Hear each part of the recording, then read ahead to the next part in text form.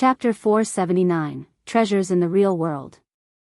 I have heard it before, but what does it mean to temper my physique? Yuan asked Zhao a moment later. There are a couple of methods you can use to temper your body, but the most common ones are bathing in liquefied treasure and cultivating in a special area that affects your body.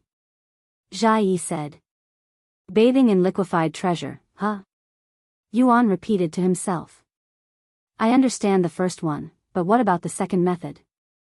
What kind of special area do I have to cultivate in? Do you have any examples? There are multiple phenomenal places in the cultivation world, such as a mountain that has extreme yang qi, and if you have a physique that benefits from yang qi, you can cultivate there to temper your body. Another example is a place called the Frozen Sea where it releases extremely pure yin qi, so females with a special yin physique would go there to temper their body. Some methods are stress-free while others are incredibly painful. This should be obvious, but the stronger your physique, the more resources you'll need to temper it, and in your case, you'll probably have to go to hell and back, multiple times in order to temper your body. Yuan nodded and said, returning to the first method. Are there treasures out there specifically for tempering one's body? Or can I just use any treasure for the bath? There are specific treasures out there for body tempering, young master. In fact, I have some with me. We can try it later. Feng Yuxiang suddenly said. Really? Yuan immediately became elevated upon hearing her words. Yes.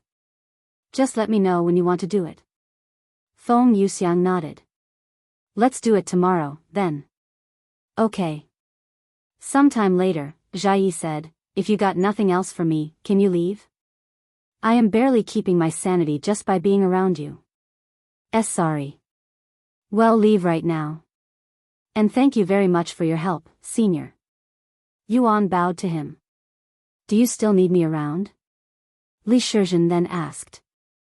If not, I will stay around for a little more, and I still have to give a lecture to the doctors back at the medicine store, he said. No, you can leave. Thank you for everything as well. I will definitely repay this debt in the future. Yuan bowed to him too. You don't have to repay me. I am a divine doctor. I don't accept payments for my assistance. And I didn't really do anything, only giving you some advice. Li Shizhen said. Still, I want to thank you for helping me greatly. Li Shizhen nodded and then said, very well. How about this? If your friend's condition gets better because of this, I will accept your gratitude. Okay. Yuan said. Let's go, Feng. Yuan said to her before flying back to the nearest city with a teleport device. Once they were gone, Zhao opened the door and walked outside again. What more do you want from me? He asked Li Shizhen. Li Shizhen smiled and said, wanna have a drink? It's been a decade since we last sat down together, after all. I hope you brought something strong enough for me to forget about that little monster, said Zhao. Of course. The two of them entered the building and began drinking alcohol. Meanwhile, after they arrived at the city, Yuan said, Feng, I am going to retire today. I will see you tomorrow early in the morning. Okay. Rest well, young master. Once Feng Yuxiang entered his body, Yuan logged off the game. When Yuan logged off, dinner was already prepared by Meishio. Meishio, I am finished, he said to her. I'm coming. Meishio entered his room a minute later with dinner. Yuan wanted to tell her about everything that happened today, but Meishio insisted that he finish dinner first. After dinner, Meishio cleaned the dishes before going back to his room and taking a seat beside his bed. All right. What happened? She asked him. You won't believe what happened today, Meishio. Yuan proceeded to tell her everything Li Shizhen and Zhao had told him. You're cursed. Meishio wasn't sure how to react after listening to his story. Do curses even exist in our world? She couldn't help but wonder this question out loud. I can only think of one instance where curses are mentioned in this world. When I asked Yu Rou about playing the zither in this world before, she told me that people used to use them many years ago, but people eventually stopped playing zither because of some curse. Give me a moment to look it up. Meifeng said before taking out her laptop and searching about the curse on the internet. A minute later, she said, according to the internet, people stopped playing the zither because bad luck would fall upon those who touched the zither. Almost all zither players experienced misfortune, and many of them even died in accidents, incredibly unfortunate ones. Once the news spread, people eventually stopped playing the zither out of fear. Heavens! I didn't think the zither would have such a history in our world. If curses really exist, then maybe I am really cursed. Yuan sighed.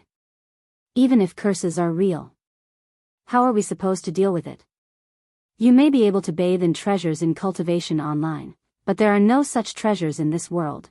Meifeng suddenly stopped speaking midway through her sentence. Then she started typing on her laptop. A few minutes later, she said, "Looks like treasures actually exist in this world as well." What? Really? Yuan exclaimed in a shocked voice. Yes, and according to some people, they have treasures that contain spiritual energy, with some even granting special effects such as increased strength and hearing. However, compared to the treasures one can find in Cultivation online, the treasures in this world are much weaker. What do these treasures look like? Yuan then asked. Well, they're mostly antiques and ancient medicine from the past, she said. After pondering for a moment, Yuan said, "Do you think we will be able to buy some of these treasures to see for ourselves?" Well, they're incredibly expensive, with most of them going for millions of dollars. However, we should be able to afford them. Meifeng nodded. Then let's buy some. If we don't have enough money, we can simply sell some things in the auction house again. Where can we buy them? Give me a minute. After looking on the internet for a few minutes, Meifeng spoke. Looks like we can either buy them online or in real auction houses. People recommend buying them in person since there are many scammers out there. Real auction houses, huh? Let's wait a few more weeks before we go outside. Hopefully, the Cultivators Association will give up on you soon. Yuan said. Okay. I will do more research on this topic in the meantime. Sometime later, before Meifeng went back to her own room to cultivate, Yuan said to her, "Meifeng, can you grab a knife from the kitchen and leave it on a chair beside my bed?" Huh? Why? She couldn't help but ask after hearing such a weird request. Well, I have been thinking. If cultivation techniques from Cultivation online work in our world, what about the other techniques? I want to try it out. Other techniques. Now that you mention it. Meifeng was dumbfounded after realizing that too. But does it have to be a knife? That's very dangerous. What if you hurt yourself? She said in a worried voice afterward. Don't worry, I am just experimenting to see if it actually works or not. I won't do anything crazy, he promised her. Okay. Meifeng then went outside to grab a clean kitchen knife and a chair before placing the knife on the chair beside the bed in Yuan's room. Meifeng then proceeded to stare at the knife for a good minute before deciding that it would be better for her to stay in the room just in case anything happens. Yuan, I am going to stay here tonight just in case, she said to him. Okay. I don't mind, he quickly agreed. She then took a seat on the other side of the bed and started her cultivation. Meanwhile, Yuan prepared himself. After taking deep breaths, he began trying to recall the flying dagger technique that he was very used to by now. However, whether the flying dagger technique will work on a kitchen knife or not is an entirely different story. A few minutes later, Yuan successfully recited the full technique inside his head. Now it was time for the moment of truth, whether it works or not. After taking a deep breath, Yuan used his divine sense to locate the knife sitting a few meters beside him. Once he located it, he tried to use flying daggers on it like he normally would in Cultivation online. A moment later, the kitchen knife resting on the chair suddenly began to tremble, and he could feel an invisible connection to the knife. Yuan immediately became excited when he saw this, but the moment he lost focus, the connection disappeared and the knife stopped moving. It actually works. Let's try that again just in case I was only imagining it. With that in mind, he started using flying daggers on the kitchen knife again. This time, even though he was certain that the kitchen knife was moving, he didn't lose focus. A few moments later, the kitchen knife that had been sitting on the chair suddenly began levitating off the chair. It was flying. Yuan had successfully used flying daggers in the real world. Chapter 480, A Work of Art. Ha ha ha. It works. It really works. Yuan suddenly started laughing from sheer excitement when the flying daggers technique worked in the real world. Huh. Meifeng stopped cultivating when she heard his laughter and turned to look at the chair. Her eyes widened with surprise when she saw the kitchen knife she used for dinner floating above the chair, almost like a magic trick. However, unlike a magic trick, there were no invisible strings attached to the knife. Meifeng, look. It works. It's not just cultivation techniques. Even martial techniques from work in our world. Yuan said to her. Yes. I can see that. She mumbled in a dazed voice. A few moments later, the kitchen knife stopped floating and fell back onto the chair seat. Compared to, it's actually harder to control it. I should have sufficient cultivation base to use flying daggers flawlessly, but I am having difficulties controlling it, he said a moment later. However, it's not as though I don't have enough spiritual energy. Unlike using divine sense, it's not exhausting, so I think it's just a matter of inexperience. Once I practice some more, I should be able to use flying daggers more skillfully. Meifeng then said, if you can use flying daggers. I wonder if there are any other cultivators that have succeeded, or how many have succeeded. I'm sure many people have tried to use martial techniques when they realized that cultivation techniques worked in the real world, but whether you succeeded or not is a different story, he said. There has been no news about this yet, but there's a good chance that some people have succeeded and are purposefully keeping it a secret. It's only a matter of time before someone lets the cat out of the bag, like the situation with cultivation techniques. Meifeng agreed with him. Anyways, I am going to continue practicing this technique. If it's distracting, you can return to your own room to cultivate. I promise you that I won't do anything crazy, so you can rest assured. Yuan said to her. Okay. Meifeng nodded and returned to her room. Yuan proceeded to practice the flying daggers technique until it was morning. After breakfast, Meifeng asked him, are you going to be with us today? Yes, we will see you in a bit. Where do you want to meet? Can you meet us at the Cultivator's Haven? Yuan asked. Okay. I will let them know. Once they entered, Meifeng proceeded to wait for Yu Rou and the others while Yuan and Feng Yuxiang made their way back to Seashell City using the teleport device. When they finally arrived at the city, Yuan and Feng Yuxiang went straight to the Cultivator's Haven, where Meifeng and the others could be seen idling around. Yu Rou. Yuan called out to them. Welcome back, brother. Yu Rou ran to him with a smile on her face. Are you okay? What happened yesterday? Where did you go? She then bombarded him with questions. A stiff smile appeared on Yuan's face. Although he promised to tell her about everything once he returned, he wasn't sure about telling her that he was cursed, as that would definitely make her worried about him. I will tell you later, he decided to delay it for now. He then turned to look at Feng Yuxiang and said, I am ready. Feng Yuxiang nodded. Let's rent a hotel room. We will need a bathtub for your tempering, she then said. A bathtub? Tempering? Yu Rou and the others were quite puzzled, but they didn't ask any questions for now and decided to follow Feng Yuxiang and Yuan. Once they were at the best hotel in the city, they rented out a room with the biggest bathtub. Inside the bathroom with the bathtub, Feng Yuxiang filled the bathtub with hot water before heating the already hot water even further, until the water was literally boiling. Yuan swallowed nervously when he saw this. I am supposed to bathe in this boiling hot water? That sounds painful. He thought to himself. Are you going to temper your body, brother Yu, Tian? Xiaohua asked him after realizing what they were planning on doing. Yes, I am. Xiaohua was kind of speechless, as this was quite sudden. Why did he suddenly decide to temper his body? Sometime later, Feng Yuxiang retrieved a dozen treasures and began tossing them inside the bathtub with the boiling water, quickly turning the clear water green. Alright, young master. You just need to bathe in this water and absorb the treasures now. However, I have to warn you that it's going to be painful. Of course it's going to be painful. You're telling him to jump in boiling water. Yu Rou said with a worried frown on her face. Feng Yuxiang laughed out loud after hearing her words, and she said, the boiling water won't hurt the young master.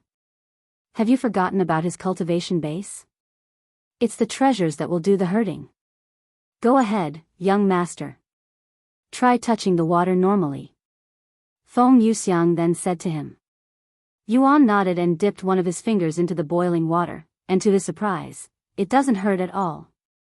It's actually quite warm. He exclaimed in a surprised voice. Really? Let me try. Yu Rou also dipped her finger into the hot water, but she had a different reaction. Ah. It burns. Feng Yuxiang shook her head and said, the young master may not have physically tempered his body before, but his cultivation is high enough to naturally protect his body against boiling water. You could have told me before I tried. Yu Rou sighed. Sometime later, Yuan asked, I just need to bathe in this water, right? That's right. Feng Yuxiang nodded. Okay. Hearing her confirmation, Yuan started taking his clothes off in a nonchalant manner while everyone was present. Xia Jingyi's face flushed with redness when Yuan suddenly began stripping, as this is her first time seeing a fully naked man. Young master's bare body. What a work of art. Feng Yuxiang chuckled inwardly as she stared at his refined body with an intensive gaze. Chapter 481, Body Tempering. Yu Rou and Meixia's eyes widened when Yuan suddenly stripped without any warnings. Although they have seen his naked body plenty of times by now since they had to clean his body, seeing the naked body of a cripple who cannot move and seeing the naked body of a fully functional person gave two different feelings. Brother. You should have at least warned us that you were going to strip. There are ladies in here. Yu Rou quickly said to him. Huh? Yuan raised his eyebrows in a puzzled manner, clearly ignorant about these kinds of situations. In his mind, some boundaries between men and women didn't exist. Although he has only seen one naked woman in his life, Lan Yingying, she didn't have such a reaction when they were both naked before, so he didn't think too much about it. Furthermore, Yu Rou and Meifeng have seen his naked body countless times, and they have even touched it before when they had to clean his body, not to mention the number of times he bathed with Yu Rou. Seeing Yuan's puzzled reaction and calm demeanor, Yu Rou realized that she never really taught him common sense when it comes to things between women and men.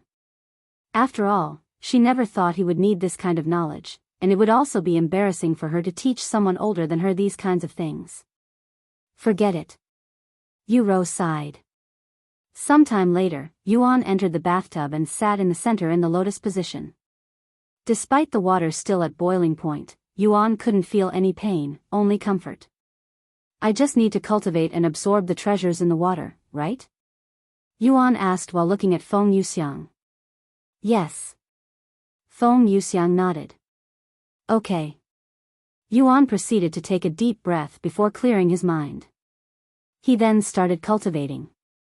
However, the instant he started absorbing the treasure, he felt sharp pain all over his body, almost like there were swords and daggers poking his pores. Ah!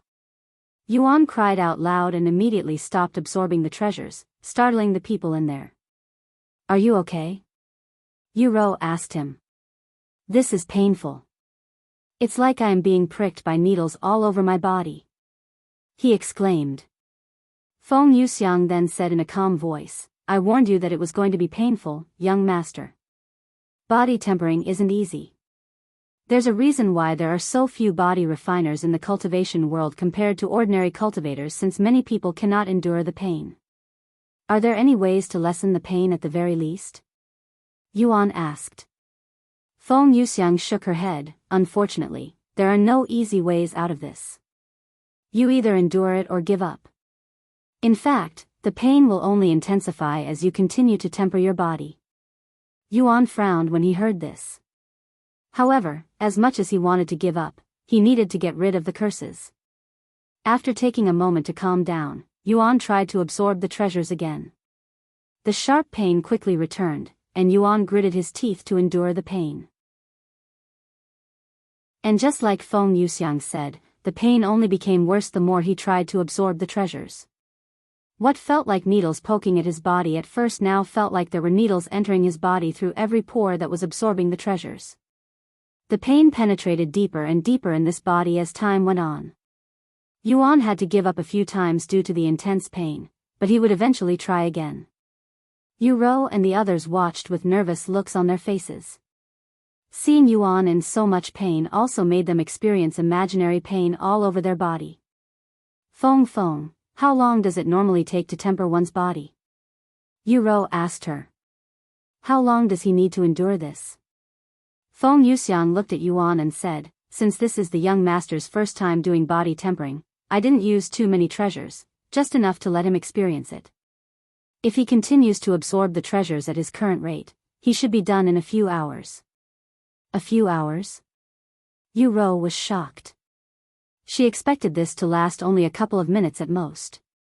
It was unimaginable that one needed to endure such pain for hours. Feng Yuxiang smiled and said, if you think a few hours are bad, imagine tempering your body for weeks, even years. An hour into tempering his body, Yuan was beginning to adapt to the pain, but that didn't mean it wasn't painful any longer.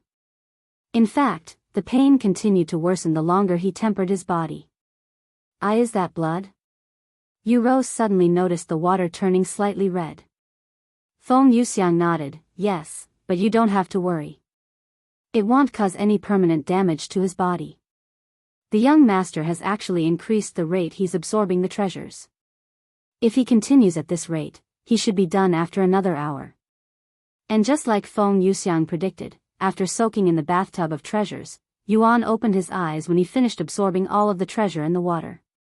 Near the end, since he had already absorbed most of the treasure by then, the pain was no longer as strong, allowing him to relax until the end. How are you feeling, young master? Feng Yuxiang asked him. Exhausted, yet refreshed at the same time, almost like I'd been reborn, he said with a smile on his face. Congratulations on your first body tempering, young master, she said. Thank you. Yuan then stood up from the bathtub. However, the very next second, Xianxia released a startled cry. Ah! Huh! Yuan turned to look at Xianxia, whose face was fully flushed with redness, and she even had her hands covering her eyes. Yu Rou and Meixia's jaw dropped when they realized why Xianxia reacted in such a manner. Be brother. Quickly, turn around. Yu Rou shouted at him in a panicked voice. What? Yuan became even more puzzled, and he turned to look at Feng Yuxiang. Young master. Feng Yuxiang cleared her throat and pointed at the area between his legs, her face slightly rosy as well. Seeing this, Yuan looked down at his body, and to his surprise, between his legs, there was something long and majestic pointing at the heavens. Chapter 482, Unable to Calm Down. What the? Yuan was surprised to see the thing between his legs suddenly grow in size and become as stiff as a rock, as this was his first time experiencing such a phenomenon. He turned to look at Feng Yuxiang and asked her in a calm voice, what's happening to my body? Is this also the effect of the treasures? I guess there was a treasure in there that improved one's stamina. Feng Yuxiang said in a stiff voice, mostly because she also didn't expect that it'd result in Yuan's precious area getting more stamina as well. Is this a bad thing or a good thing? Yuan then asked. I think it will be fine. It should calm down later. Feng Yuxiang said with a nervous look on her face, silently hoping to herself that it'd calm down by itself. Okay. Yuan believed her and got out of the bathtub. Yu Rou and Meifeng stared at Yuan's glistening body. Although they wanted to look away, they were unable to for some reason. Meifeng then noticed Xiaohua also staring at Yuan with a calm look on her face, yet there was a hint of intrigue within her innocent gaze. After drying his body, Yuan wore his clothes again, but it felt different than usual, even a little uncomfortable with the way his body is currently reacting. "This is uncomfortable and is somewhat inconvenient to walk around," said Yuan with a slight frown on his face while looking at the obvious bulge between his legs. Feng Yuxiang swallowed nervously at the sight of the Yuan's bulge. Despite being over 100,000 years old, she had zero experience in these kinds of situations. "You can try cultivating to calm it down," Feng Yuxiang then suggested. "I will do just that." Yuan nodded, and he left the bathroom shortly after.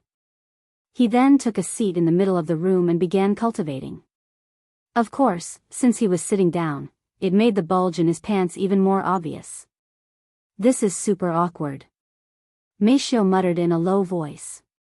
"Right? We have taken baths together for many years, so I have seen his naked body plenty of times, but I am still embarrassed by it," Yu Rou said in a somewhat bragging voice. Yu Rou suddenly turned to look at Xiaohua, who started approaching Yuan for some reason. Once she stood in front of him, Xiaohua squatted down and stared at the bulging area with a profound look on her face. What are you doing?" Feng Yuxiang asked her in a dumbfounded voice. Xiaohua then pointed at the bulge and said, "Why is it like that?" Xiaohua has never seen anything like that before. Xiaohua's innocent question left the others in the room speechless. Turns out there was another person that was clueless about these kinds of topics besides Yuan in their group. That is what happens when your body is overly excited. Feng Yuxiang gave her a brief explanation without going into depth. "Don't worry, it will go away soon," she then added. Xiaohua nodded and no longer paid attention to this phenomenon on Yuan's body. Sometime later, Xia Jingyi spoke in a low voice. "Wow. The speed he's cultivating at is very astonishing.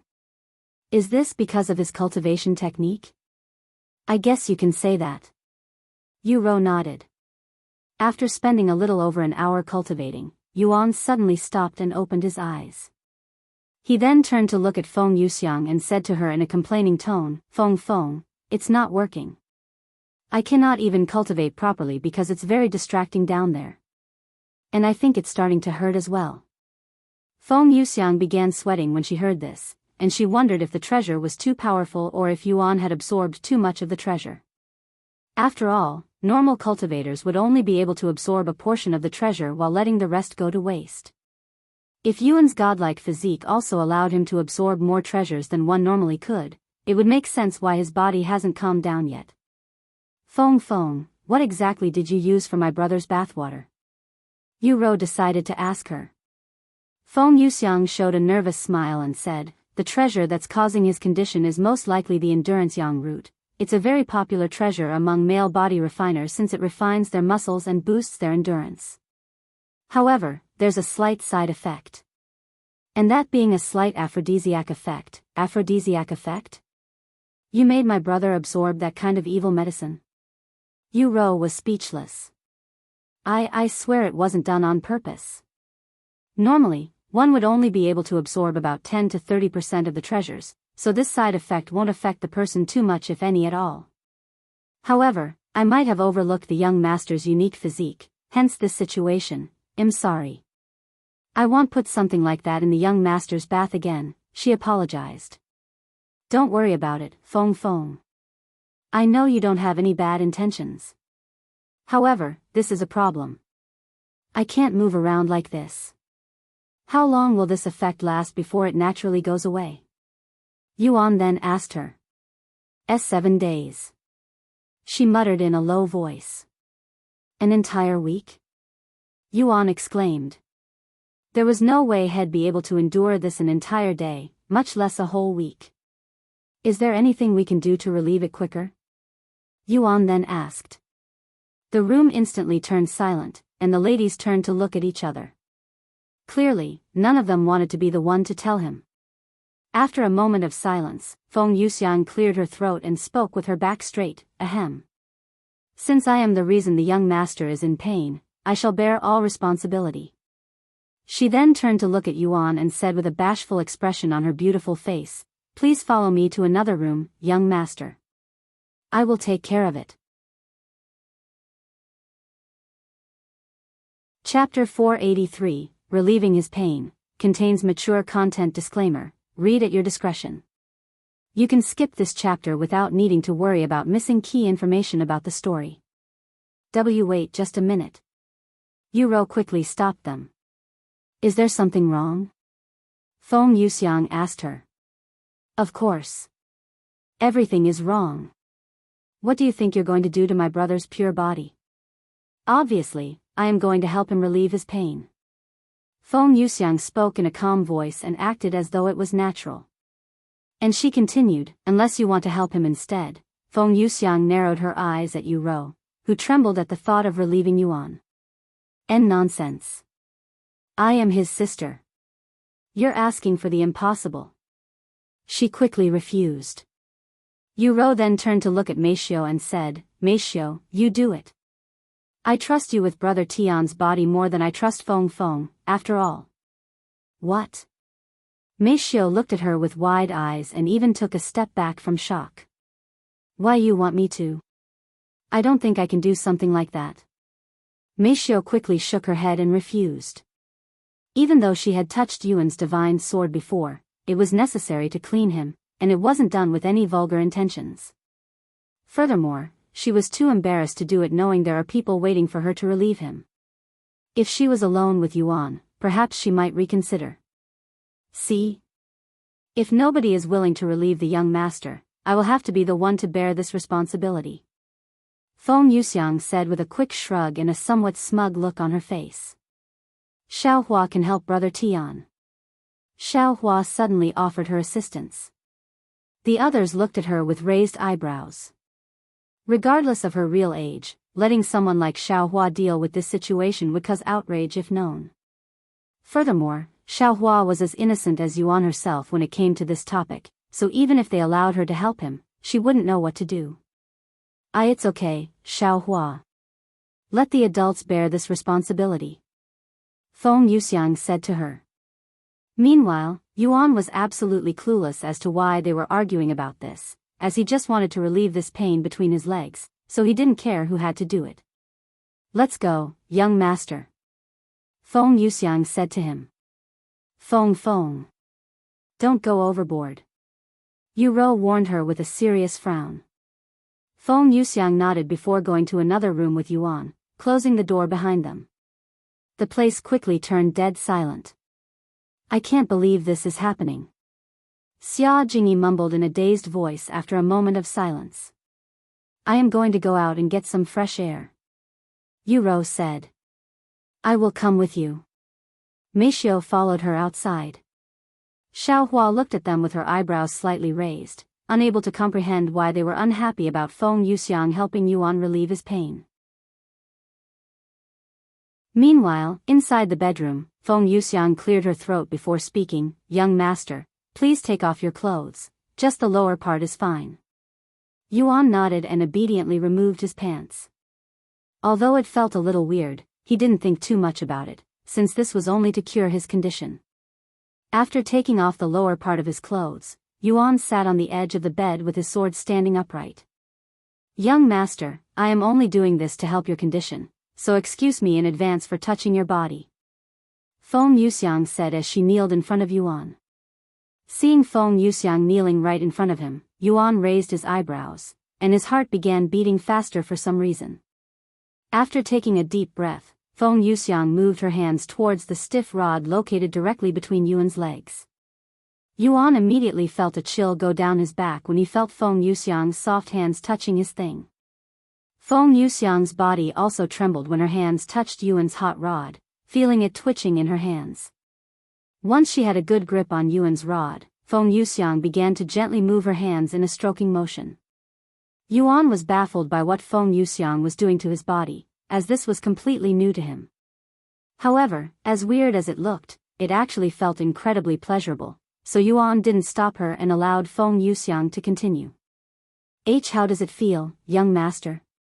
Feng Yuxiang asked him in a nervous voice a few minutes into their session.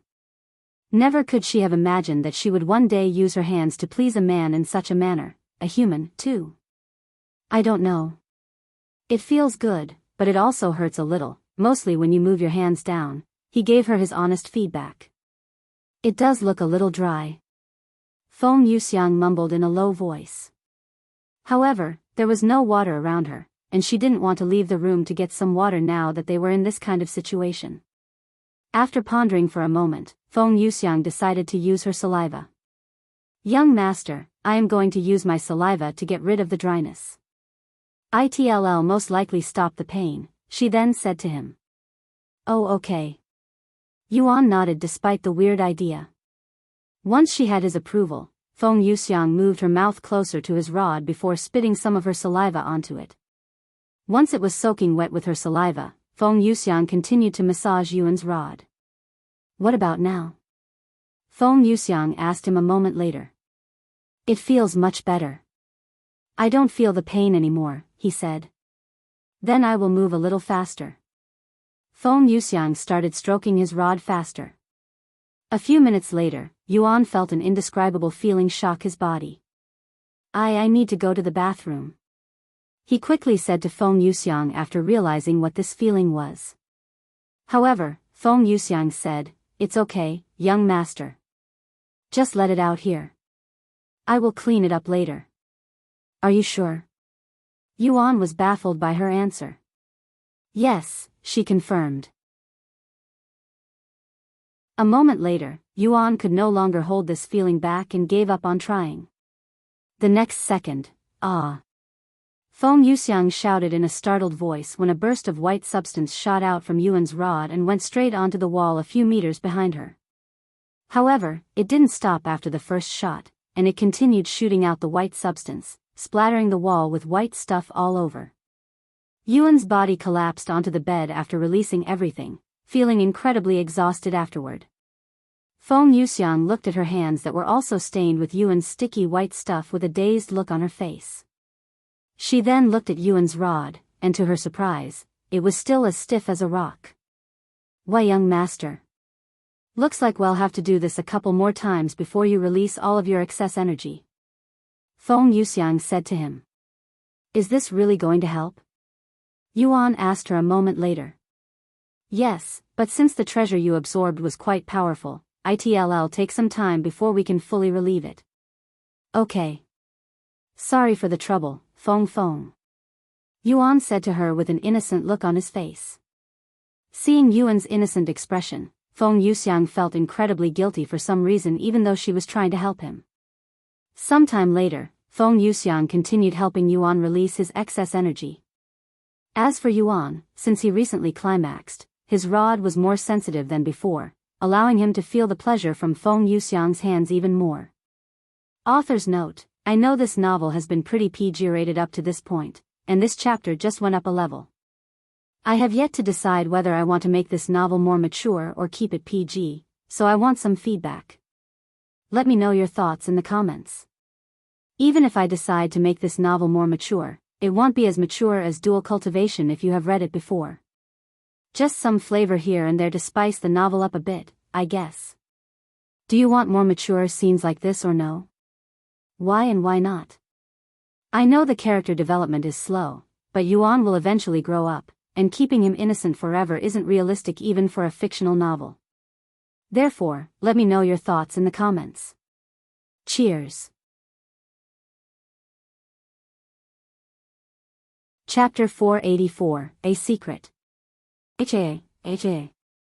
Yuan laid on the bed while breathing heavily. Okay, young master. I am done. Your condition has finally been relieved. Feng Yuxiang said to him as she stood up. After spending a few hours in the bedroom, Feng Yuxiang has managed to extract a week's worth of excess energy from Yuan's body, who'd absorbed too much treasure from his body tempering. Thank you, Feng. Yuan said to her afterward. I am merely doing my job as a servant, young master. There's no need to thank me, as it was my fault you were in that condition in the first place. Feng Yuxiang said as she used her phoenix flames to clean the sticky white substances in the room without damaging the walls or floor even in the slightest. Anyway, you can stay here and rest until you're ready to move again. I will be outside with the others. Oh. And can you keep whatever happened in here a secret between us, young master? Yes. I don't think I want them to know either. Yuan agreed. Thank you, young master. I will see you later. Despite her calm voice, Feng Yuxiang's face was fully flushed with redness, and her steps were a little unbalanced, looking a little tipsy from drinking too much. Once Feng Yuxiang left the room, Yuan continued to lay on the bed with a look of wonder on his face. Today, he has experienced a new world, one that he would forever remember. Sometime later, when Yu Rou noticed Feng Yuxiang coming out of the room, she quickly approached her and said, I hope you didn't do anything you weren't supposed to. Feng Yuxiang showed a smile on her face and said, Don't worry, I only did what was necessary to help his condition. I respect the young master's body as much as you do, so I wouldn't dare to do whatever you're thinking. Anyways, the young master's condition has been fixed.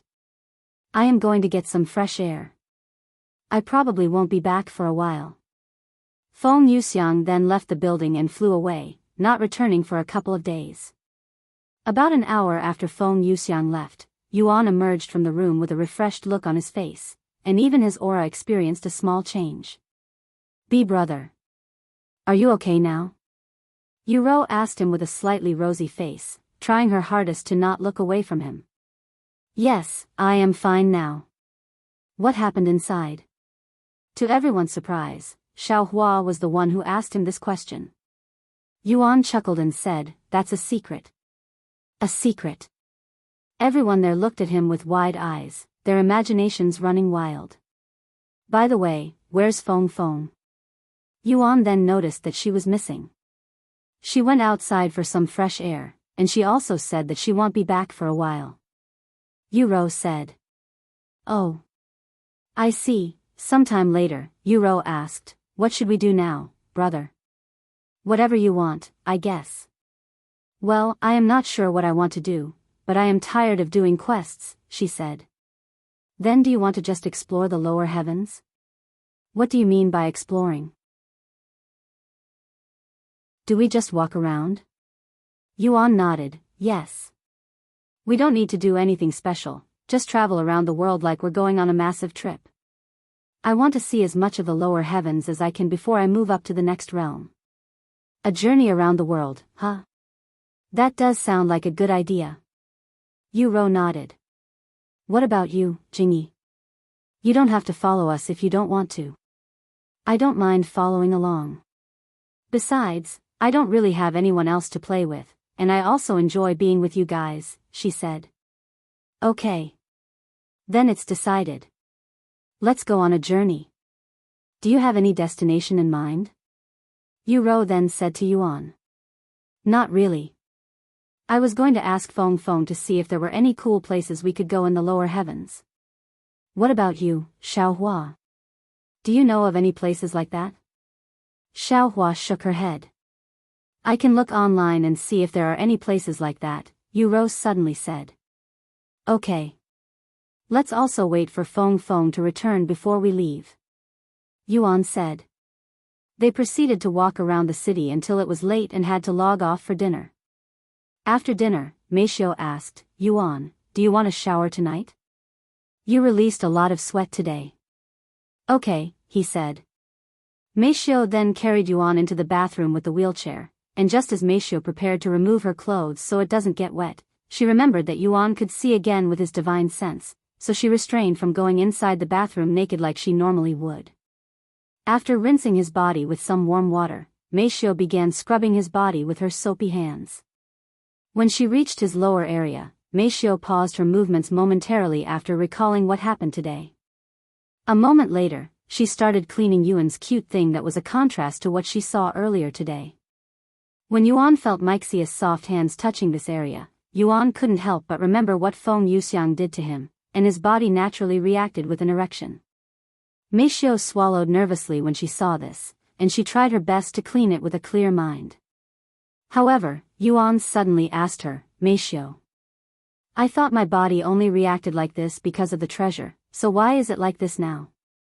Did the treasures from the game affect my real body too? Meishio was left speechless by Yuan's innocent question and wasn't sure how she should respond to him. Should I just tell him? As much as she wanted to avoid this topic, Meishio knew that it was impossible and that he would have to learn about it eventually, and keeping such important knowledge from him would only hurt him in the long run, especially since his body is recovering. Therefore, Meifeng has decided to teach Yuan what it means to be a man and why his body reacts the way it does. Chapter 485, What It Means to Be a Man.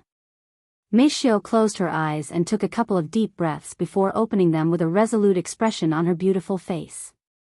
Yuan, I know none of this is your fault because of how the Yu family raised you, but you're too innocent and ignorant for someone your age. You're already 18, an adult.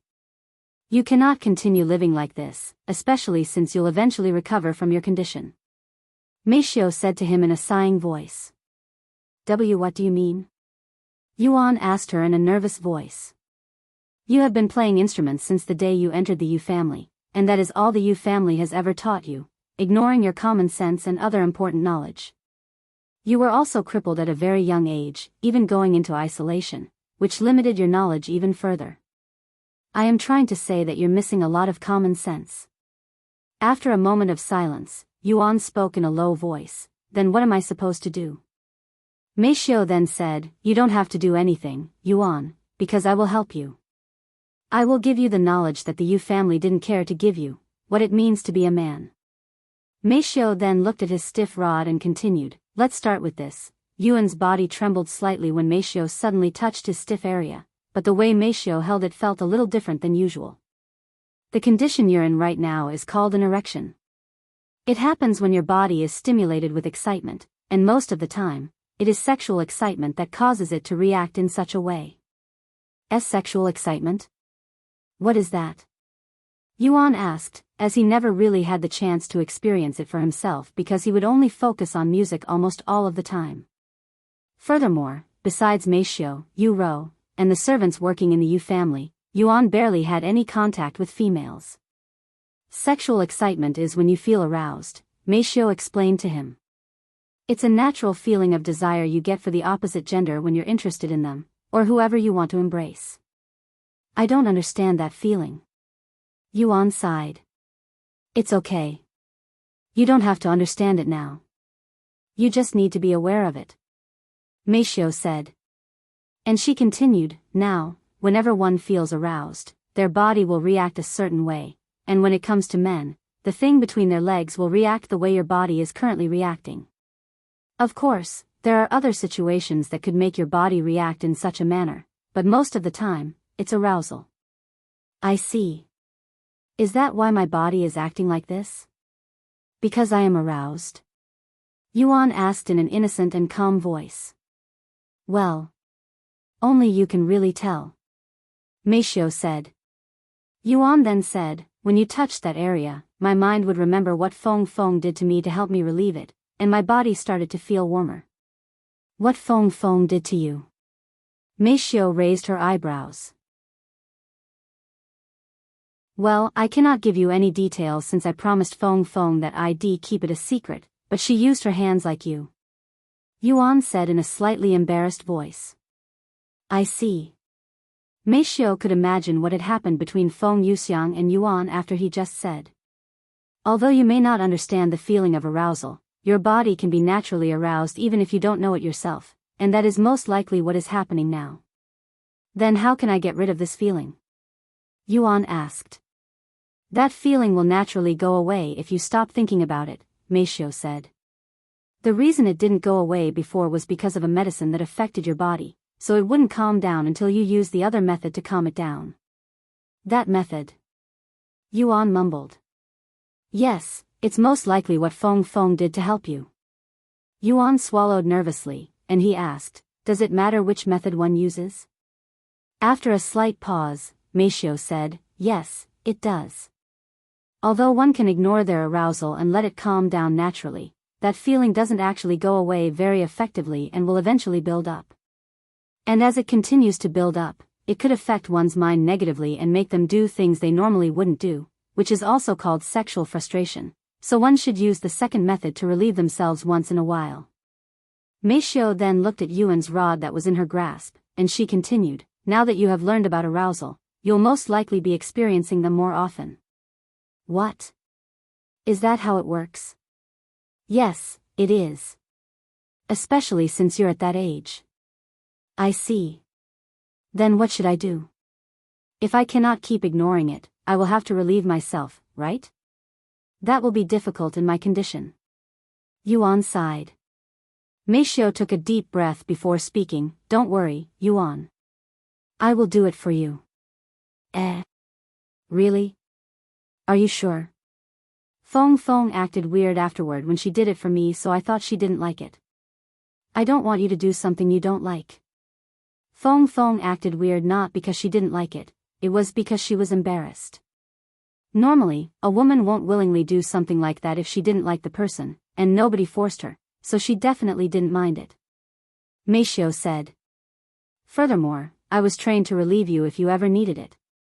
Meishio said inwardly, as she didn't dare to tell him out loud. I see. It's relieving to know that she didn't hate it. Yuan released a sigh of relief. Seeing Yuan's good-natured character, Meishio felt something weird in her heart. Then let me relieve you now. You have been naked long enough. If we stay like this any further, you might catch a cold. As she finished her sentence, Meishio began moving her hands, stroking Yuan's stiff rod more skillfully than when Feng Yuxiang experienced it with her hands. This is my first time doing this on a real person. Meishio thought to herself as she pleased Yuan's sword with her hands. When her mother trained her to take care of Yuan's every need, it was only on toys and mannequins, so this was her actual first experience. A few moments into their session, Yuan's body could already feel the difference between Meishio and Feng Yuxiang's hand techniques, and that difference was quite vast, almost like heaven and hell. When Feng Yuxiang stroked it, it was much more forceful and fast, and she would sometimes grip onto it with too much strength. However, when Meishio strokes it, he could feel the tenderness in her slow and gentle movements, almost like she was treating his thing like a treasure, and it was a constant feeling. Furthermore, Meishio would use her other hand to massage other areas while her main hand was busy relieving his sword, enhancing the effects of her already skillful techniques. Yuan's body reached its limit in just 3 short minutes under Meixia's skillful hand techniques. Feeling the rod in her hands twitching, Meishio said in a soothing voice, "Go ahead. Let it out and relieve yourself." Hearing her voice, Yuan removed the blockade and released a stream of white substance from his lower body. And right before Yuan released his stress, Meishio placed her other hand a few inches away from his rod so that his release wouldn't go everywhere in the bathroom. Meishio could feel something warm and powerful shoot into her hands the next moment, and it would continue shooting into her palms for a couple more times before it stopped. "How are you feeling?" Meishio asked him afterward. "Like something was relieved from my body." "Thank you," Yuan said to her. Meishio then washed away the white stuff on her hand and the floor with the shower head. Once that was done, she proceeded to rinse the soap from Yuan's body. A few minutes later, she carried Yuan back to his room and dried his body with towels. "Let me take a shower before we continue our talk, okay?" Meishio then said to him. "Okay." Meishio then returned to the bathroom to take a shower, taking much longer than she normally would for some reason. Once she was eventually done, Meishio returned to Yuan's room and continued to educate him about things that the Yu family never taught him.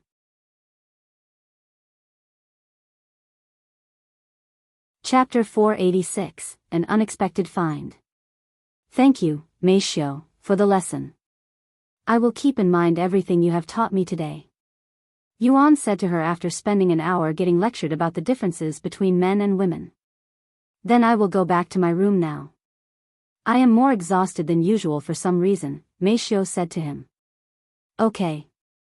Good night. Yuan said to her. Once she returned to her room, Meishio buried her face into the pillow and proceeded to suffocate herself until she could no longer endure it. However, she was unable to calm down despite doing that. I have done it. I really did that to him. Meishio cried inwardly, recalling what she'd done to Yuan inside the bathroom. Although she'd expected to do such things and even more before for Yuan when she was being trained by her mother, that was years ago, and they were no longer in the Yu family. Furthermore, their relationship has evolved to being much more than just a servant and master. Meishio would proceed to spend the entire night thinking about how she should act when around Yuan. As for Yuan, he slept like a baby, instantly falling asleep a few seconds later, and if one went into his room while he slept, one would see a gentle smile on his face. Meanwhile, around the same time at the Yu family, a middle-aged man wearing a black suit stood before Yu Yong and Tang Li. Master Yu, Madam Tang, we have discovered her location. This middle-aged man said. Thank you, Mr. Johnson. Where is Meishio right now?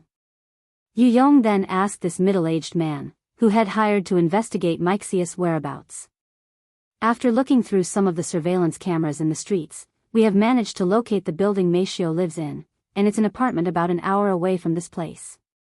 During our investigation on Meishio, we also found something unexpected, that she appears to be with Yu Tian. What? Meishio is with that useless thing? Are you sure? Why didn't the chairman tell us that when he visited? Tang Li exclaimed in a surprised voice. Mr. Johnson nodded and said, we saw them entering the apartment together, and after speaking with Chairman Zhao, he confirmed that there was a cripple in a wheelchair with Meishio at the Cultivators Association. We even have a picture from the surveillance. Mr. Johnson proceeded to show them a picture of Meishio pushing a wheelchair that carried Yuan. Yu Yong frowned and said, she left the Yu family to be with him? Why am I not surprised? She was trained by Meifeng to be his personal maid at one point. Of course there's someone with him. That trash can't possibly live by himself now that Yu Rou is no longer helping him. However, does this also mean that Meifeng had lied to us about Wuxia's situation? I refuse to believe that she didn't know about her daughter's situation. Tang Li then said. Yu Yong raised his eyebrows and said, Meifeng has remained loyal to the family ever since she joined the family. I don't believe that she would lie to us. Though we should still talk to her about this just in case. Anyway, this is an entirely different situation that can be dealt with after our current one. Can you bring Meishio back to us, Mr. Johnson? Yu Yong asked the middle-aged man. He nodded and said, although we have located her whereabouts, we have yet to locate her exact location. We know where she lives, but we don't know where exactly, and the building owners refuse to give us access to the surveillance cameras without a proper reason. What are you trying to say? It's just an apartment. Go knock on every single door until you find her. That's why we hired you. Tang Li said with a frown. Mr. Johnson smiled and said, Madam Tang, we were only paid to locate her whereabouts, and that is exactly what we have done. The contract doesn't state that we have to do anything else once we find her location.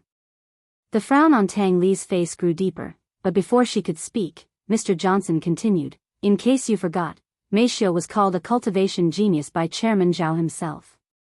If that's the case, there's a good chance that she's a high-level cultivator at this moment. Even if we knock on every door and find her, we cannot physically force her to come with us if she refuses since our team doesn't have the manpower to do so. If there's a chance that we must use force to bring Meishio back to the Yu family, we will need to hire more people, cultivators that are powerful enough to bring her back. However, powerful cultivators are not easy to find. Do you understand where I am getting at? Yu Yong pondered for a moment before speaking. In other words, you are asking us for more money. Is that correct? Mr. Johnson merely smiled at his question, his answer clear. I don't care how much it will cost. I want her back at the Yu family. We can simply have Chairman Zhao cover the cost of the operation and more when we give him Meishio. Tang Li said in a cold voice. Very well.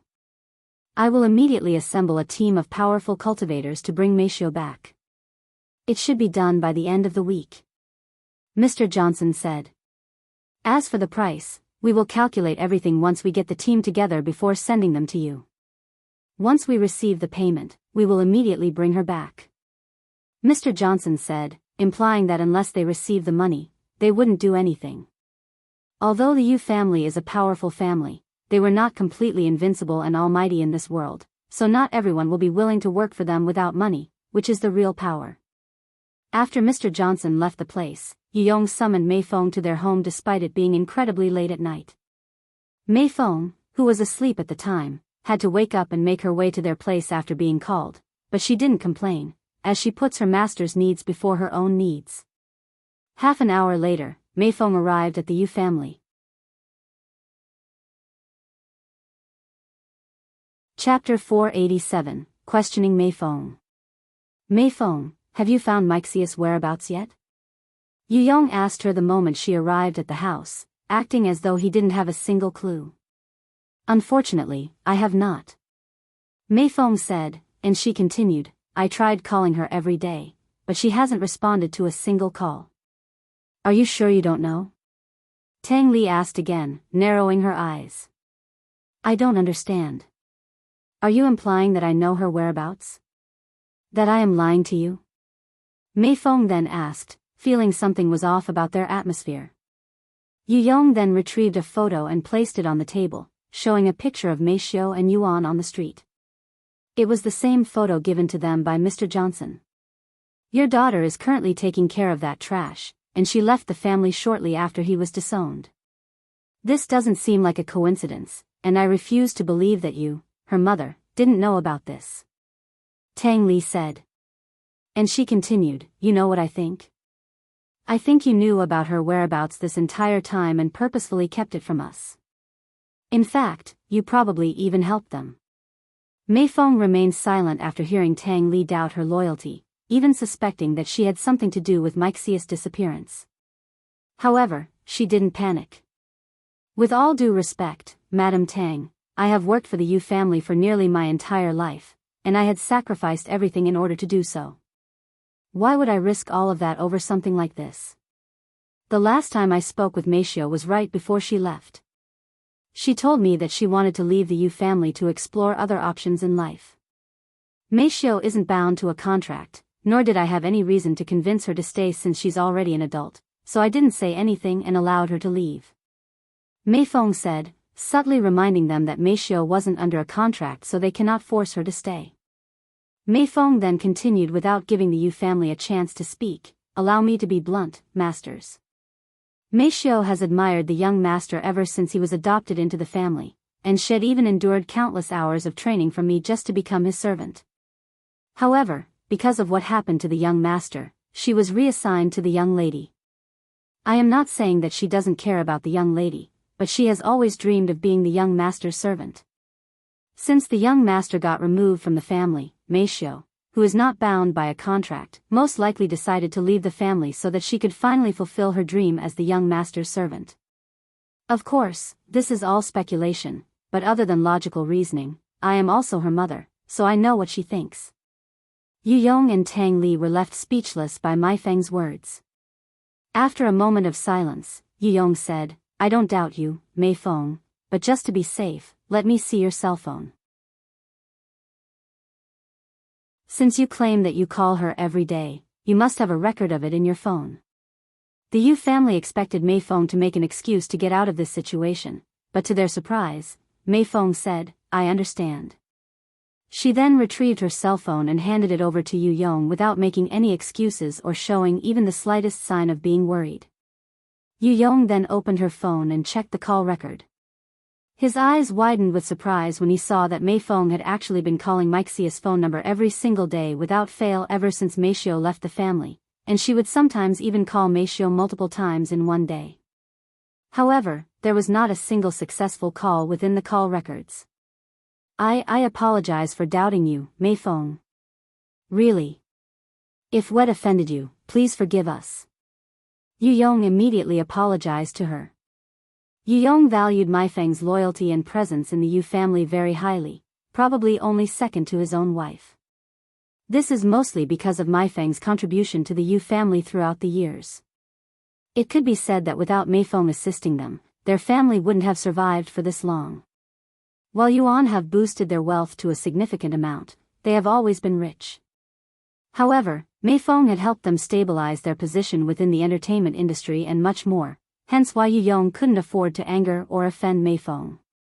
Even though Meifeng was under a contract with their Yu family, she could actually leave the family if she truly tried, and Yu Yong couldn't afford to lose someone like her, especially not when the entire world was changing at a rapid pace because of the cultivation craze.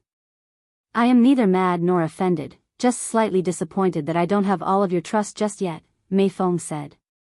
Don't worry. You have my complete trust starting now. Yu Yong reassured her. However, Tang Li wasn't happy with the results, and she was still suspicious of Meifeng, but she didn't say anything and merely kept a frown on her face. Meifeng then asked, "If you don't mind me asking, why are you so fixated on finding Meishou?" Yu Yong sighed and decided to tell Meifeng everything. To tell you the truth, we're not really the ones who are looking for her, it's Chairman Zhao, the current chairman of the Cultivators Association. Apparently, Meishou has incredible talents in cultivation, which attracted Chairman Zhao's attention, and he wants to buy Meishou from us. What? Meifeng's eyes widened upon learning the truth, showing a little surprise for the first time. Therefore, we have hired investigators to look for her. They have recently found her whereabouts, and they are planning on bringing Meishou back soon. What about Meishou? What if she doesn't want to join the Cultivators Association? Meifeng asked. Meifeng, you should know by now that if someone is powerful enough, they can do whatever they want. Chairman Zhao is definitely someone powerful enough to do as he pleases. If he truly wants Meishou, there's nothing you nor the Yu family can do about it. Yu Yong sighed again. Chapter 488, Don't Underestimate Him. Sometime after listening to the whole story from Yu Yong, Meifeng prepared to return home. Meifeng, I know she is your daughter, but there's nothing we can do. I guess we can only be happy for Meishou that she caught the attention of someone prestigious like Chairman Zhao. If she's with him and the Cultivators Association, I am sure that she will live a fulfilling life. And I apologize again for calling you here so late in the middle of the night. You can take tomorrow off if you'd like. Yu Yong said to her before she left. Once she was in her car, Meifeng drove straight home while pondering the whole way there. The chairman of the Cultivators Association. He's definitely not someone the Yu family can deal with, much less Meishou. This is troublesome. After returning home, Meifeng went straight to the locked drawer beside her bed. She then opened it and retrieved a burner phone and opened it. A moment later, she dialed a number. Hello? Meishou answered the phone call quicker than Meifeng had expected since it was way past midnight. Why are you up so late at night? Meifeng asked her. I can ask you the same. Why are you calling me so late at night, mother?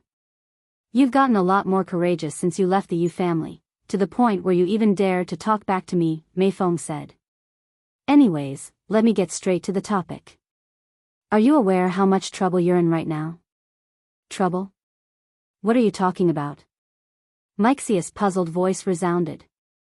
Do you remember when I told you that Chairman Zhao from the Cultivators Association had contacted the Yu family? Well, the Yu family has hired investigators to find out your whereabouts, and they have learned about the apartment. However, that's not even the worst part. They know about the young master as well. What? Meishou exclaimed in a surprised voice. The Yu family went out of their way to hire investigators to look for her? Just how desperate are they trying to recruit her to the Cultivators Association? Even if they know about our location. Does it really matter? I am no longer with the Yu family, nor do I want to join the Cultivators Association. It's not like they can force me either. Meishou said. Meifeng sighed. You are underestimating the world of adults and how influential some people are, Meishou. There are some people out there who are so powerful that you have no choice but to agree. As for the Yu family, they will make you return to the family whether you like it or not, and they will sell you to the Cultivators Association. In fact, the investigators are already preparing a team of cultivators to force you to return to the family. What? What should I do? I cannot leave Tian's side now. Meishou said. You can move out of that apartment before they get you, but that will only delay them since they will eventually find you again, and it won't be easy moving in the street without being seen when you have to travel with the young master in his condition. Therefore, you can only confront this matter from the front. What are you trying to say? Meishou asked. Do you remember what I taught you? What you should do if there are people who threaten the young master's safety? Meifeng asked her. I can't forget it even if I want to. Meishio mumbled in a low voice.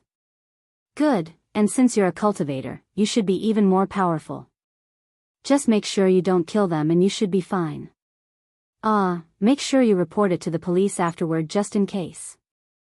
I won't be contacting you again for a while since the Yu family is suspecting that ID helped with your disappearance.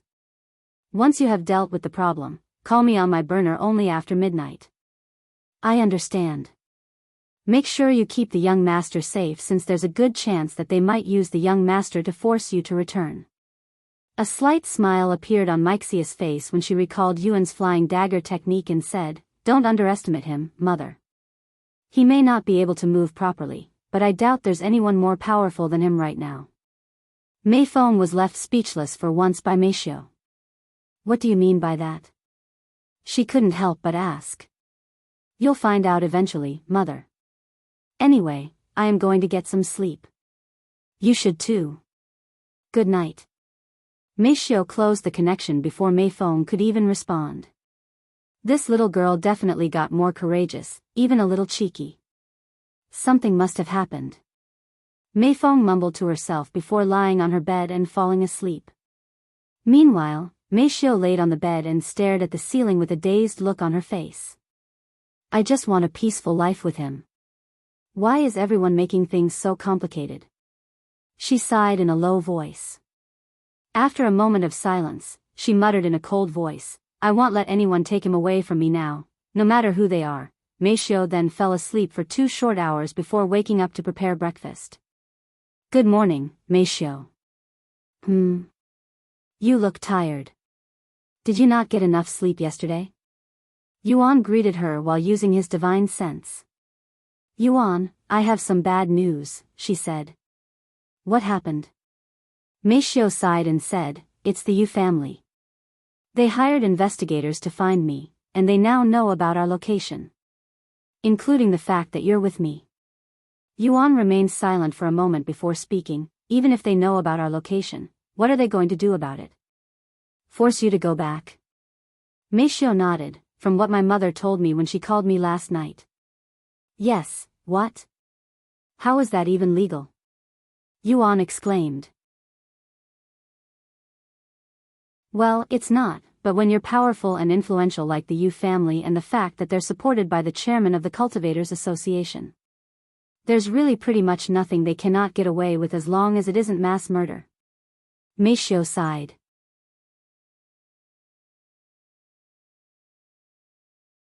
Chapter 489, More Kitchen Knives.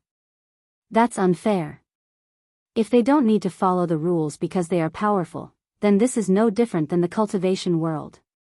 Well, if you really think about it, the cultivation world and this world are pretty similar in some aspects, especially if you're rich and powerful. Meishio said. Yuan sighed.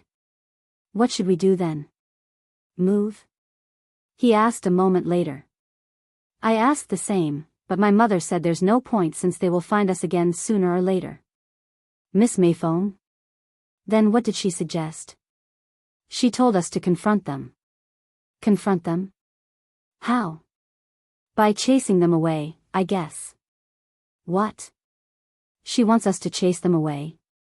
Is that even possible? I will try. Don't tell me you're going to fight them. After a moment of silence, Meishio said, if it gets to that point, but you don't have to worry about me because I can protect myself just fine. I am more worried about you since you are vulnerable in that condition. Even if you say that, anyway, even if they are targeting me, it is my job to take care of you, and I won't be able to do that if they take me away from you. Yuan sighed. Looks like we won't be able to play with Yu Rou and the others until this is all over. I will have to apologize to her later, he said a moment later. I will stay out here just in case they knock on the door. Okay. After breakfast, Yuan entered. Morning, brother. Where's Meishio? Yu Rou and Xianxia greeted him. She won't be on today. Actually, we won't be able to play for the next few days. What? Why? Did something happen? Yu Rou frowned. Yuan nodded and said, the Yu family hired investigators to find us, and they are now planning on forcing Meishio back so that she could join the Cultivators Association. Yuan explained the situation to them. What? They're still on that? Unbelievable. How can they treat Meishio like that? I am going to speak with my parents later. Yu Rou exclaimed in an angry voice. Xianxia was shocked. This was her first time hearing about their situation, too. Do you want me to talk to my parents about this? We can probably do something about them entering the apartment. Xianxia said. Yuan shook his head and said, It's okay, I am sure we will be fine, and I don't want to drag your family into our trouble.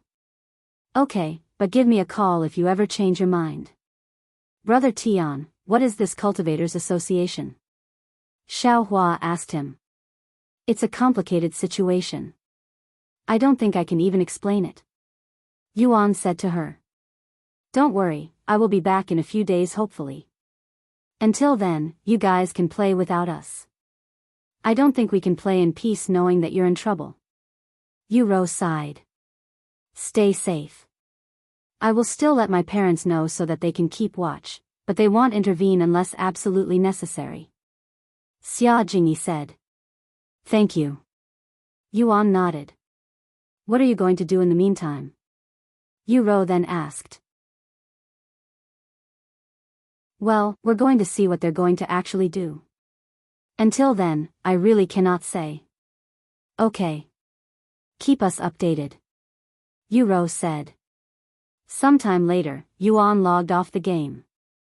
Yu Rou and Xianxia also logged off shortly after since they were no longer in the mood to play. I have told Yu Rou and Xianxia about the situation, Yuan said to Meishio afterward. Now we just wait, huh? Meishio sighed. I am going to practice the flying daggers since that is the only way I can help you in case you're in trouble. Yuan then said. Flying daggers?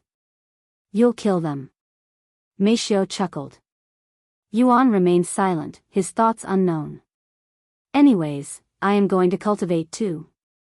Hopefully, I will be able to break into Spirit Warrior before they find us.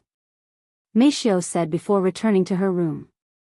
Once Meishio left, Yuan mumbled in a low voice, If I have to protect you. Sometime later, Yuan cleared his mind and began practicing flying daggers, making incredible progress in just a single day. Whoosh! A kitchen knife flew around the room like a paper airplane, but unlike a paper airplane that could not be controlled, Yuan could control the direction and speed of the kitchen knife with precision. Once he was confident with controlling a single kitchen knife, Yuan wondered if he could control two of them at once. Although he has only ever tried to control one dagger at a time even in Cultivation Online, that was only because he only had the Starry Abyss, and that was the only dagger he really ever needed. Meishio. Sorry to disturb your cultivation, but can you bring in a few more kitchen knives? Yuan called out to her.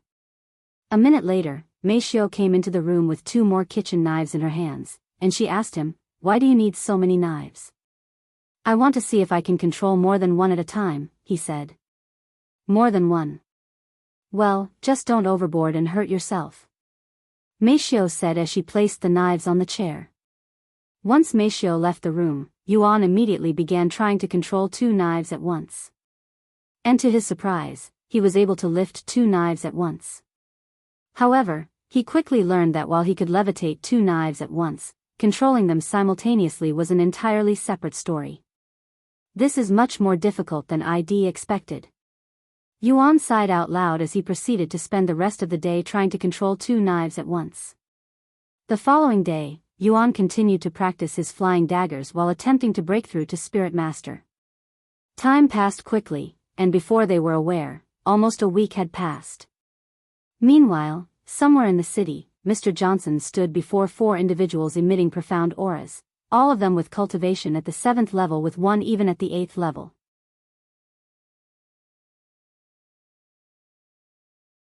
Chapter 490, Going from Door to Door.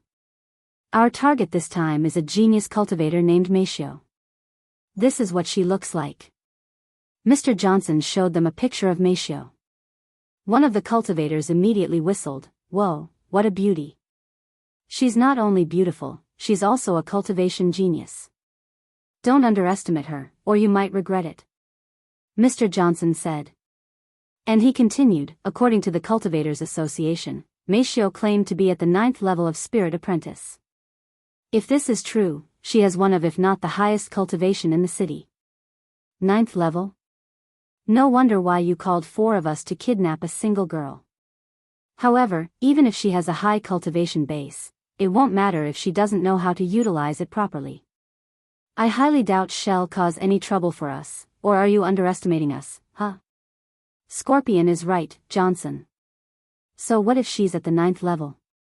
She's still within Spirit Apprentice. The difference between each level as a Spirit Apprentice isn't that vast. Even if we have a lower cultivation base, our combat experience will make up for it, said another person there. She's just a little girl. I doubt we'll face any troubles when dealing with her. In fact, I can even take her by myself. Hearing their confident voice, Mr. Johnson said, since you're all so confident, I won't bother going into the details. Just bear in mind that you're not allowed to hurt her too badly. The chairman of the Cultivators Association has a great interest in this girl. If you hurt her, or even worse, damage her cultivation talents, you'll have to bear responsibility. What? The chairman of the Cultivators Association is also in on this? Just what is so special about this girl beside her cultivation talents? One of them asked. Our job isn't to ask questions. Just do whatever you are being paid to do. Mr. Johnson said. He then placed a map on the table and pointed at the clear red dot on the map. This is her whereabouts, but it's an apartment, and we don't know which room she is living in exactly, so we'll have to knock on every single door until we find her. What a pain in the ass. But we're getting good money for such an easy job, so I won't complain too much. When do we carry out this mission? As soon as possible, said Mr. Johnson. All right. Well, start right now. Sometime later, the 4 hired cultivators left the briefing room and made their way to their destination. Once they arrived, they changed their clothes, wearing uniforms meant for carriers, disguising themselves as someone who makes deliveries. There are 27 floors in this apartment, and it will take forever if we go through it 1 floor at a time, so let's split up into a group of 2. One group will check the even-numbered floors while the other group searches the odd-numbered floors. If we find Meifeng, immediately contact the other group. The other 3 nodded. According to Johnson, Meifeng is living with only one other person, a cripple, so she should be the only one answering the door. Once they decided on their groups, they entered the apartment and started knocking on doors. Hello. You have a delivery. I don't remember buying anything online. Some old lady answered the door a moment later. Oh, I'm sorry. I must have made a mistake. When someone that wasn't Meifeng answered the door, they would move on to the next door. If someone doesn't answer the door, they would note it down so that they could try again later. The 4 cultivators proceeded to knock on doors for the entire morning.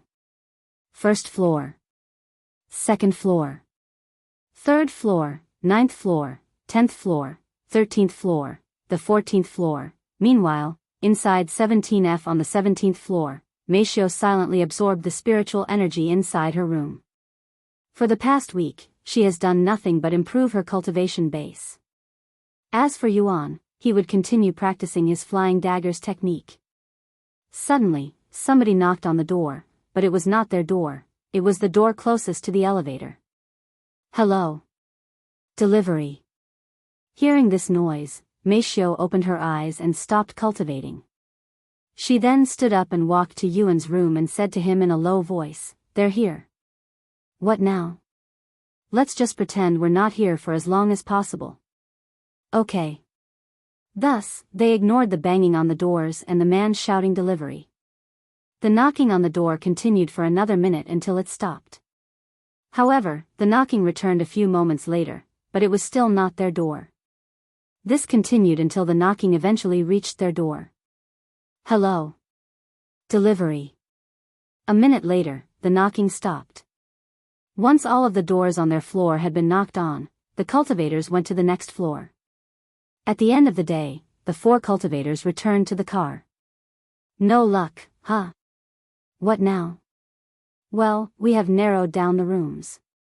We will revisit the doors that didn't answer today again tomorrow, and we will continue this until we narrow the choices enough. Once there are less than 10 rooms, we will force our way into these rooms and see for ourselves. Sounds good. They left the apartment shortly after and wouldn't return until the following day. The next day, they returned to the apartment and started knocking on doors again, but they only visited those that didn't answer them yesterday. By the end of the day, they narrowed the choices by half. Only 21 left now. They lowered that number to 15 the next day, then 11, and finally down to 7 on the 4th day. Meifeng must be in one of these 7 rooms. There is one room on the 7th floor, one on the 9th floor, 2 on the 17th floor, one on the 21st floor, and the last 2 on the 25th floor. Let's work our way up tomorrow and get it done by the end of the day. Understood.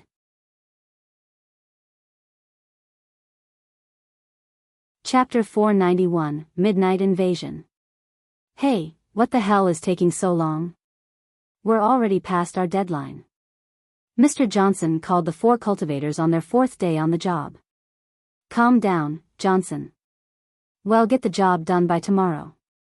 It took longer than expected just knocking on the doors. That bitch Meifeng is definitely avoiding us on purpose. Maybe she is somehow aware that we're looking for her. What? How is that possible?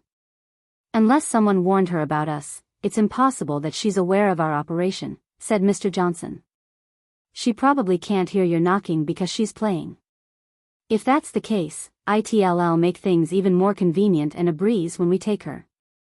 Whatever. Just get it done by tomorrow or your check will see some deductions. Mr. Johnson said. What? Not our pay. Then hurry up and get the job done before the Yu family complains even more. Mr. Johnson yelled at them before closing the line. You heard him. We better finish tomorrow or our salary will suffer. If that's the case, why don't we do it tonight? It'll be much easier to kidnap someone at night. You're right. Let's just finish it tonight. Once everyone agreed on finishing the job tonight, they went to prepare for it. A few hours later, when the sky had turned pitch black, the 4 cultivators returned to the apartment with a lockpicking kit and started breaking into the rooms that didn't answer them for the past 4 days, starting with the room on the 7th floor. Click. Once they unlocked the door, they silently made their way into the room and began looking around. Inside the apartment, they could see 2 people laying on their beds with the gaming console on their heads. Seeing this, they approached them to take a look at their faces. Once they confirmed that neither of them was Meifeng, they silently left the place, leaving the 2 people completely unaware that they'd just experienced a breaking and entering. Next was the 9th floor, and just like the previous apartment, everyone living inside was fully immersed within, completely unaware that they had 4 intruders inside their home right now. After leaving the 9th floor, they made their way to the 17th floor and immediately began working on the door that was closest to the elevator. Luckily for Yuan and Meifeng, their door was the furthest away from the elevator. Inside the first room on the 17th floor, they could see a family of 4 currently sleeping. The moment the cultivators saw 4 people, they turned around and left the room, as they were only expecting 2 people at most. Once they left that room, they began working on the second door on the 17th floor. Meifeng, who had been cultivating in her room, suddenly opened her eyes when she could hear subtle noises coming from the door. They're breaking in? Meifeng quickly realized what was going on and immediately stopped cultivating.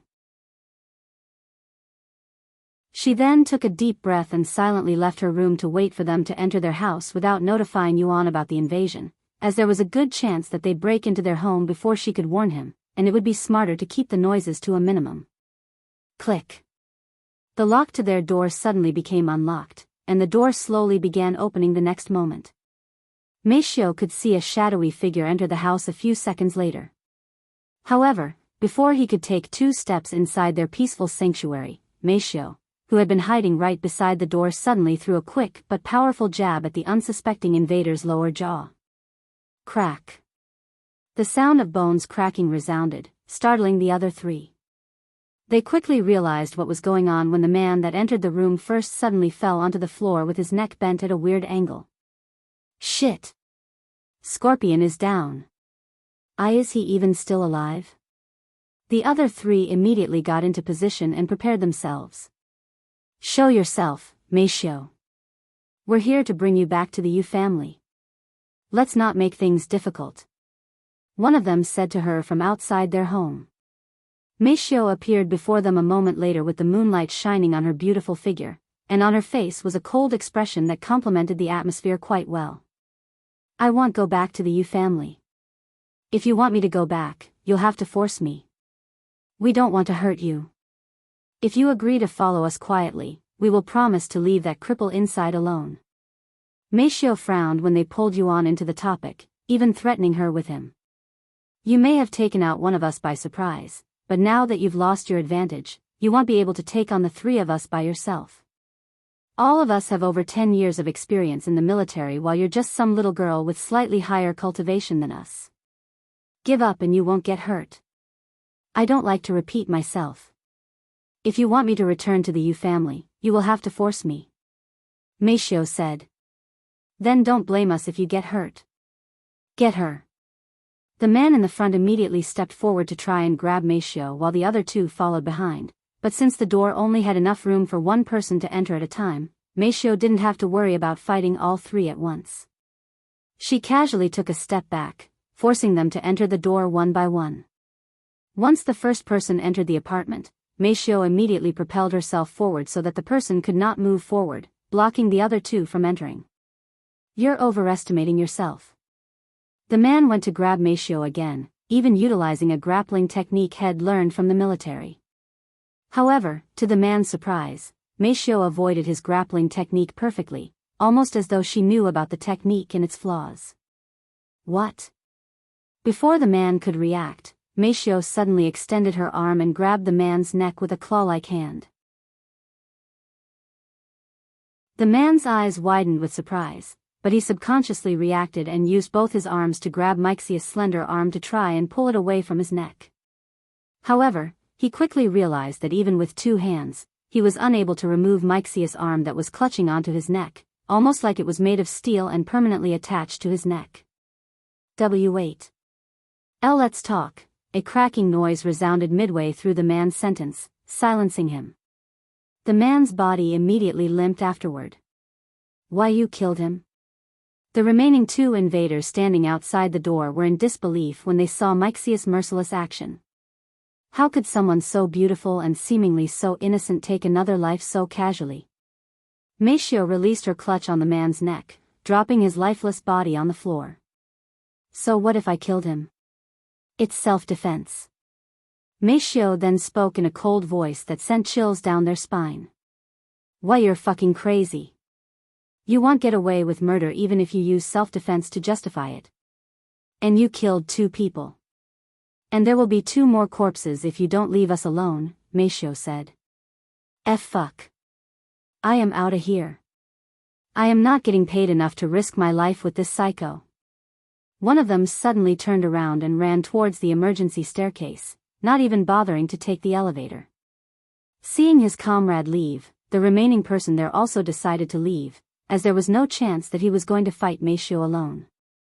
You better enjoy your last moments here since you'll be going behind bars soon. The man said to her before disappearing from the scene.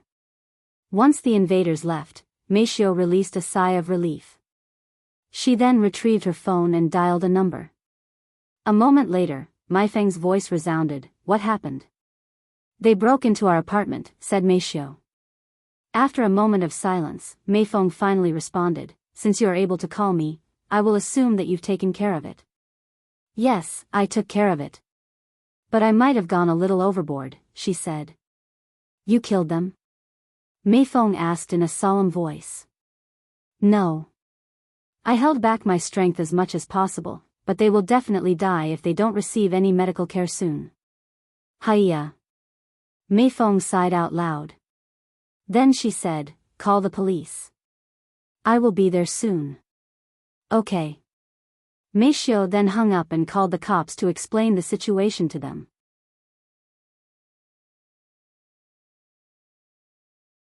Chapter 492, The Police Arrives. Once the noises stopped, Yuan shouted out loud in a nervous voice from his bedroom, Meishio. Are you okay? Since his divine sense wasn't powerful enough to see what was going on at the door, he had no idea what had transpired, only that they had been invaded and Meishio was dealing with the invaders. I am okay.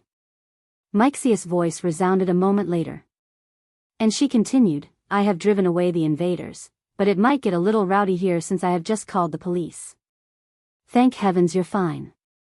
Yuan released a sigh of relief after hearing her calm voice.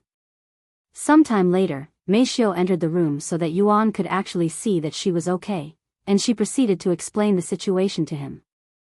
I can't believe they actually broke into our home to try and take you away. Yuan said with a deep frown on his face. It has been a while since he felt this much anger, and all of this was caused by the Cultivators Association and the Yu family. I didn't want to blow this situation up, so I reported it to the police as a random robbery. Even if we tell them that the Yu family had hired them to take me back, they wouldn't believe it, and I'm sure the Yu family will have some sort of excuse ready in case they get investigated. Despicable. Yuan muttered in a suppressed voice. He didn't feel this angry when the Yu family abandoned him, nor when they kicked him out of the house. However, breaking into their home and trying to force Meishio back had caused him to feel emotions that he didn't know were possible. What would have happened if Meishio didn't have the capabilities to protect herself? Yuan didn't even dare to imagine it. What's going to happen now? He asked her after calming down. Well, the police are on their way here, but so is my mother. We'll just have to see how things go. Meishio said in a calm voice. You're awfully calm about this situation, Meishio. Yuan noticed this and said. I guess. But panicking won't help. Though I think it's mostly because I know that my mother will be here. Meishio said. Sometime later, the police arrived at their apartment along with some ambulances to take care of the 2 unconscious men that were on the verge of dying. Can you tell me what happened? The police officer asked Meishio with his notepad and pen in his hands. Meishio nodded and proceeded to recall the situation. I was in my bedroom trying to sleep, but then I heard some weird noises coming from the door, so I decided to investigate. However, right as I reached the door, I suddenly heard the door unlocking by itself. It was at this moment that I knew someone had broken into our home, so I prepared myself for the worst. The invaders entered through the door the next moment, and I unconsciously punched the first person who entered, taking him by surprise. Then I proceeded to fight the second person. When I defeated him as well, the last 2 invaders ran away, and that's when I called the police. The police were left dumbfounded by Meixia's story. How can a single girl with a delicate appearance like Meishio fight off 4 adult men by herself? Are you by any chance a cultivator? One of them asked her. Yes, I am. She nodded.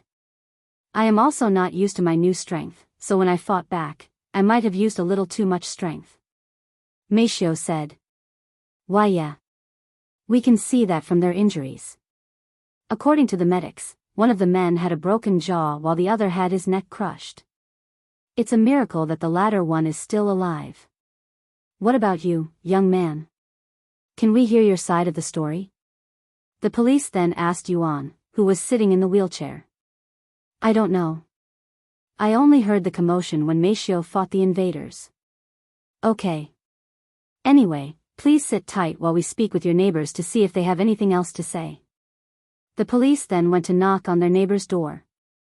However, all of them were either asleep or playing Cultivation online, and the commotion wasn't loud enough to wake them up. Shortly after the police spoke with their neighbors, Meifeng showed up to the scene with a cold expression on her face. Excuse me, who are you? One of the policemen stopped her. I am her mother. Meifeng pointed at Meishio, and she continued, I rushed here after receiving news of what had occurred. I see, the police allowed her to enter the place after confirming her identity. What's going to happen now? Meifeng asked the police.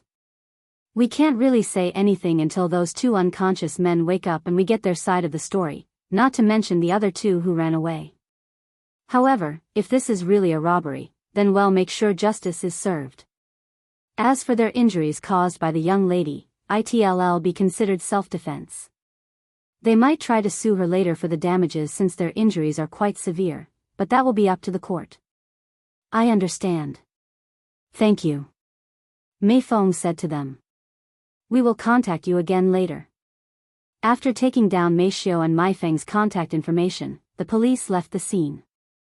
Once they were gone, Meifeng sat down in the living room with Meishio and Yuan.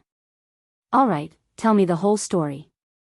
Meishio nodded and recalled everything that had happened without skipping any details this time.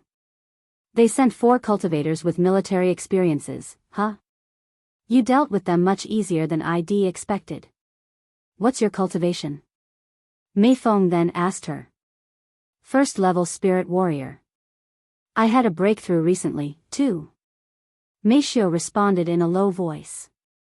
Meifeng's eyes widened with surprise.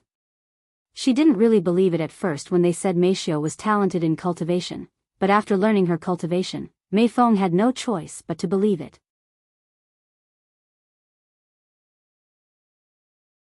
Chapter 493, How long do you plan on sleeping? Miss Meifeng, is there anything you can do about this situation?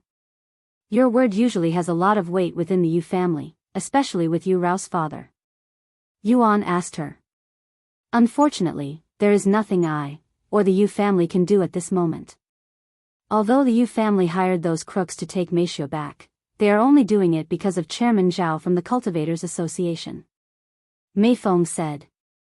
The Cultivators Association is an incredibly powerful and influential background with the number of cultivators they have at their disposal, and they are only growing stronger by the day. The Yu family does not wish to offend them, nor can they afford to, so they can only agree to help them obtain Meishio. They're all treating Meishio like some kind of object that can be owned because they want her. I have had enough of this. Miss Meifeng, take me to the Cultivators Association tomorrow. I am going to speak with the chairman. Yuan suddenly said, taking them by surprise. What? You're going to speak with him? Even if you do that, he has no reason to listen to you, and there's a good chance that he won't even meet you, much less speak with you. Meifeng said to him. Don't worry, I have a plan, Yuan said. Meishio and Meifeng turned to look at each other. Young master, we can talk about this tomorrow. It's already super late, so you should get some rest for now. I will stay here with you tonight. Meifeng said. Really? Yuan said, his voice filled with excitement. Yes, I will even share the bed with you. If you don't mind, that is. I don't.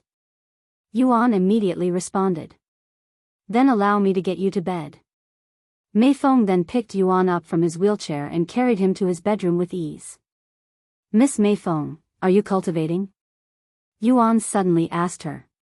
Unfortunately, I have yet to start since I am usually busy with my work. Though I do intend on starting soon, she said. I see. Then do you have a cultivation technique yet? If not, I can help you obtain one. Yuan then said, surprising her a little. It's okay, young master. The Yu family has a heaven-grade cultivation technique they're willing to let me borrow. Even Yu Rou is currently using this cultivation technique, you know? Meifeng said as she placed him on the bed. If you say so, I will be back in a minute, Meifeng said a moment later before leaving the room to speak with Meishio. Go get some rest. We will continue this tomorrow. Okay. Meishio nodded and entered her room shortly after. Meifeng then returned to Yuan's room and got onto the bed with him, sleeping beside him. How long has it been since we last shared a bed? Meifeng suddenly mumbled in a low voice. Too long. Yuan said with a bittersweet smile on his face. Meifeng closed her eyes, quickly falling asleep, as it was incredibly late into the night. Yuan also fell asleep a few minutes later. Shortly after Yuan fell asleep, unbeknownst to him or Meifeng, his body suddenly began emitting a faint golden glow, and within his body, the golden symbols were beginning to change, transforming into lines that resembled veins, eventually connecting with the other golden symbols. Once all of the golden symbols within his body were connected, it began emitting a unique aura that caused the entire world to tremble. However, since it was a relatively small earthquake and both Meifeng and Yuan were deep in their sleep, neither of them noticed it. Only Meifeng, who couldn't sleep, had felt the earthquake. As for Yuan's body, it was covered in these golden lines that looked like veins. Furthermore, the celestial water had consumed in Cultivation Online finally started showing its true effects, allowing the golden veins to fully absorb it. Indeed, most of the celestial water had actually been inactive until this point, and Yuan's significant boost in cultivation speed and improvements to his divine sense was only a small portion of the celestial water's power.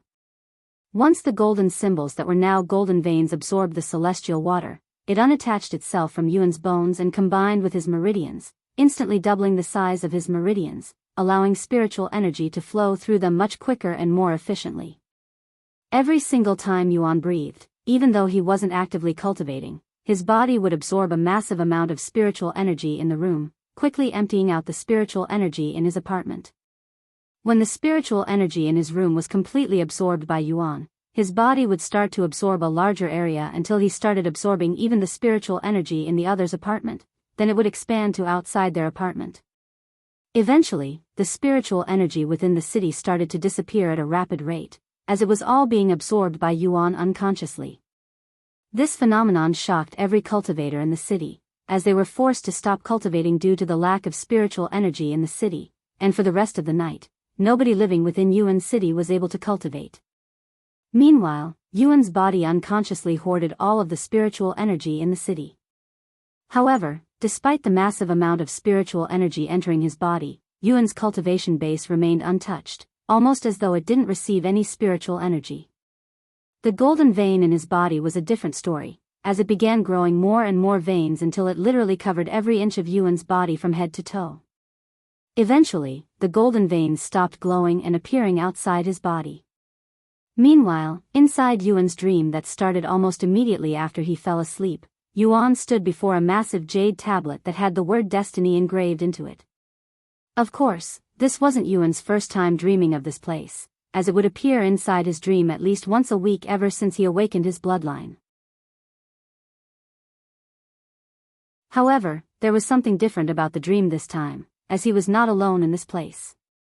Standing a few meters in front of him and before the jade tablet was a tall figure wearing black robes, silently emitting a divine aura that made it seem like he was there yet he wasn't at the same time. Yuan was certain that he never met this figure before, nor could he see this person's face, only his straight back that oozes with confidence, yet he felt a familiar feeling from this person for some reason. "Who are you?" Yuan decided to ask him after standing there in silence for a good minute. "You need to wake up soon." This person responded in a calm voice. "Excuse me?" The man turned around, showing his handsome face that somewhat resembled Yuan's face, but it was much more mature and handsome. "How long do you plan on sleeping? If you sleep any longer, all of our effort will be in vain," the handsome man said. And he continued, "Your woman is in danger, yet the only thing you can do is lay there and wait for her to be taken away from you. How pathetic. If it were me, I'd take my sword and slay everyone involved." Yuan was speechless. Just who is this man and what is he talking about? And most importantly, why is he having this dream?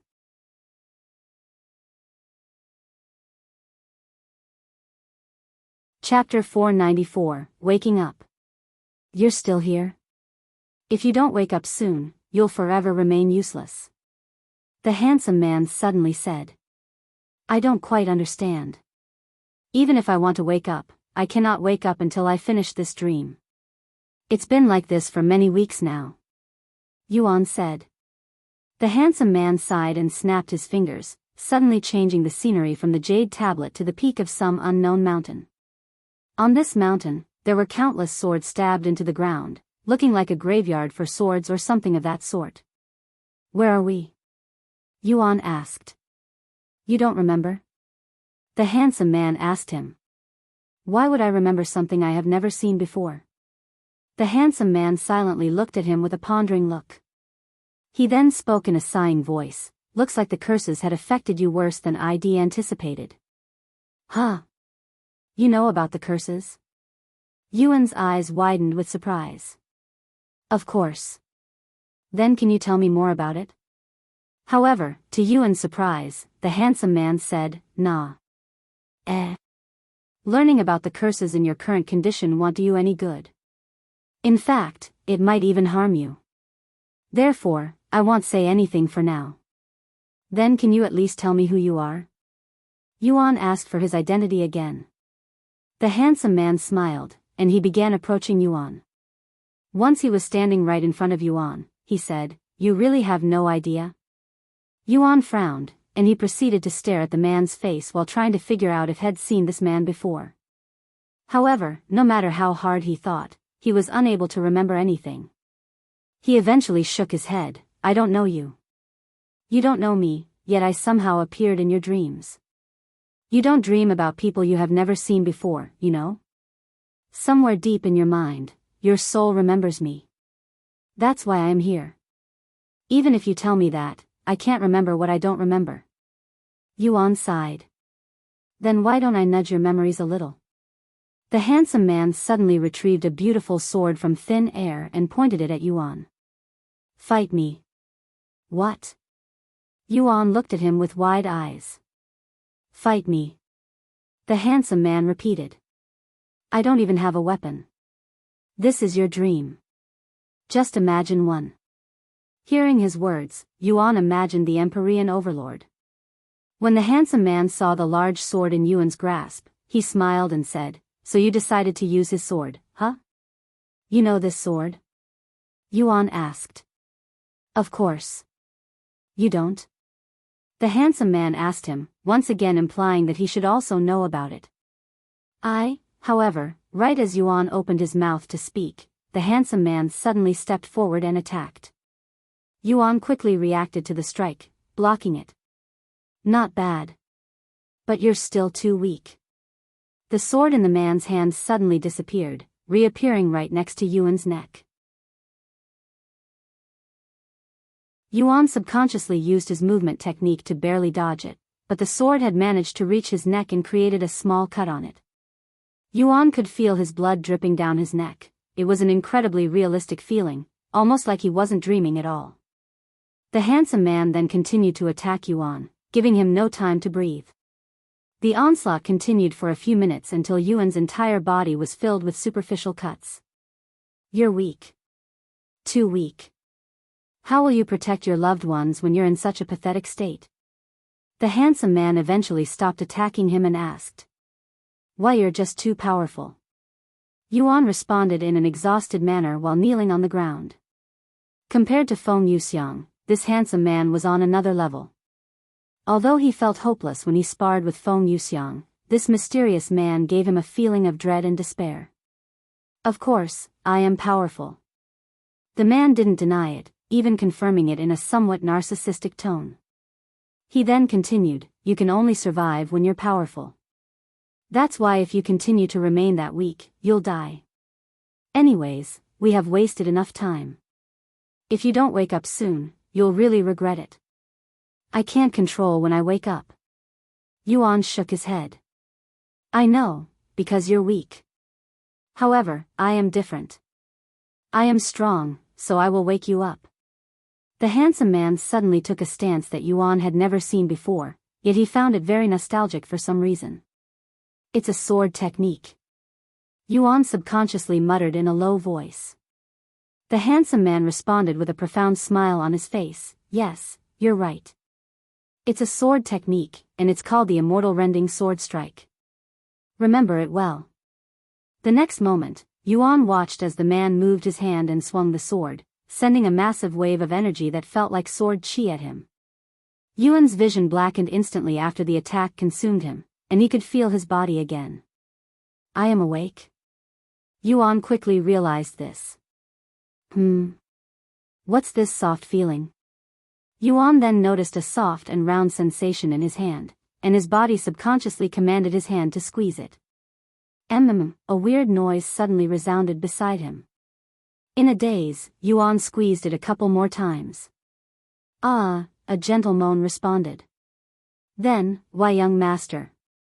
Meifeng's shocked voice resounded the next moment. Yuan frowned at the situation.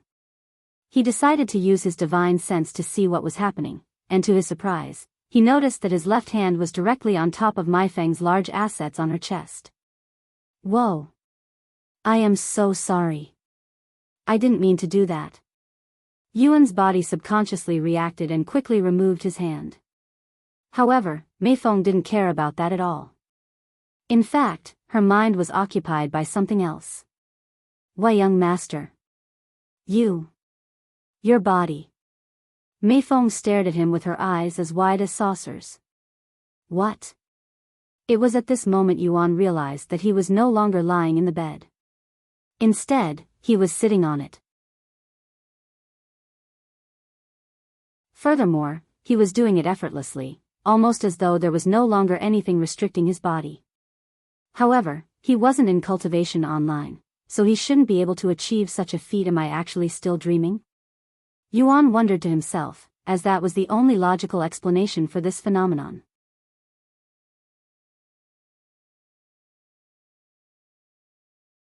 Chapter 495, Standing on His Own. I must be dreaming. Yuan mumbled in a voice filled with disbelief as he moved his arms around without any effort. He was barely able to move his arms last night, yet he suddenly had the ability to sit up on the bed and move around effortlessly. Why, young master? I don't think you're dreaming.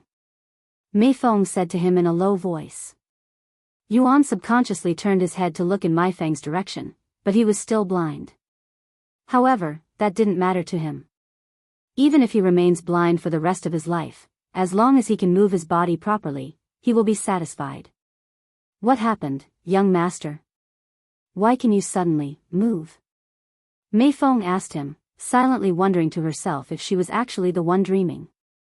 Although she was happy for him, she was also worried about the sudden phenomenon. I don't know. My body just started working again. Almost like when my body suddenly stopped working many years ago, he said, still in disbelief. After a moment of silence, Yuan decided to try and get off the bed by himself. He took a deep breath, then he started moving his body off the bed. Meifeng watched with a nervous look on her beautiful face, feeling like a mother watching her baby walking on their own for the first time. A moment later, Yuan managed to stand up on his own beside the bed after a little struggle.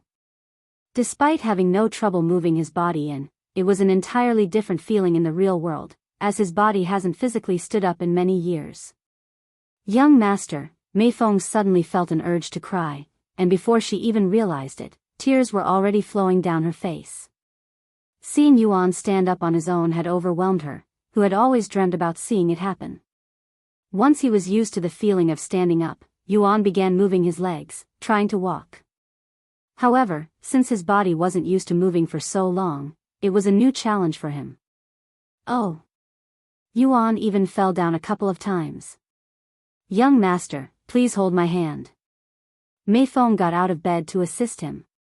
Yuan grabbed her hand and started moving back and forth in the bedroom while being supported by Meifeng, feeling like a patient during rehabilitation. How do you feel, young master? Meifeng asked him a few minutes later. I can move my body just fine, but since I haven't moved this much in a while, it feels like my body is having trouble listening to all of my commands. However, I am starting to get used to the feeling of moving again. Okay, let's continue this for a little longer, Meifeng said. Thus, Yuan continued to practice his movements in the bedroom with Meifeng. Sometime later, Meishio got out of her bed and started preparing for breakfast. While she cooked breakfast, Meishio heard the door to Yuan's room open. Good morning, mother, Meishio said without looking back. There was no response from Meifeng, but Meishio was used to receiving no response, so she didn't think much of it and continued to cook breakfast. A few moments later, Meishio could feel a presence approaching her from behind. Do you need some help? Yuan's voice suddenly resounded, but it sounded too close to her, causing Meishio to raise her eyebrows. She then turned around, and to her complete shock, Yuan was standing right behind her with a smile on his face. Whoa! Meishio took a step back and nearly knocked down the cooking pan, looking like she'd just witnessed a ghost. Why you're standing? Meishio exclaimed in a shocked voice. That's right. It's pretty cool, right? Yuan chuckled. Oh, I'm sorry if I scared you just now. I only wanted to surprise you, he added. Meishiu then silently looked up and down at Yuan to make sure she was seeing it properly. Once she confirmed that Yuan was actually standing, she rubbed her eyes and even pinched her own cheeks to make sure she wasn't dreaming. You're not dreaming, Meishiu. It's real. The young master can move properly now. Meifeng said to her from Yuan's bedroom. Why? How? Meishiu had so many questions that she didn't know where to start. Sorry, but I don't know either. I woke up being able to move.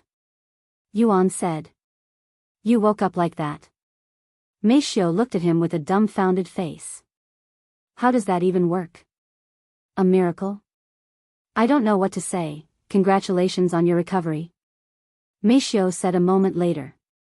His recovery was so sudden that Meishiu was still trying to fully grasp the situation.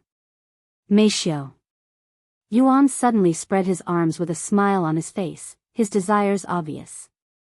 Meishiu looked at Meifeng, who was still standing by Yuan's room and staring at her with a profound gaze. How long are you going to make him wait? Meifeng said to her a moment later. Meishiu immediately began blushing. She then approached Yuan and accepted his hug. I have wanted to do this for a long time now, he said as he tightened his embrace on her. Now that I can move again, I promise you that I won't let anyone bully you anymore. Hearing Yuan's words, the redness on Meixia's face fully blossomed. Once Yuan was satisfied, he let her go and said, All right, I will let you finish breakfast now. If you need help, let me know. It's okay, I got it. Sometime later, once breakfast was ready, they sat around the table in the living room with more food than usual since Meifeng was there as well. Of course, it felt surreal for all three of them to be sitting together like they were a real family. What are your plans now, young master? Meifeng asked him after breakfast while Meishiu cleaned the dishes. There's a lot of things I want to do, such as giving the Cultivators Association a piece of my mind, but first, I need to get used to moving my body again, he said.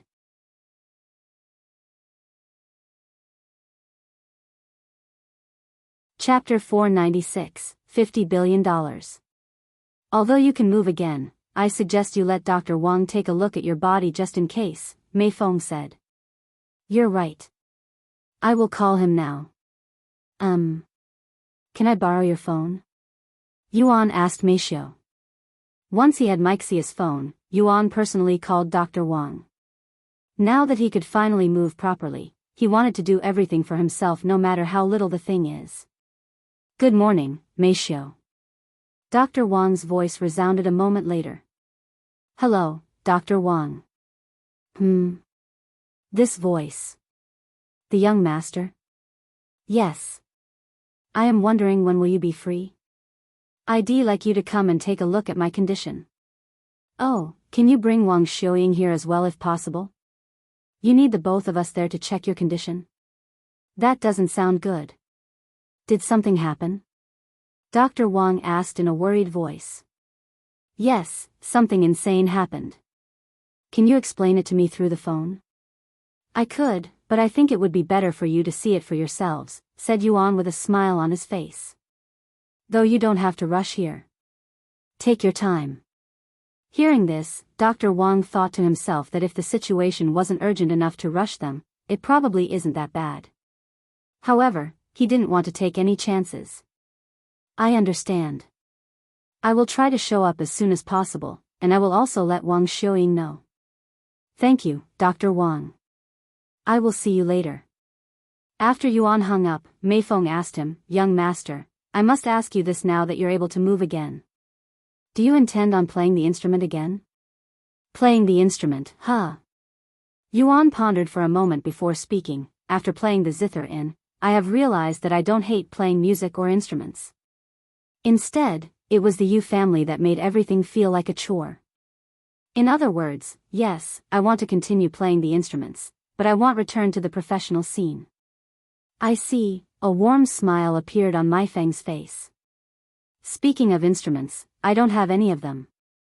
Yuan then said. It's okay, I can buy some for you, Meifeng said. And she continued, I have many connections in the music industry after working for the Yu family for many years, so I know who to contact for instruments. What do you have in mind? I can buy them for you, too. Yuan shook his head and said, It's okay, Miss Meifeng, you don't need to pay for them. We should have enough money to buy the instruments on our own. If you're talking about the money Meishio saved up from working, I don't think it'll be enough. We'd earned a decent amount of money from selling treasures we find on the auction house, he said. Even if you say that, instruments aren't cheap, especially not the ones I intend on buying you. They're all created by famous companies with centuries of experience. You only deserve to play on the best of the best instruments, after all. We have 500 million, so money isn't an issue for us right now. Meishio suddenly said after returning from cleaning the dishes. 500 million. You earned that much through selling treasures in Cultivation online? Meifeng was speechless. Although she was aware of how profitable playing Cultivation online was, she didn't think it was possible to earn that much money in such a short time. Yuan nodded, we got pretty lucky. Sometime later, Meishio looked at her mother and asked, Don't you need to be at work? I took a vacation 3 days ago, so I don't have to go back to work for another week, she said, as she had anticipated that something might happen to them after learning that the Yu family intended to take Meishio back forcefully, so she took a week off just in case. Miss Meifeng. Would you leave the Yu family if you had the chance? Yuan suddenly asked her. It isn't easy leaving the Yu family, as I am bound to a contract with the Yu family. If I want to leave before my contract is finished, I must pay an exorbitant amount of money, and the Yu family must also agree to let me go, which is highly unlikely. Meifeng said. When will the contract end? Yuan then asked. 50 years. 50 years? Yuan was shocked to hear this. The contract started out as 5 years, but they continued to increase the duration until it reached 50 years. I didn't mind it either since I got paid a lot of money and I had no reason to refuse. Out of curiosity. How much do you have to pay if you want to leave the Yu family? Yuan asked her. $50 billion, $1 billion for every year on the contract. 50 billion. Yuan repeated in a low voice. Unless Meifeng borrowed money from others, there was simply no way that she'd be able to pay such an exorbitant amount. Anyways, I don't really have any reasons to leave the Yu family right now. Despite their recent actions against Meishio, it was mostly due to the influence of the Cultivators Association, and they don't treat me badly either. While I have a lot of work to do, I am already used to it by now, and I am compensated for it with generous pay. After a slight pause, Meifeng continued, however. If the young master asks me to leave the Yu family to work for him, I will have a good reason to leave. You can stay at the Yu family. I can take care of him by myself just fine. Meishio suddenly said while staring at Meifeng with an ambitious look on her face. Meifeng smiled inwardly at Meixia's words. Don't worry, I won't steal the young master from you. With that being said, I will stay here until my vacation is over, as the incident from last night hasn't concluded just yet. Meifeng said a moment later, reminding them that they might still be in danger.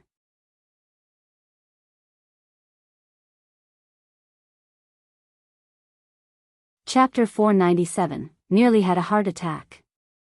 After breakfast ended, Yuan continued to practice his movements by walking around the house, while Meifeng and Meishio watched him from the couch. Young master, I have been wondering for a while now, but how do you know where to go if you cannot see where you're going? Meifeng suddenly asked him. Although Yuan has recovered his ability to move his body, he was still blind, meaning he shouldn't be able to see where he was going. Oh, I can see just fine with divine sense. Yuan casually said. Divine sense? What's that? Meifeng asked, as she wasn't familiar with the cultivation world. I can basically see things around me as though I have eyes above my body without using my eyes, and the stronger my divine sense the further I can see. It's something cultivators can do after reaching a certain cultivation, I guess. I see. What a mythical power. Now I also want to start cultivating as soon as possible. Meifeng mumbled to herself. About 3 hours later, someone suddenly started knocking on their door. "It's me, Dr. Wang."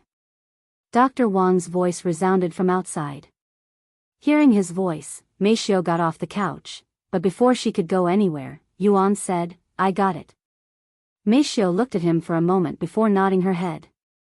Yuan then walked to the door and took a deep breath before opening the door. "Welcome, Dr. Wang." "Welcome, Xiaoying." Yuan greeted them with a smile on his face after opening the door. Clang. Dr. Wang dropped the metal box in his hand that carried his tools when he saw Yuan standing before him at the door. "Why you?" Wang Xiaoying pointed at him with trembling hands. "You're standing?" Dr. Wang exclaimed in a shocked voice, finishing the sentence Wang Xiaoying couldn't utter. Yuan lowered his body and picked up the metal box dropped by Dr. Wang before speaking, surprised. "How?" Wang Xiaoying asked him a moment later. "Let's continue this inside, shall we?" Yuan said as he walked back into the apartment. However, both Dr. Wang and Wang Xiaoying remained standing outside with a dazed look on their faces. It was not until Yuan invited them inside again that they finally began moving. "Madame Meifeng, you're here as well?" Dr. Wang was surprised to see her in the living room. "A lot has happened," she calmly said. Dr. Wang turned to look at Yuan, who was standing a few meters away, and nodded, "I bet." Once everyone was seated, Dr. Wang spoke again. "What happened to you, young master? How come you can move again?" "I nearly had a heart attack just now." Yuan showed a bittersweet smile and shrugged. "I wish I could tell you, but I can't. I woke up like this." "What? You woke up fully recovered?" Wang Xiaoying's jaw dropped after hearing this, as she expected him to say that had recovered after eating some heaven-defying treasure and that affected his real body. "Yes," he nodded. "I didn't really do anything special. When I woke up this morning, my body had magically recovered. It's a miracle." Dr. Wang mumbled in a low voice. "Congratulations, Yu Tian. You have finally recovered. I knew you'd recover one day." Wang Xiaoying suddenly started congratulating him. Even though Yuan had recovered without her help, she didn't feel bad at all. No matter how Yuan recovered, with or without her help, Wang Xiaoying was just happy to see him finally recover. "Thank you, but only my body has recovered. I am still blind. Also, I want to see if there are any changes to my body, that's why I called you here." Yuan then said. Dr. Wang nodded, "I understand." Sometime later, Yuan laid on his bed while Dr. Wang and Wang Xiaoying inspected his body. After getting the results, Dr. Wang said, "Judging by the results, your body hasn't changed much since your last checkup. However, we can't really say for sure since this was done with basic equipment. Unless you get a more detailed examination at the hospital, we can't really say if your body had any significant changes." "I see. I can't go to the hospital now since I am in the middle of something troublesome, but I will definitely visit you once I am able to," Yuan said. "Something troublesome? Did something happen?" Wang Xiaoying asked him. "Well, it's a little complicated, but," Yuan proceeded to explain to them their situation with the Cultivators Association and what transpired yesterday night. "What a bunch of arrogant and entitled pricks," Wang Xiaoying exclaimed after hearing the story, feeling incredibly angry. Even Dr. Wang couldn't help but frown.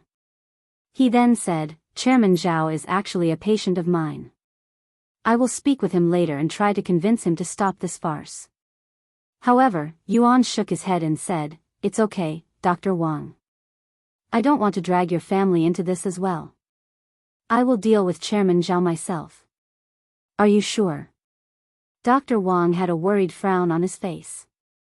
"Yes, I have a plan," Yuan confirmed. "If you say so, what are your plans now that you're able to move again? Are you going to return to the music industry? I really want to hear your music again," Wang Xiaoying asked him a moment later. Yuan smiled and said, "If you want to hear my music, you can visit me anytime and I will play for you. I won't return to the music industry, though." "Really? It's a promise," Wang Xiaoying said, her body trembling from excitement. A private performance from Yuan was something she'd dreamt of ever since she was a kid. Just let me get some instruments first, okay?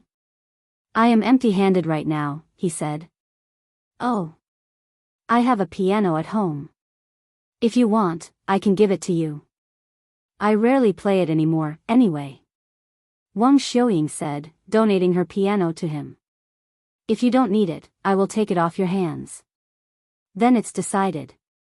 I will have it delivered to you by tomorrow. Yuan nodded.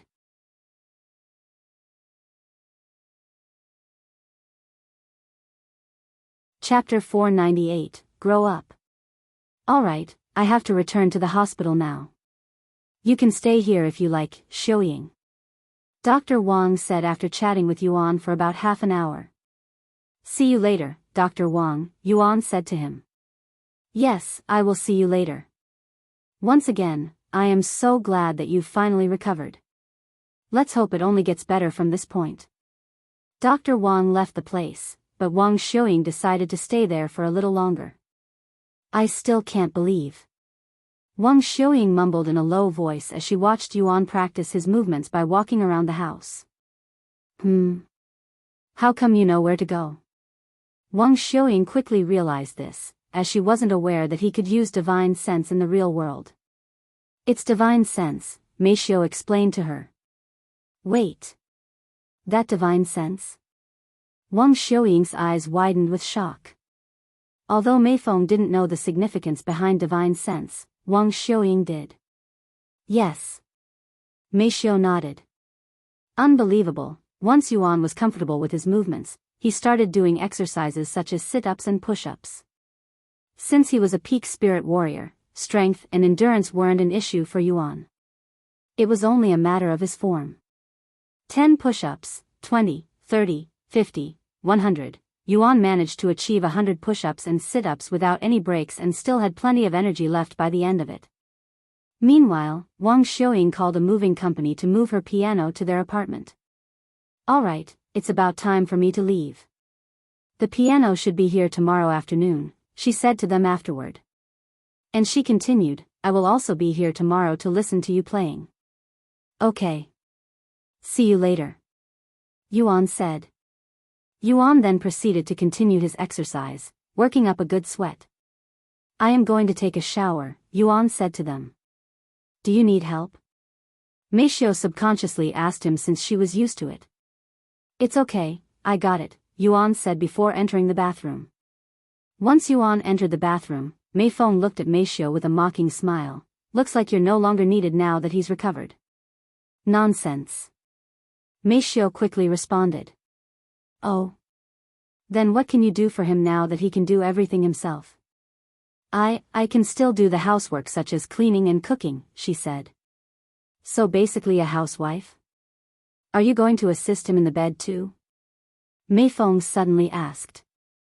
Meifeng immediately recalled their last shower together and blushed. Of course, Meifeng was unaware of this, and she continued, you know it's going to happen sooner or later. The young master may still be an innocent child now, but he will eventually mature and experience actual puberty. Once that happens, he will need a real woman to look after him. If you're not going to stand up for that position, someone will take him away from you, and you will truly no longer be needed at that time. I hope you still remember what I taught you. Meifeng stared at Meifeng with a deep frown. As much as she wanted to refute Meifeng's claims, she knew that everything her mother said was the truth. You're already an adult, yet you haven't matured yet.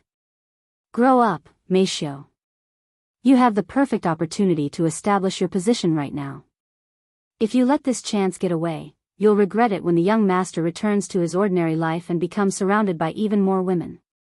If I were in your shoes, I would already be pregnant by now. Meifeng was left speechless by her mother's last sentence. Meanwhile, somewhere in the city, Mr. Johnson stood before the two cultivators that had abandoned their mission with a deep frown on his face. For grown men with over 10 years of military experience, yet you somehow lost to a little girl half your age, even running away with your tails tucked between your legs. Do you understand the word shame? This is what you get for underestimating Meifeng when I specifically warned you to not underestimate her. Hearing Mr. Johnson's lecture, the two cultivators didn't dare to utter a single word. Johnson. That bitch killed Scorpion and Hawk. Is there anything we can do to avenge them? Mr. Johnson remained silent for a moment before speaking. How can you be so sure that they're dead? We watched that bitch snap Hawk's neck without mercy. There's no way he's still alive after that brutal strike. Even Scorpion had his neck twisted in a weird angle by a single punch. Mr. Johnson then said, they are still alive. What? Really? How do you know that? You think I don't have friends in the police force? They told me about the incident that had been marked as a robbery. Scorpion and Hawk had been taken to the hospital. They were on the verge of death when they arrived at the hospital, but they're not dead. The other two released a sigh of relief after hearing that their comrades were still alive. I wouldn't relax now if I were you. They may be alive, but they're currently in custody. I will have to speak with my buddies if they don't want to go to jail. Mr. Johnson said. What about the mission? One of them asked. The mission is a failure. Now that you've caused a commotion, we can no longer continue, or we will risk being investigated. I'm not particularly worried about being investigated, but our clients, the Yu family, definitely won't be happy if they're investigated, so we can only wait until things calm down for now. What about our pay? Mr. Johnson sneered and said, you still have the guts to ask for money after your embarrassing failure? I wouldn't be surprised if the Yu family asks for compensation for this failure. If that happens, it's coming out of your accounts. What? No way. After dealing with the two idiots, Mr. Johnson had to call the Yu family to let them know the result of the mission, which was a complete failure. Obviously, the Yu family wasn't happy when they heard this news, and they immediately demanded a full refund.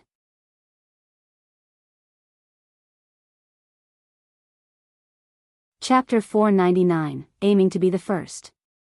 You failed the mission? Don't give me this bullshit. I paid millions so you could do your damn job. I demand a full refund. Yu Rou shouted at his phone after receiving the news of their failure. Unfortunately, we have a no-refund policy, and you have agreed to this term before hiring us. If you want us to try again, we can do so at a discounted price, but your family will be at risk of getting investigated. If you accept this risk, we will go back and get Meifeng one more time after receiving more payment. Meifeng was stronger than any of us could have anticipated, so we will need more resources to take her back. I hope you understand. Yu Rou didn't immediately respond. Although he didn't mind an investigation since he has plenty of lawyers and friends with power, it wouldn't look good for his company if news spread that had hired merchants to kidnap a girl. However, as long as the news didn't spread, everything would be fine, and he had plenty of resources available to keep that from happening. How much? Yu Rou asked after a moment of silence. 10 million. Mr. Johnson quickly responded. 10 million? That's more than double what I paid you last time. And you consider that as a discount? This is clearly a scam. Yu Rou exclaimed. Yes, it's the discounted price. If not for the discount, I would have asked for 15 million. Since 4 cultivators between the 7th and 8th level weren't enough to bring Meifeng back, we will have to increase our forces. I intend on bringing experts from around the world this time, so it will cost much more than usual. Yu Rou coldly sneered, using this many resources just to bring back a little girl. Aren't you ashamed of yourselves? After a moment of silence, Mr. Johnson said, with all due respect, if you think you have what it takes to make her return, go ahead. I will send you their location in a moment since we were paid to do so. If you want to continue working with us, send the money by next week. If not, then this is the end of our cooperation. Once again, I apologize for the inconveniences. Yu Rou hung up the phone after that and tossed it at the wall. A bunch of useless bastards. Seeing his reaction, Tang Li said, at least we have their location. We can have Yu Rou try to convince Meifeng to return. Yu Rou looked at her with a pondering look. Why didn't we think of that sooner? We could have saved millions. If it's Yu Rou, I'm sure that shall convince Meishio to return. Call her here. An hour later, Yu Rou arrived at their main location after being summoned by her parents. Yu Rou, we have a job for you. Yu Yong said to her with a solemn look on his face. Yu Rou could already guess what they wanted from her, but she acted ignorantly and asked, "What is it, father?" Yu Yong then handed her a piece of paper and said, "Meishio is living here right now, and I want you to convince her to come back." Yu Rou then said, "Why do you want Meishio back?" "She left on her own accord, so I don't think she will return even if I ask her." "That isn't for you to worry about," Tang Li said, and she continued, "Just bring Meishio back at all cost." Yu Yong then added, "If you successfully bring Meishio back, I can consider lifting your restriction and allow you to meet with Yu Tian again. After all, he's with Meishio right now." "Really?" Yu Rou expressed excitement after hearing this. "Then I will go see Meishio tomorrow." Yu Yong laughed inwardly, seeing how easy it was convincing Yu Rou to help them. Sometime later, Yu Rou returned home. "Since they're asking me for help, this must mean that the people they hired to bring Meishio back have failed." Yu Rou had no problem agreeing to help her parents. After all, she was only told to convince Meishio to return, and she gets to see her brother again in the process. "I can't wait to see Meishio and brother again tomorrow after so long." Yu Rou went to sleep early on that day, as she wanted the day to be over as quickly as possible. Meanwhile, after his shower, Yuan moved all of the furniture in the living room to the wall, freeing up a lot of space in the center of the room. "What are you doing, young master?" Meifeng asked him. "I want to practice something," he said. After taking a deep breath, Yuan began moving his legs in an odd but rhythmic manner. That's..." Meishio quickly recognized what Yuan was trying to do. "Ah." Yuan tripped on himself a couple of seconds into his weird movements. "I don't understand." Meifeng shook her head. "It's a movement technique," he said. "Huh? A movement technique I learned in Cultivation online. I want to try practicing it in the real world as well." Indeed, Yuan was trying to learn the movement technique Vermilion Phoenix dominating the heavens. Since he could use flying daggers, it obviously meant that he could learn other techniques as well. And what better technique than a movement technique that will help him improve his overall movement? A movement technique? Good luck, young master. There are a lot of people trying to do the same. Meifeng mumbled in a low voice. Yuan raised his eyebrows. Meifeng then said, "Since we can use cultivation techniques from Cultivation online, it only makes sense that other techniques could also be learned. Although nobody has managed to do so yet, there are plenty of people out there trying to become the first person to learn a technique that's not a cultivation technique." "Is that so?" "Of course, there's a good chance that someone out there has already succeeded but decided to keep it a secret." "Most likely," Yuan said with a smile on his face.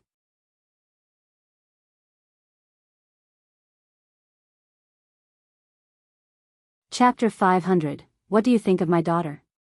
Yuan practiced his movement technique until it was time for dinner.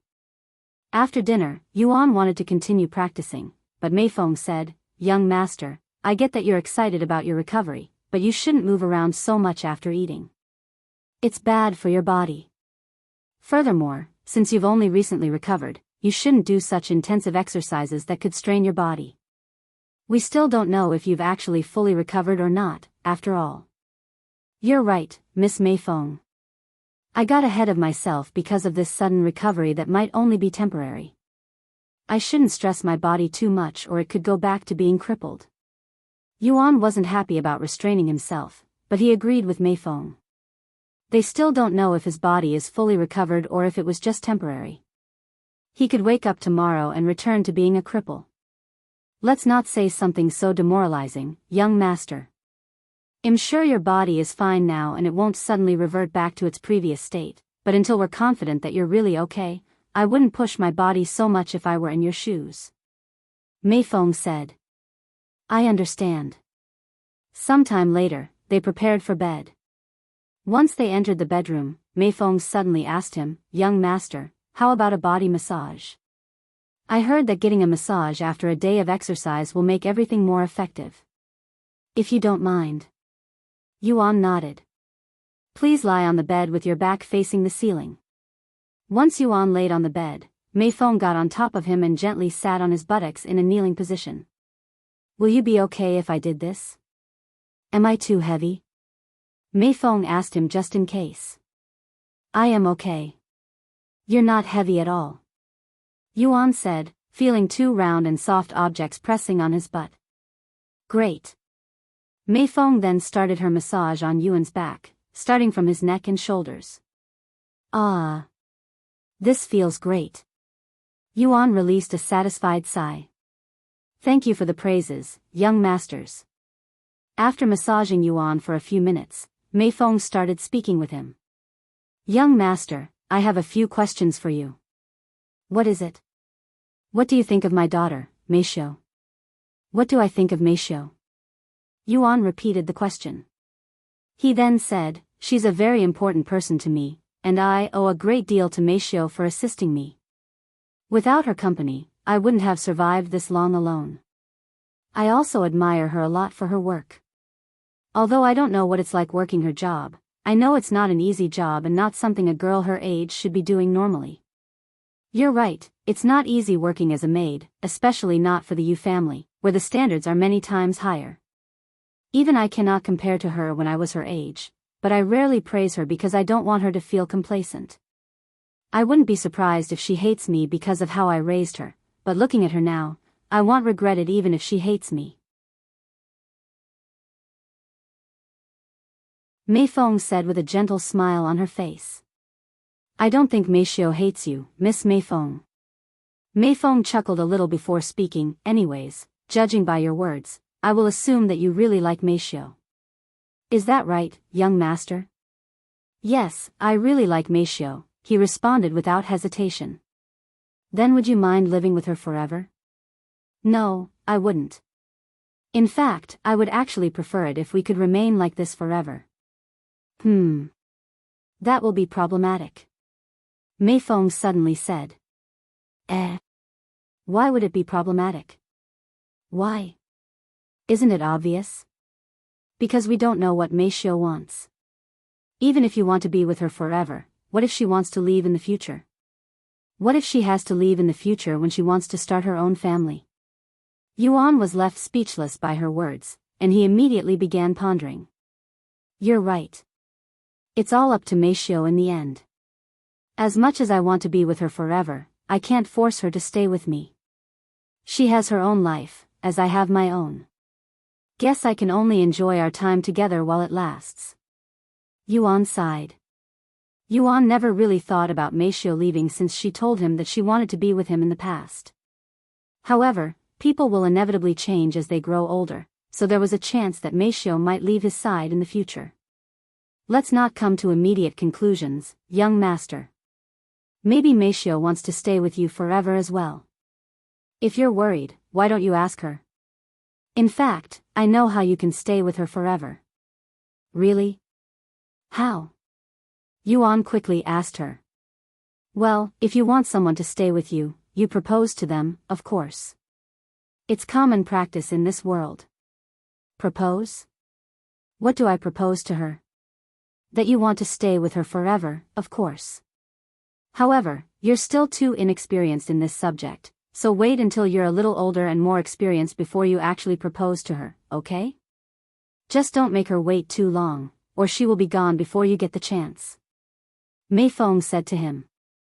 Although she wanted to help her daughter and Yuan get together, she didn't want to take advantage of Yuan's innocence to do so, as it would only hurt their relationship in the future.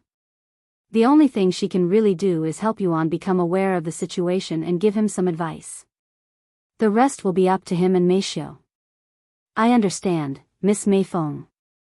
Thank you for the advice. Yuan said to her. I am merely doing my job as a mother, that's all, she said with a mysterious smile on her face. After giving Yuan an hour-long massage, Meifeng closed the light and went to sleep. Let's do this again tomorrow. Good night, young master. Good night, Miss Meifeng, Yuan said, quickly falling asleep due to Meifeng's massage that had an immediate effect on his body.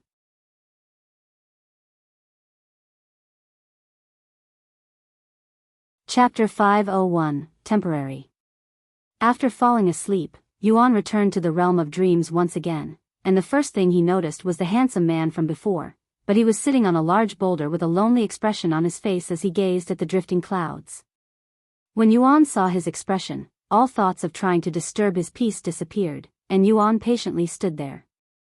"It feels great to finally start moving again, huh?" The handsome man suddenly spoke, his gaze still at the sky. "Are you responsible for my sudden recovery?" Yuan asked him. The handsome man turned to look at him and said, "Me? I am merely an imagination in your dreams. How could I possibly do that? Even though you're strong?" Yuan said. The handsome man laughed a little before speaking. "There are things even the strongest beings in the universe cannot achieve. If you're not responsible for my recovery, then who, or what is? Who knows? Maybe you did it yourself by instinct. A cultivator is much more profound than you imagine. However, you shouldn't celebrate so early, as your body isn't completely healed." What? What do you mean? How do you know that? Yuan had kind of expected this outcome when he heard Meifeng say the same thing, but this handsome man appeared confident that he hasn't fully recovered yet. "Because your body is still restricted by the curses. Your current freedom is merely temporary. If you don't continue to increase your cultivation, you will eventually return to your previous state," the handsome man said, leaving Yuan speechless. A moment of silence later, Yuan said, "I want to increase my cultivation, but I am currently experiencing a bottleneck. I cannot break through to Spirit Master no matter what.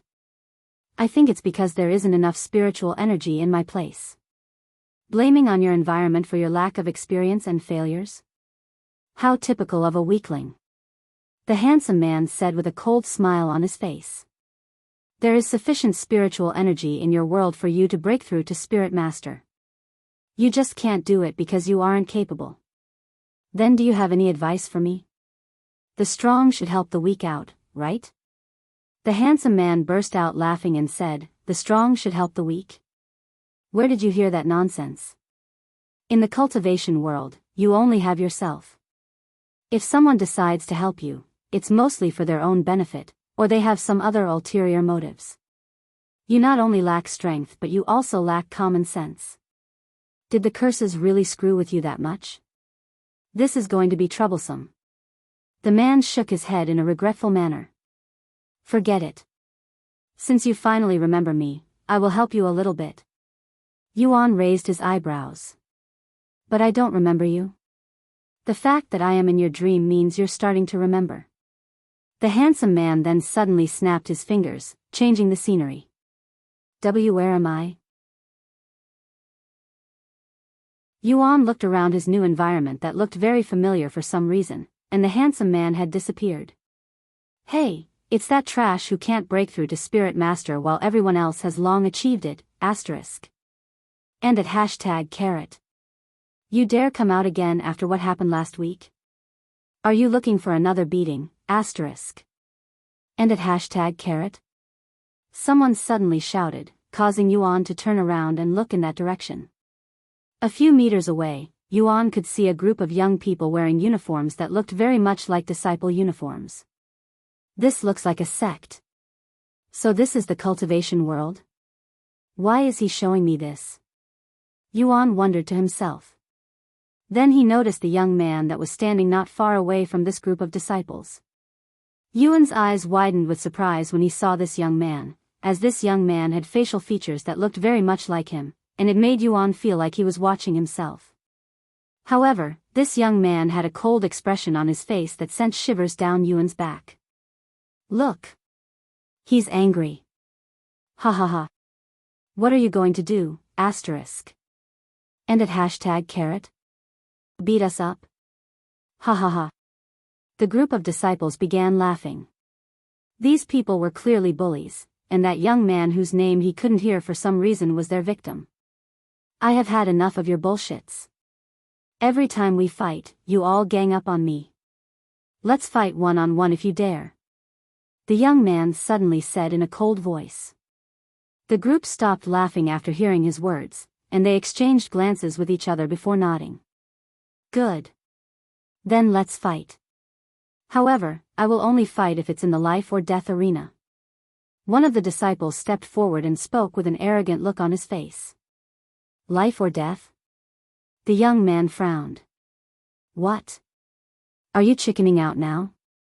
What happened to your brave words a moment ago? The young man sneered coldly and said, Fine. If you want a life or death fight, then you got it. After the young man finished his sentence, the scenery changed again, and Yuan was standing before a large stage that was surrounded by disciples. On the stage was the young man and the disciple that challenged him, both of them with weapons in their hands. Once the match began, they both released their cultivation base. The young man's cultivation was the peak of the spirit warrior, but his opponent was one level above him at the first level spirit master. However, the disparity from that one level was akin to heaven and earth. To think asterisk. And at hashtag carrot would accept a life or death challenge from asterisk hashtag at $%. He's courting death. While the spectators anticipated the young man's death, in the midst of the fierce battle, the young man suddenly had a breakthrough when he was on the verge of losing, entering the spirit master realm. After his breakthrough, the young man instantly turned the tides and killed the other disciple in a gruesome manner.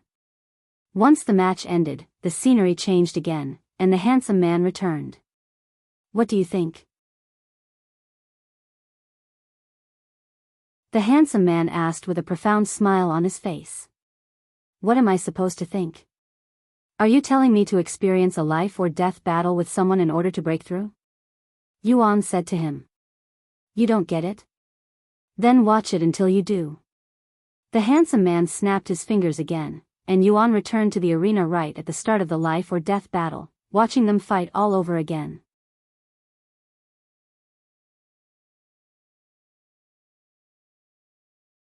Chapter 502, Desperation. Once, twice, 10 times, Yuan watched the life or death fight between the young man and his opponent countless times. Just what am I looking for? Although Yuan didn't know what he was supposed to be looking at, he eventually just started focusing on the young man that had similar facial features as him. After watching the young man countless times, Yuan noticed something hidden deep within the young man's eyes. There was a certain light, a feeling of desperation, and this feeling only grew stronger the longer he was on the stage. The desperation reached its peak when he was about to be killed. That was when the young man suddenly experienced his breakthrough into Spirit Master. Are you telling me that I am not desperate enough? Yuan spoke out loud. Whoosh. The handsome man returned with a smile on his face. That's precisely why. You are not desperate. If not for your condition, you would have not made it to Spirit Warrior, much less Spirit Master. Your world is quite peaceful compared to the cultivation world. Although there are some conflicts within the world, it usually doesn't affect you. Yuan frowned and said, even if you say that, how am I supposed to become desperate? I can't feel what I don't feel. Then perhaps this will help you. The handsome man waved his sleeves, giving him another scenario. However, it wasn't of the life or death battle. Instead, it was the scene of a family being slaughtered in broad daylight. Yuan's eyes widened with shock as he witnessed a mother and her daughter, alongside thousands of pedestrians getting slaughtered mercilessly in the streets. Although Yuan didn't recognize any of these people, tears began flowing from his eyes when he saw the woman and her daughter getting killed. Mother. Sister. A familiar voice suddenly resounded, causing Yuan to turn around. Standing behind him was the same young man from the life or death battle, but he looked much younger, and weaker. This young man was crying just like he was, but there was nothing he could do as he watched the murderer slaughter everyone there until a cultivator finally intervened to stop the madness. Once the killer was apprehended, the young man walked to the corpses of the woman and the little girl. He knelt on the ground with tears still flowing down his face and hugged their lifeless bodies until he was forced to let them go because the people had to clean the bodies off the streets. Once their corpses were taken away, the young man stood up and turned to look at Yuan with a profound feeling of desperation in his gaze. This is my first experience with desperation. When will you experience your first? When your family dies before your eyes? When your loved ones are taken right before your very eyes? Or when you're betrayed by someone you trusted with your life? Yuan frowned and said, I don't want to experience any of that. Of course you don't. Who would want to experience such misfortune? However, you don't get to choose. The weak don't have any choice but to accept their fate. I can see pain in your eyes, but it's not desperation, so I will let you experience some more. The young man turned around and walked away, and the scenery changed once again. This time, the young man had his lover taken right in front of him, but he was too powerless to stop it. Once that scene was over, another scene appeared, then another, and another. Yuan experienced many different situations in his dream, all of them resulting in some sort of misfortune for the young man that increased his desperation for strength. Eventually, the young man was no longer a weak young man but a handsome man with a formidable aura that stood at the peak of the cultivation world. Do you believe in reincarnation? The handsome man suddenly asked Yuan as they returned to the sword graveyard. Reincarnation? As in rebirth? Yuan asked, as he wasn't familiar with this term. Yes. In the cultivation world, people believe that you will be reincarnated after death, living a vastly different new life but without the memories of their previous lives, and that will repeat until you damage your soul. I don't know what to say. It's the cultivation world where anything could happen. As ridiculous as reincarnation sounds, I wouldn't be too surprised if it's real. The handsome man smiled, and then he started approaching Yuan. Once he stood before Yuan, the handsome man's appearance began turning younger and younger until he resembled the young man that resembled Yuan. You already know the truth deep down inside, don't you? You just don't want to believe it. The young man said to him. I have no idea what you're talking about, Yuan said. Still trying to act dumb? Who do you think you're trying to fool? Me? But that only means you're trying to fool yourself. Yuan turned dead silent as he stared at the young man who resembled him. You wanted to know who I am, right? Do I still need to answer that question? Why? Yuan suddenly asked. Why is this happening to me? You should know that answer, too. If I tell you everything, it wouldn't be fun, right? Or you actually don't know anything, Yuan said. You're right. I don't. After all, I am you, and you don't know anything. However, don't worry, because you will eventually remember. The young man's body suddenly started turning into smoke, disappearing into the background. It was at this moment Yuan woke up from his dream, and he could immediately feel 2 streams of tears flowing down his face and the sensation of a wet pillow. Why, young master? Are you okay? Meifeng, who woke up just a second ago, asked him in a worried voice after seeing his tears. Yes. I am fine. I just had a somewhat bad dream, he said with a bittersweet smile on his face. A nightmare, huh? Meifeng then wiped his tears with her hands.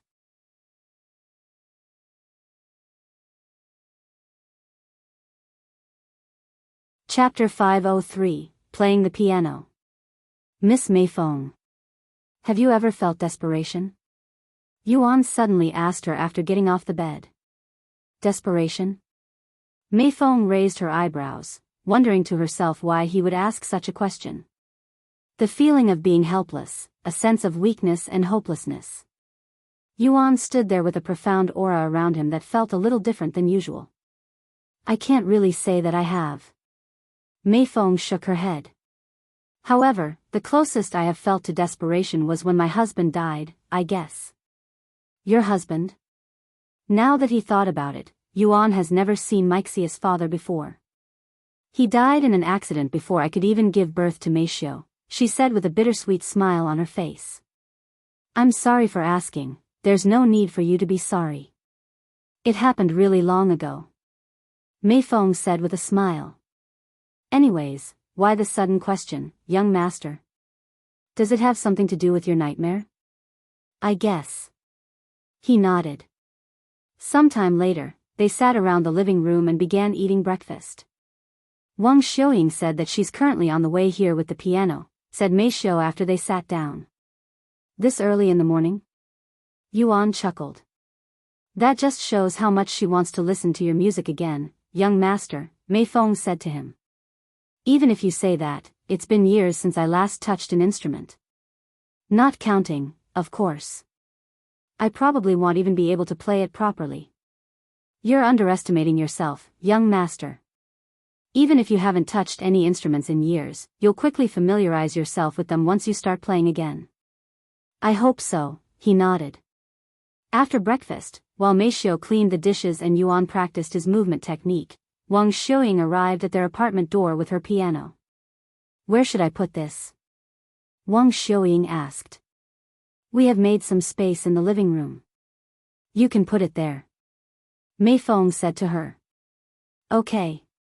The delivery company she hired to deliver the piano then placed the piano at the corner of the living room. Once everything was done, Wang Xiuying immediately urged Yuan to play the piano. Don't worry, I won't break my promise.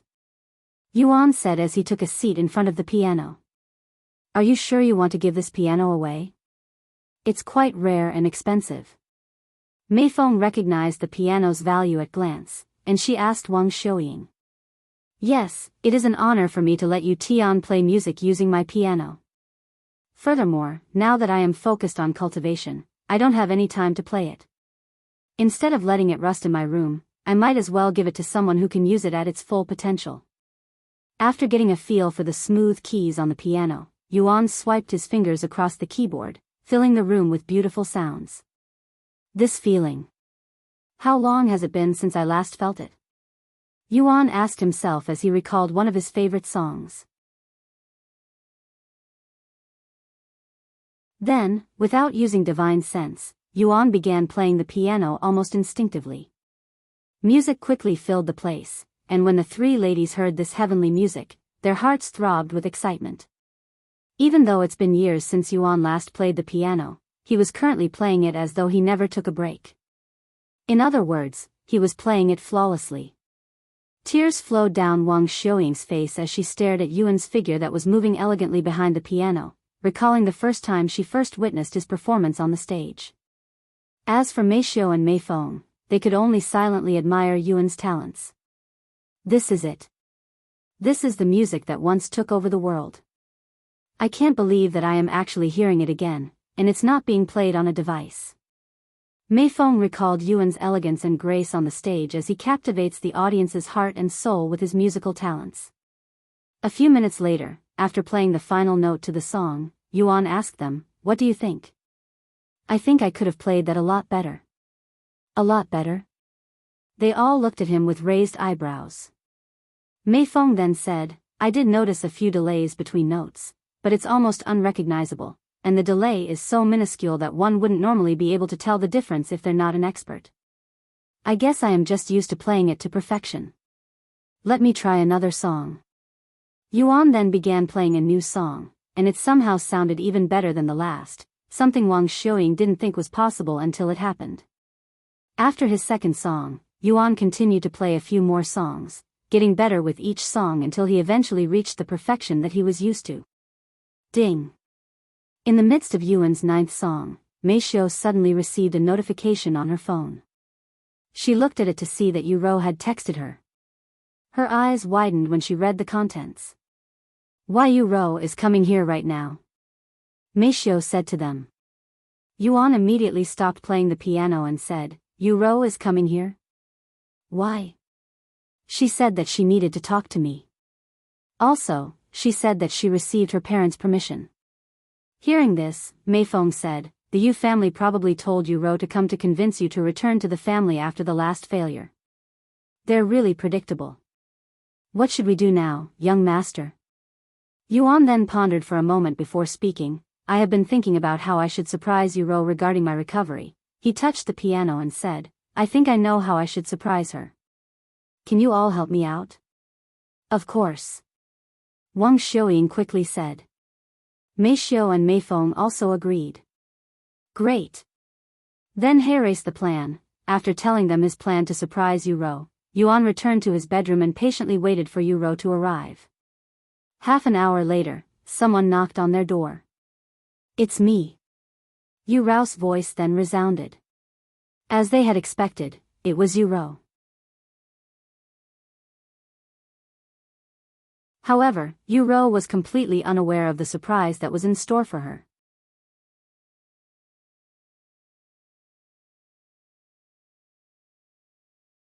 Chapter 504, Surprising Yu Rou. Good morning, Meifeng. Yu Rou greeted when she opened the door. Good morning, Yu Rou. Meifeng returned the greeting. Please, come inside. Once Yu Rou entered their apartment, she immediately noticed Meifeng and Wuxia sitting in the living room. Miss Meifeng? Wuxia?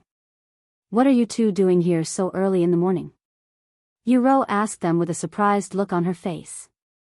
I'm on vacation, so I figured that I should visit the young master, Meifeng said with a calm look on her face. I am here to check up on Tian's condition, said Wuxia. Although she wasn't sure why, Yu Rou felt that something was amiss from the atmosphere in the place. I see. Where's my brother? I'd like to see him before I talk, though I'm sure you can already guess why I am here. The young master is currently in his room, Meifeng said. Yu Rou nodded and approached his room, but then she noticed the beautiful piano sitting at the corner of the room and stopped to look at it. Wow! What is this piano doing here? It wasn't here when I last came here. As a piano player herself, Yu Rou could instantly tell that the piano was a valuable one. That piano is mine. At least it was until I gave it to you, Tian, said Wuxia. It's yours? But why? Yu Rou asked. I have no use for it anymore, and I'd rather give it to my idol than sell it. Yu Rou found it strange that she would give it to Yuan when he can't even use it, and in her eyes, it was quite disrespectful to give an instrument to Yuan while knowing his background and condition. It was almost like giving a blind man a book that he cannot read. Though Yu Rou didn't think too much of it for now. Brother, it's Yu Rou. I am here to visit you, she said to him after knocking on the doors. Come inside, Yuan said. Yu Rou then entered the room and sat beside the bed. Even though we have been playing together for a while, it still feels like forever since I last saw you. Yu Rou gently caressed his silky black hair to the side so she could get a good look at his handsome face. I'm sorry, brother, why are you suddenly apologizing? Yuan asked her. Because of the Yu family, both you and Meifeng have been experiencing unpleasant situations. I wish I could help, but I am powerless within the family. There's no need for you to apologize, Yu Rou. If anything, it should be the ones responsible that need to apologize. This means the chairman of the Cultivators Association and our parents. After a moment of silence, Yu Rou spoke. Brother, I am thinking about leaving the family and joining a faction. Huh? Why would you do that? Yuan was taken by surprise by her sudden reveal. Now that cultivation is widespread and the new trend, I want to take advantage of it, especially since I am currently ahead of many people. If I remain in the Yu family, I will forever remain powerless. However, if I leave, I will at least have a chance to become an influential person without the help of my family. It's not going to be easy, but I hope to become stronger than the Yu family. Yuan was speechless after listening to Yu Rou's plans. However, he didn't immediately dismiss it, and he asked, where will you go? I don't know right now, but I can tell you where I want go, the Cultivators Association. They're just a bunch of bullies, and I refuse to lend them my assistance. I already have a heaven-grade cultivation technique thanks to my family, so I don't really care where I go as long as they're good people with enough influence to not be bullied by the Yu family. I see. When you decide, let me know, okay? Of course. Anyways, I am here today because my parents wanted me to convince Meifeng to return to the family so that they could hand her over to the Cultivators Association. I agreed since it meant that I would get to see you and Meifeng again, but I won't be doing any convincing. I'm sorry to get you wrapped up in this mess as well. But don't worry, I will handle everything soon. You will? What are you going to do? Yu Rou couldn't help but ask. It's a secret for now, he said with a mysterious smile. I hope it's not anything dangerous. Yu Rou said with a worried frown. It won't be. Yuan chuckled.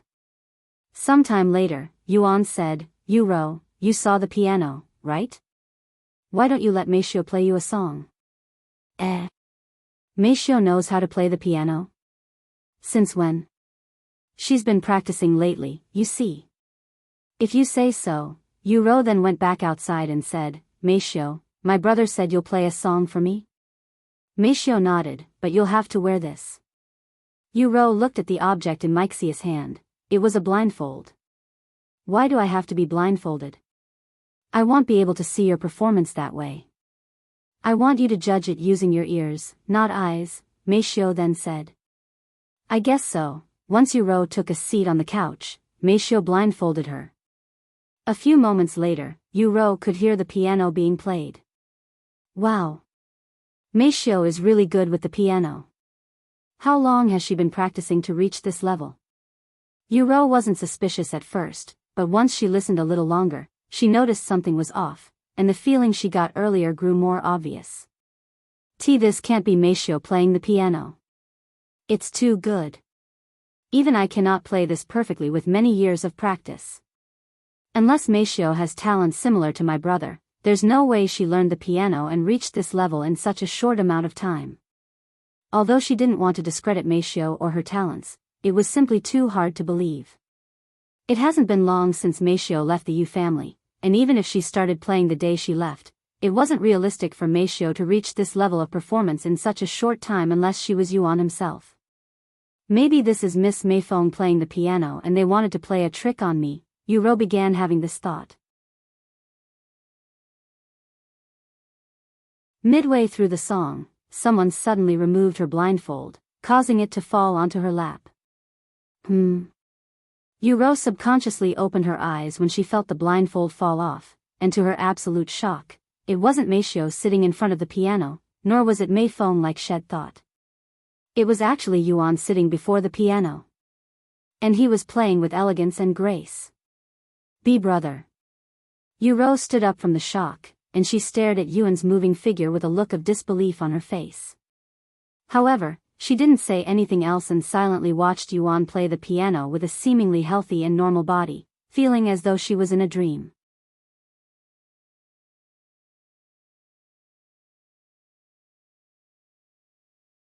Chapter 505, His Own Company. After playing the last note to the song, Yuan lifted his hands from the piano keyboard in an elegant manner before turning to face the shocked Yu Rou with a smile on his face. What do you think? I may not be as good as I used to be, but I hope you enjoyed it. Hearing his words, Yu Rou's eyes finally started flowing with tears, and because Shed held it in for so long, it came gushing forward like a broken dam, immediately blocking her vision. Brother. You're so cruel. Yu Rou said in a crying voice, dumbfounding him. And she continued, how can you make me cry in front of so many people? Yu Rou then wiped her tears and said, how come you can move again? And since when? Yuan then explained to her that he has no clue why it happened. I woke up like this, and it has only been like 2 days since my recovery. It's only been 2 days. And your recovery happened out of the blue? What kind of miracle is this? Yu Rou was left speechless by his words. Thousands of doctors around the world couldn't figure out what was going on with Yuan's condition, and he somehow heals naturally? That seemed too good to be true. However, there was no reason for Yuan to lie to her. Yuan suddenly approached Yu Rou and wiped the tears from her face. To tell you the truth, my recovery actually started even before I left the Yu family, but I was only able to lift a finger at that time, and I didn't want to get your hopes up, so I decided to wait until I could stand on my own before letting you know. Unbelievable. Yu Rou muttered in a low voice. After a moment of silence, she said, this changes everything, brother. Now that you have recovered, there are so many things you can do. What do you plan on doing now that you have recovered? I am going to focus on rehabilitation for now. Once I am confident with my movements, I am going to visit the Cultivators Association. However, I am not sure what I want to do after that.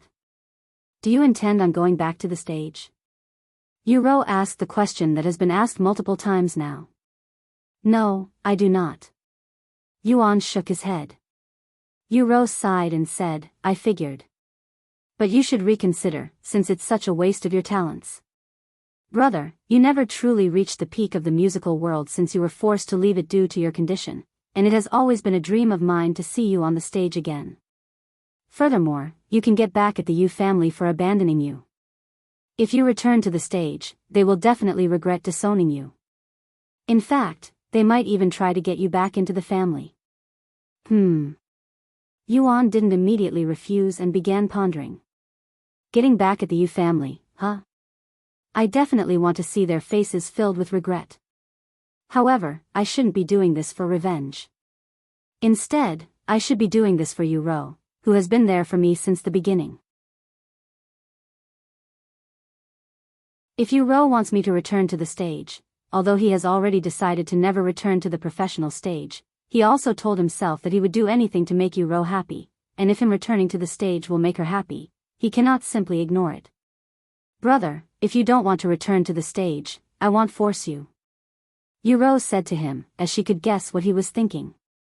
It was at this moment Meifeng spoke, young master, if I may make a suggestion, you don't need to go onto the stage as Yu Tian. You can simply do it under a different alias. After all, it's not the stage you hate, but your name that is affiliated with the Yu family, am I right?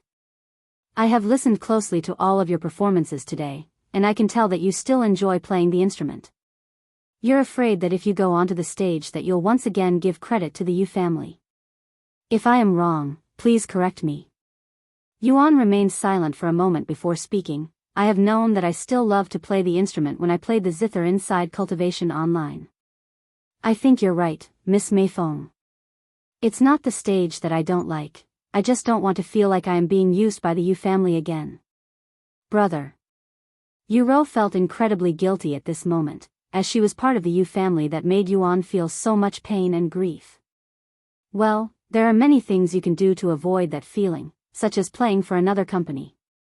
Or even better, you can make your own company so that you won't be playing for anyone but yourself. Making my own company? As much as I like the sound of that, I am only 18 years old. How am I supposed to make a company? Meifeng lifted her hand and pointed it at herself. You don't need to do anything, young master. I can make the company for you. Oh really? But aren't you already incredibly busy at the Yu family? I don't dare to make you work even more than you already are. Yuan said. It's really not that much work. Although I will be making the company, I won't actually need to do anything, and when I do, I can do it from anywhere in the world as long as I have access to a phone and the internet. Furthermore, you can hire other people to deal with the stuff. In fact, Meishio has some experience when it comes to these kinds of things since this is what we mainly do for the Yu family. Meifeng then turned to look at Meishio and continued, I will make the company and you'll do everything else. Since it's just a company in name, you don't actually have to do much besides organizing events for the young master. You should be able to do at least that with your training. If you need help, I will step in. What do you think?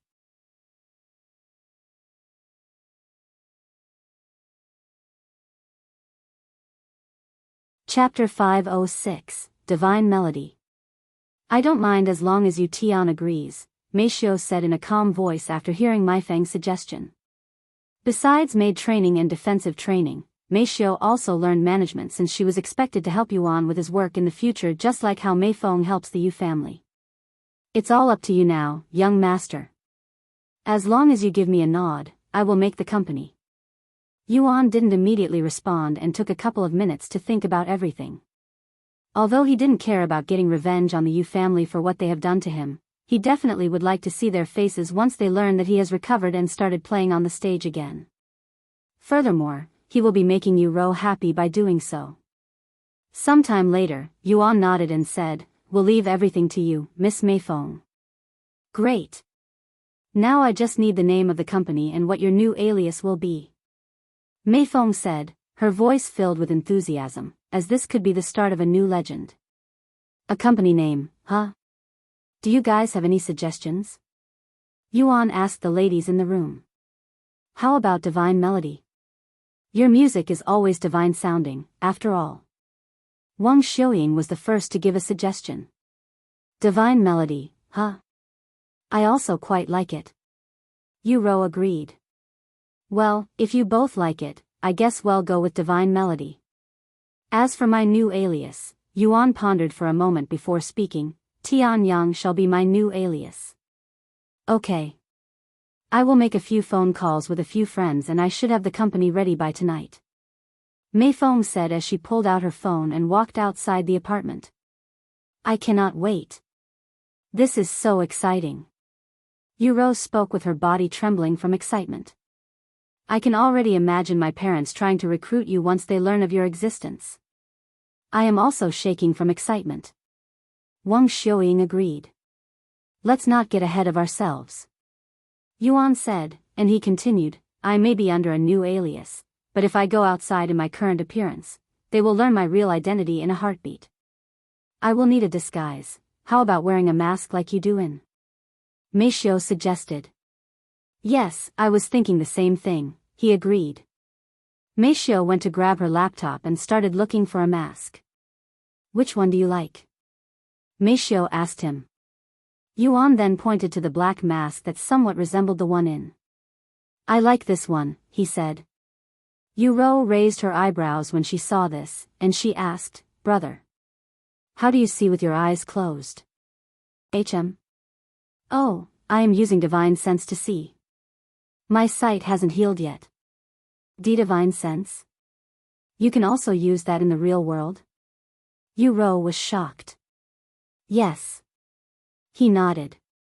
Now I'm really curious what else can be used in the real world besides cultivation techniques and divine sense.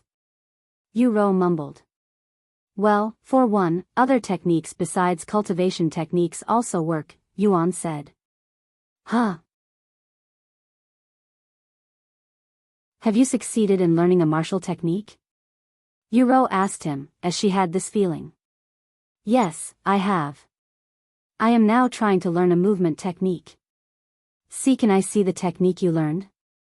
Yu Rou quickly asked. Sure. Yuan then used his divine sense to look for a knife. Once he found it, he made it fly towards them from the kitchen. This is your flying dagger technique. Yu Rou recognized this technique since she has seen him use it a couple of times during their questing. That's right. Yuan nodded. Heavens. That looks incredibly dangerous. Wang Xiuying mumbled as she watched the kitchen knife circle around Yuan's body. Should I start trying to learn Wind Blade? Yu Rou wondered to herself out loud. That sounds even more dangerous. Yuan said, as he could somehow imagine Yu Rou causing mass destruction with wind blades. I have ordered the mask. It should arrive within the next 3 days. Meishio said a moment later. Sometime later, Meifeng returned and said, I have the company set up. I will be the owner of the company in name, but I will leave everything to you, Meishio. Once you settle your situation with the Cultivators Association and decide to reveal your identity, I will transfer the company to you. And in case you need some refreshments, I will send you the training notes from years prior. I understand. Meishio nodded. As for the young master, you just need to schedule a performance and start making a name for yourself again. I suggest you do a couple of public performances to gain popularity before you return to the stage. Okay. And for the rest of the day, Yuan would play the piano for the ladies in the apartment. During breaks, they would talk about their new company and plan for their future. At the end of the day, Yu Rou said, would love to stay here for longer, but it's about time I return home and report to my parents that I have failed to convince Meishio to return to the family. I expect a scolding, but it is what it is. I'm sorry, Yu Rou. This is all because of me, don't blame yourself for this situation, Meishio. We all know who's in the wrong here. Yu Rou patted her back. Yu Rou, before you leave. Yuan approached her with his arms spread, his intentions clear. Seeing this, Yu Rou immediately jumped into his embrace and hugged him tightly. I have been waiting for this for the entire day, you idiot. Yu Rou said, feeling her eyes tear up again. I'm sorry for making you wait so long. Once they were satisfied, Yuan let her go and Yu Rou made her way back to the Yu family. I am also going to leave as well. It's been a fun day. I will be coming here often to hear your music, Yu Tian. Wang Xiuying said shortly after Yu Rou left. Yuan nodded and said, once again, thank you for the piano. I will treasure it. That means more than you think to me. Wang Xiuying said with a bright smile on her face.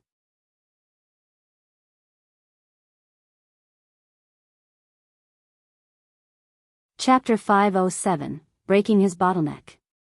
After Wang Xiuying left, Meishou began cooking dinner while Meifeng looked over some documents for their newly created company.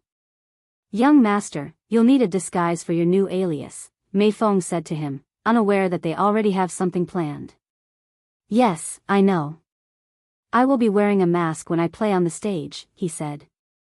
A mask, huh? That's not a bad idea. Meifeng agreed. Sometime later, after dinner, Yuan went to take a shower. Now that he can clean himself, he plans on doing so every single day. Once it was time for sleep, Meifeng and Yuan retired to their room while Meishou returned to her own room. Miss Meifeng, I have a question. Yuan suddenly asked her as they laid in the same bed. What is it? Do you know where I can obtain a sword?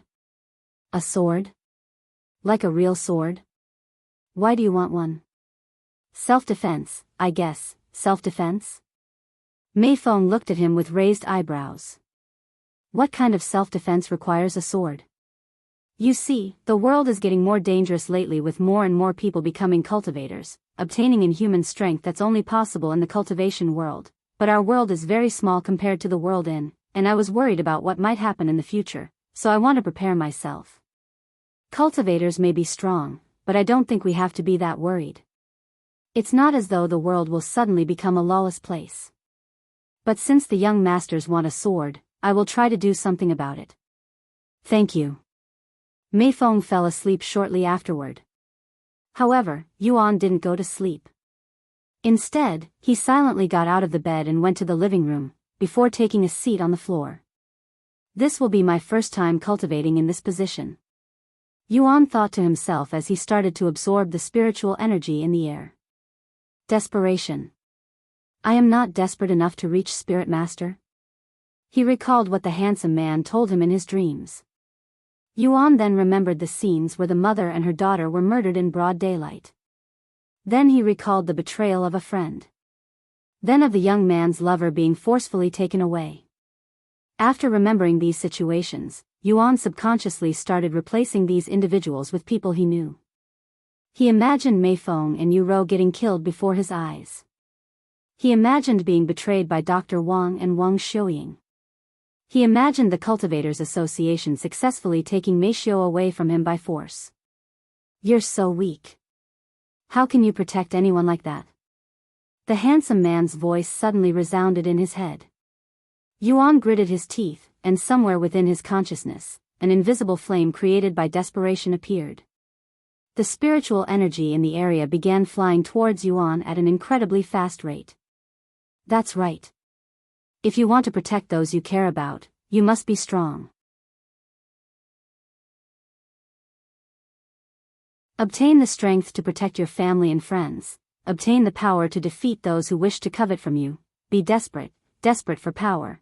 The handsome man's voice continued to resound inside Yuan's head as he subconsciously cultivated, and before he was aware, he entered a trance-like state, had entered enlightenment.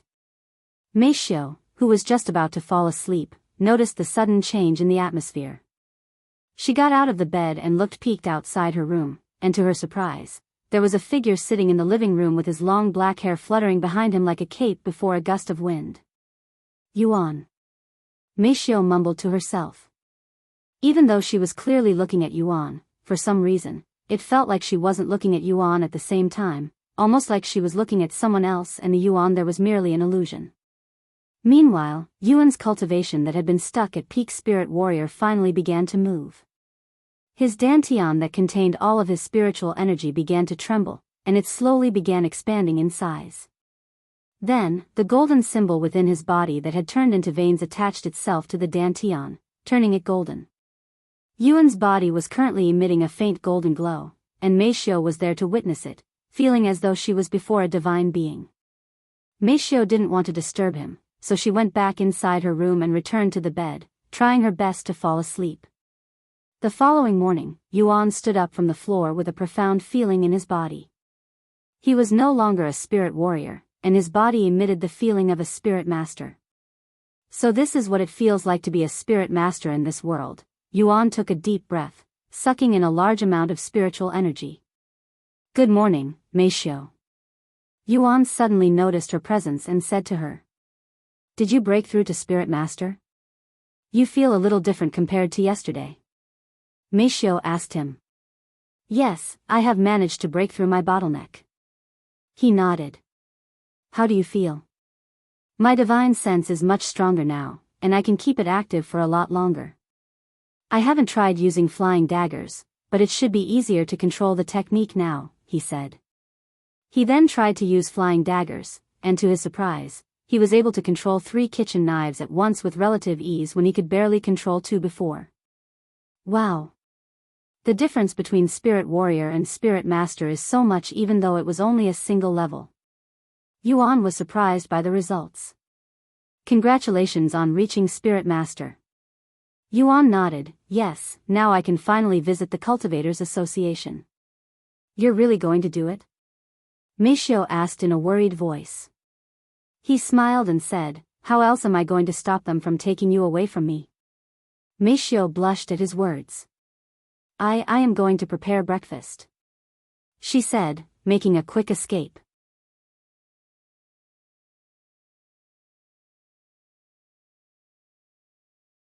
Chapter 508, I will come with you. Good morning, young master. You're up earlier than usual today, Meifeng said to him after coming out of his room. I actually spent the night cultivating, he said with a smile. I see. After eating breakfast, Yuan would spend about 2 hours just playing the piano without any rest. Afterward, he would continue practicing the movement technique. Meanwhile, Yu Rou stood before her parents. How did it go? Yu Yong asked her. It failed. Meifeng refused to return even when I asked. Yu Rou said. Che. Tang Li sneered in disgust. Meifeng appeared to be enjoying her current life with Tian. I think it'd be for the better if we didn't disturb their new life. Yu Rou said. I have a feeling that you didn't even bother to convince her. Tell me, Yu Rou, what exactly did you do yesterday when you spent an entire day at their place? Yu Yong asked her in a solemn voice. I tried to convince Meifeng to return to the family, but when it failed, I remained there to hang out with them since it's been a while. Yu Rou said in a casual voice. And before her parents could speak, she continued, I don't know why you want Meifeng back so desperately, but even if she used to serve me, remember that Meifeng was trained to serve you Tian. My brother was the reason that Meifeng even wanted to be a maid in the first place, so if you're thinking about tearing them apart, it won't happen. Humph. Leave. And you're still forbidden to contact that trash since you didn't get any satisfactory results. Tang Li said to her. Yu Rou frowned, but she didn't say anything and left the place. Looks like we'll have to rely on the mercenaries. Chairman Zhao has been getting more impatient as well. Yu Yong sighed. He then retrieved his cell phone to give Mr. Johnson a call. 3 days passed by in a flash, and someone knocked on Yuan's apartment early in the morning. Delivery. Meifeng went to open the door since she was expecting this package. Thank you.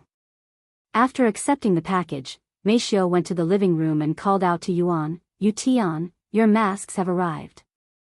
A few moments later, Yuan came out of the bathroom. Great. Let's see what we have. After opening the package, Yuan could see over a dozen different masks in the package. Did they give us more than we ordered by accident? I don't remember picking most of these. Yuan said. Oh, I forgot to mention it, but I decided to buy a few more afterward just in case we needed it. I even picked a new design for some of them if you ever get bored of one. Meifeng said.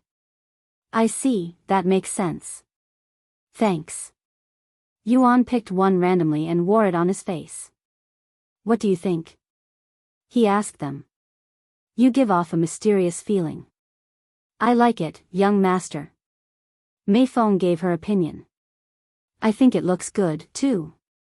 Meishio nodded calmly, as she was already used to seeing him wear masks in. Great. Then I will be wearing one of these while I visit the Cultivators Association tomorrow. You're really planning on going there? It's going to be dangerous. Meifeng said. If I don't go, they will continue messing with Meishio, and I am not going to sit around and let it happen. Now that I am no longer useless, I am going to do something useful with my body for once. Yuan said with a stern look on his face. After a moment of silence, Meifeng said, If you're going, then I will go with you. You will? But won't you cause trouble for the Yu family? Yuan said. Meifeng then picked up one of the available masks and wore it on her face.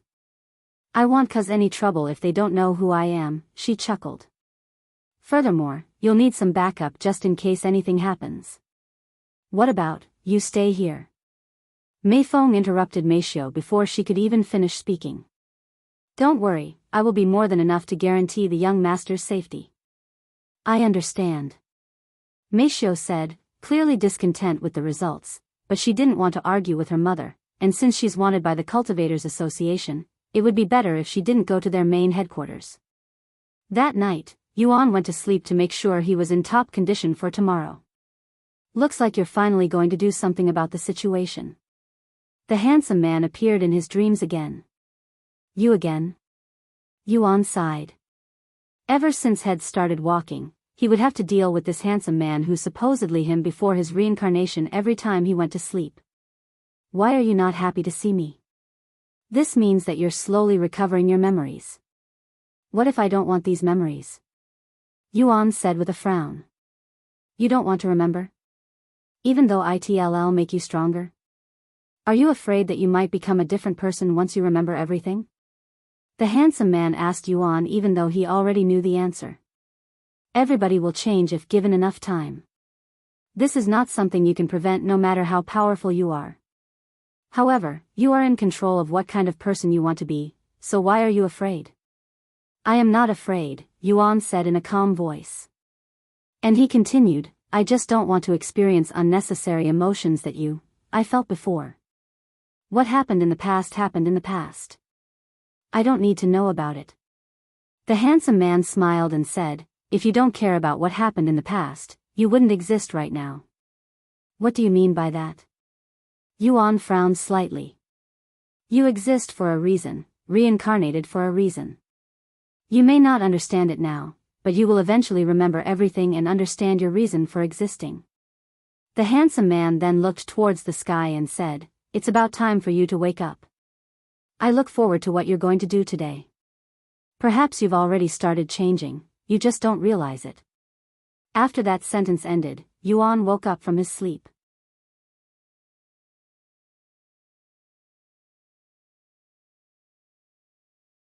Chapter 509, I am here to speak with your chairman. Good morning, Meishio. Yuan greeted her, who was already preparing breakfast. Morning.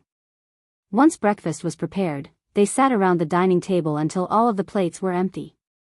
Once we deal with the Cultivators Association, let's go out and eat at a restaurant, Meishio, Yuan said to her afterward. Oh okay. Although it was quite sudden, Meishio agreed regardless. After breakfast, Yuan changed into a new set of clothes and grabbed his mask. Are you ready, Miss Meifeng? Yuan asked her, who was right behind him. Wait a second, young master, Meifeng said. And she continued, the Yu family was able to find your location because they'd somehow managed to acquire footage of you and Meishio on the public surveillance cameras, so I would advise you to take a different route, one that is hidden from these cameras. How am I supposed to know where to go? Yuan raised his eyebrows. Don't worry, I have already found a route from this place to the Cultivators Association that will allow us to travel without being seen. You just need to follow me. Okay, I will leave everything to you. I want to save my spiritual energy for when I reach the Cultivators Association, so can I hold your hands until then? Yuan then asked her. Since he needed spiritual energy for divine sense, it would be wiser to save his spiritual energy until he needed it. And even though he can use his divine sense for much longer now that he's a spirit master, it still wasn't enough for him to keep it activated for long periods at a time. Of course, you can. Meifeng held her hands out with a smile on her beautiful face. Yuan then wore his mask before grabbing her soft hands. Meifeng also wore her mask before leading Yuan outside the door and into the streets, following the route Meifeng had prepared in advance to avoid being seen. It will take us a little longer to reach the Cultivators Association since we're taking this unique route. Since we have some time, can you tell me what you intend on doing there so I can prepare for it? Meifeng asked him as they walked hand in hand. I am going there to intimidate them, he responded in a calm voice. Excuse me? Meifeng turned to look at him with her eyes filled with shock. You're going to intimidate the Cultivators Association? One of the most powerful factions in the entire world right now? You know even the Yu family don't dare to offend them, right? She said to him in a dazed voice. Yes, I know, Yuan responded in a calm voice. Then how are you going to intimidate them? If words won't get through them, I can only use force, right? Yuan said. Force. Meifeng had a bad feeling about this, and she started regretting agreeing to this farce. Don't worry, I am confident in my strength. I am not worried about that. But if you act violently at the Cultivators Association, you will get arrested. The Cultivators Association is not only a powerful force, but they are also something like the police for cultivators since normal police won't be able to deal with cultivators and their incredible strength. Simply, you'll go to jail that is specifically made for cultivators. I won't do anything violent, if I don't have to. Meifeng sighed and mumbled to herself, looks like I might have to call some lawyers after this all goes down. Meifeng wasn't too worried that Yuan might go to jail for causing a scene in the Cultivators Association as long as he doesn't kill anyone, as she has connections with many powerful and reliable lawyers who can get someone out of anything as long as they had enough money. About an hour later, they arrive at the Cultivators Association.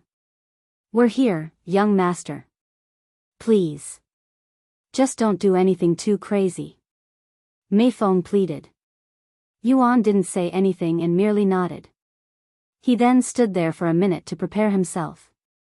Once he was ready, he released Meifeng's hand and began walking towards the Cultivators Association, and Meifeng followed him from behind. Their unique appearance quickly attracted everyone's attention, and they wondered why Yuan and Meifeng were wearing masks. There was a line to the reception, but Yuan ignored the line and walked straight to the front. The line is back there. The woman working at the reception pointed to the back of the line. I am here to speak with your chairman. Take me to him. I'm sorry, but who are you? I will only speak with the chairman. I'm afraid that's not possible. Until we know your identity, you won't see anyone. Furthermore, Chairman Zhao is currently busy in a meeting, so he won't have time for you. Bang. Yuan suddenly slammed the desk with his fist, instantly destroying it. This startled the woman and everyone there greatly, including Meifeng, who felt like she was suddenly before a different person. I will not repeat myself, Yuan said in a calm voice that had a hint of anger within. The woman looked at the destroyed desk with her eyes wide with shock, as the desk was made out of metal and not something an ordinary cultivator could achieve. A few moments later, once the guards there snapped out of their daze, they quickly surrounded Yuan and Meifeng. Who the hell do you think you are? How dare you cause such a scene at the Cultivators Association? The head of the security there shouted at Yuan. Of course, they were all cultivators. Yuan slowly turned his head to look at the middle-aged man who was at the 6th level spirit apprentice. If you bring me to your chairman, there will no longer be a scene, he then said. The audacity. Apprehend them. The middle-aged man commanded the dozen of cultivators around him. However, before they could even get close, Yuan released his spirit master cultivation base, instantly halting these spirit apprentices with intense pressure. Although none of them could comprehend what they were feeling since they had never seen a spirit master before, they instinctively knew to stay away from Yuan or their lives would be in danger.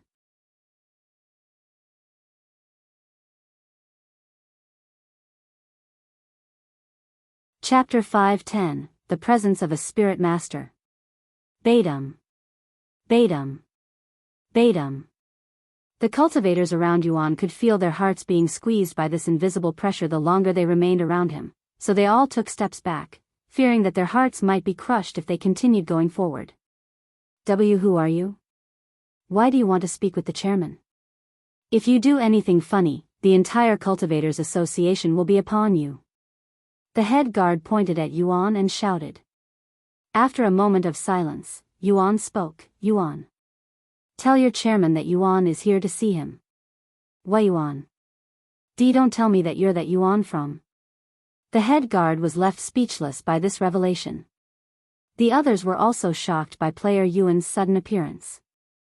As they were aware, the real player Yuan has never appeared in public before, and judging by his appearance and unfathomable presence, there was a good chance that this masked figure before them was truly player Yuan, the #1 mysterious player in. Meanwhile, somewhere on the top floor of the Cultivators Association, a decently sized group of individuals with ages ranging from old to young sat around a large conference table with Chairman Zhao sitting at the end, and all of them were emitting a profound aura. If your exalted families join our Cultivators Association that is currently the #1 force in the world, it will permanently stabilize our position in the world, and your families will definitely be compensated greatly for it. Chairman Zhao said to these individuals. However, before any of these people could even respond, they felt an unfathomable pressure appearing right beneath them, shocking them greatly. Heavens! What was that? Who is releasing this pressure? This pressure. It's the presence of a spirit master. Impossible. The old people there stood up from shock after feeling the pressure. What? Did you just say spirit master? Is that even possible? Chairman Zhao exclaimed in a dumbfounded voice. His phone began ringing the very next moment. What happened? Don't you know that I am currently in a meeting with the grand families? See Chairman Zhao. I deeply apologize for disturbing your meeting with the seniors, but we have an emergency. Someone claiming to be Yuan is here to see you. And he's causing a commotion. What? Yuan? Why does that name sound so familiar? Chairman Zhao muttered out loud, causing everyone there to look at him. Then he came to a realization. Why Yuan? That player Yuan from? Is it really him? Chairman Zhao shouted at the phone. I think so. He's even wearing a mask to conceal his identity. I think he's real. Tell him to stay put. I will be there in a moment. Chairman Zhao closed the connection and turned to look at the people there with an apologetic smile. I am coming with you.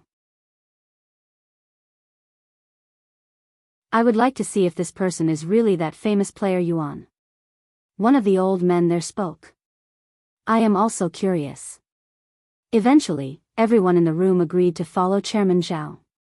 Is it really player Yuan? Why would he show up so suddenly? And what business does he have with me? Chairman Zhao wondered to himself as he walked to the elevators with the others, as he doesn't recall having any contact with Yuan before.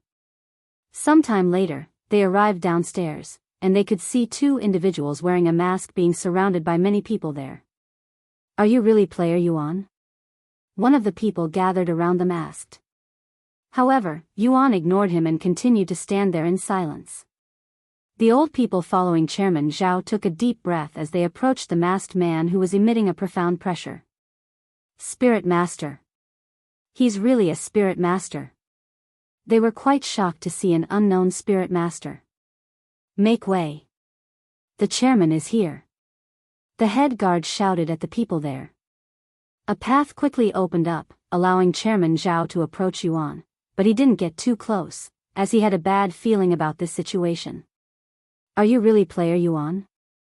Why do you want to speak with me? Yuan didn't say anything at first and started slowly walking towards Chairman Zhao until he was standing right before him. I am here to give you a warning today. If you dare try to lay a finger on Meifeng again, I will destroy the entire Cultivators Association. Yuan spoke in a grim voice with his pressure growing stronger and stronger. Chairman Zhao could feel an invisible hand crushing his heart from the pressure, but he gritted his teeth and endured it. Meifeng. How are you related to her? Chairman Zhao asked him with a deep frown as he was having trouble breathing, and he could have never imagined that player Yuan would show up here for Meishou. Our relationship doesn't concern you, nor should you stick your nose into our business. The only thing you need to know is that if you dare to bother Meishou again, I will bring the Cultivators Association to the ground. Before Chairman Zhao could even respond, Yuan suddenly moved his arm and grabbed Chairman Zhao's neck, lifting him into the air. See, Chairman. The guards there subconsciously reacted, but they were stopped by the old people that were following Chairman Zhao. If you don't want the chairman to die, you should stay still, said an old man with long white hair tied into a ponytail. Meanwhile, Yuan spoke in a low voice while staring at Chairman Zhao. I am not asking you, I am telling you to leave her alone. Do you understand me? Why, yes. I understand. Chairman Zhao uttered with much effort. Humph.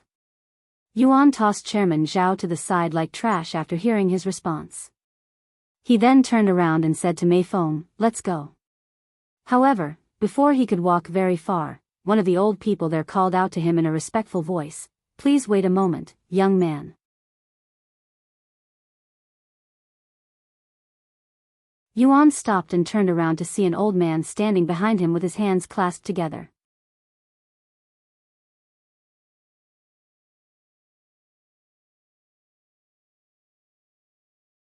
Chapter 5:11, Chairman Zhao's Resignation. What is it? Yuan asked the old man. I am surnamed Wu, and I would like to confirm something. Are you really a spirit master? The old man asked him. What do you think? The old man showed a slight smile on his face before releasing his cultivation base, and to Yuan's surprise, he was also a spirit master. There are already other spirit masters beside me in this world? Yuan thought to himself. Although I cannot see your face, I can tell that you're surprised by my cultivation base. You must be wondering how this is possible. If you visit my family at Mount Wu, I will tell you everything. And before Yuan could even respond, the old man continued, don't worry, I am not related to Chairman Zhao, so whatever happened between you and him has nothing to do with me or my family. I came here today to see if the Cultivators Association was worth my family's backing, but from the looks of it, we will have to reconsider some things. Hey, old Wu, let's not try to pull a fast one before everyone here, or have you forgotten about our presence? Another old man suddenly stepped forward and bowed to Yuan with his hands clasped. My surname is Ji, and I am also a spirit master. The old man surnamed Ji then released his spirit master cultivation base, surprising Yuan even more. Forget about Mount Wu. Come to my Mount Ji instead. You won't regret it. Then another person stepped forward, an old woman. Instead of fighting amongst ourselves, why don't we all cooperate together? The old woman suggested. She approached Yuan and said, surnamed Wang from the Wang family. If you want to know how we reached Spirit Master and more about cultivation in general, come to the Jaded Garden situated outside the Yang city. We'll be more than happy to befriend a young genius such as yourself. If you're worried about your identity being revealed, I will let you know that we're really good at keeping secrets.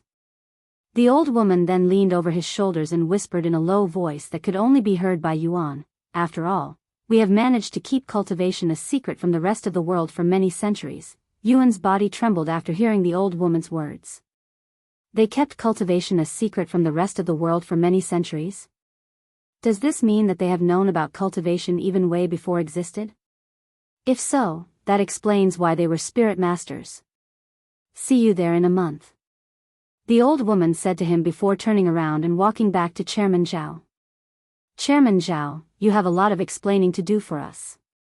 And don't you even dare think about lying to us because we will investigate the truth ourselves afterward. Chairman Zhao, who was supposed to be an almighty figure, nodded his head in a powerless manner before the old woman and the other elders that were clearly more influential than Chairman Zhao. Yuan lingered in the place for a few more moments before finally leaving the Cultivators Association with Meifeng. Although the people there wanted to follow him, they didn't dare to do so and reluctantly stayed behind. Young master, you nearly scared me to death just now. I'm shocked that we even got to leave that place in one piece. Meifeng sighed sometime later. I'm sorry. I got a little angry and my body started moving on its own. Yuan said to her, his hands still trembling a little. Young master. Are you really player Yuan? Meifeng suddenly asked him. I will tell you everything once we return home, okay? Of course. Meifeng nodded. Once Yuan and Meifeng left the scene, the elders pressed Chairman Zhao for answers before everyone in the Cultivators Association. If you don't tell us what happened, we'll speak with the council and have them deal with you. Chairman Zhao sighed out loud before telling them the truth in a regretful voice. Che! What a shameless old man. Someone there said out loud after Chairman Zhao revealed everything. Chairman Zhao, I am greatly disappointed in you. My Wang family no longer wishes to be affiliated with the Cultivators Association. Excuse me. The old woman turned around and left the scene, followed by a few youngsters that came to this place with her. The other elders also told Chairman Zhao the same thing before leaving the place. As for the other people in the Cultivators Association, they immediately started spreading news of everything that transpired there today through their phones, which spread like wildfire, shocking the world. What? The real player Yuan showed up at the Cultivators Association to warn Chairman Zhao. What did Chairman Zhao do to offend player Yuan? Chairman Zhao tried to force a young lady into joining the Cultivators Association. And this young lady turned out to have a relationship with player Yuan? Talk about karma. Ha ha ha. Serves that old pervert right. I can't believe it. This is player Yuan's first real appearance outside of Cultivation Online. Player Yuan is already a spirit master? Isn't he also a spirit master in Cultivation Online? Just who is player Yuan? How does he keep achieving these seemingly impossible achievements? The world was greatly shocked by what had happened at the Cultivators Association, but the people were more interested in player Yuan than what Chairman Zhao had done. As for the Yu family, they had managed to dodge a bullet when Chairman Zhao revealed everything, as he wasn't aware that the Yu family had hired mercenaries to kidnap Meishio. However, the Yu family was also shocked speechless to know that Meishio had a relationship with player Yuan, someone they had been looking for themselves. They wanted to approach Meishio for more information, but they were afraid of player Yuan knocking on their doors. After all, if player Yuan dared to threaten to destroy the Cultivators Association before the chairman of the Cultivators Association at their main headquarters, what would stop him from visiting the Yu family? The Yu family then called Mr. Johnson to cancel the pending job. What happened at the Cultivators Association would be a hot topic on the news and the internet for the rest of the week, and Chairman Zhao would resign his position as chairman the following day, which didn't surprise anyone when they learned about it.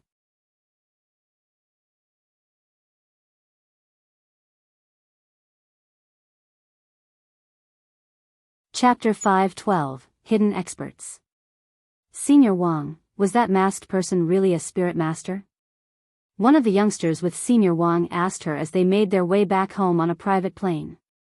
Yes, that person was, without a doubt, a spirit master, the same level as me and the other elders, she confirmed. That young man also sounded like he was around your age. I cannot imagine how terrifying his talents must be to reach spirit master at such a young age, and it would be even more terrifying if he only started cultivating after became a thing. That can't be possible, right? Someone else there asked. The question is no longer whether it's possible or not, but how he achieved it. Senior Wang said in a low voice. And whether he started cultivating before or after doesn't really matter, as it won't change the fact that he's a spirit master at such a young age. Anyways, although our visit to the Cultivators Association turned out to be a huge waste of time, I am actually glad that we went there, as I got to learn the existence of such a cultivation monster. The others in the family will go crazy once they learn about this young man. As for the other families, well, definitely be fighting for him. If he's that famous player Yuan, there's a good chance that he won't join any families, right? Someone there asked. Yes, but it won't hurt to try. Senior Wang nodded. Who's this player Yuan? I have never heard of him before. Another person said. You don't know player Yuan? Don't you play? Why would I play a game about cultivation when I am already doing it in real life? No wonder why you don't know him. Well, let me tell you about player Yuan and his achievements, and for the rest of their flight, the young cultivators shared information about player Yuan and his achievements with those that didn't know of his fame. Meanwhile, after returning home, Yuan removed his mask and sat in the living room in an exhausted manner with sweat dripping down his face. Are you okay? Meifeng asked him as she gently wiped the sweat off his face with a dry towel. Yes. I am fine. But that was more exhausting than I'd expected. Since the young master cannot talk right now, I will explain everything for him, Meifeng said, and he proceeded to recall everything that had happened at the Cultivators Association. Meifeng expressed disbelief after hearing the situation. Why you went there as player Yuan, even threatening the chairman? Heavens! Are you sure everything will be fine? Meifeng spoke in a worried voice. We can't really say for now. Give it a few days and we'll see if anything will happen. However, they don't know the young master's identity, so they won't be able to do anything to him now even if they want to. But young master, you really surprised me today, and I am not talking about your identity as player Yuan. I didn't even know you can act so domineering.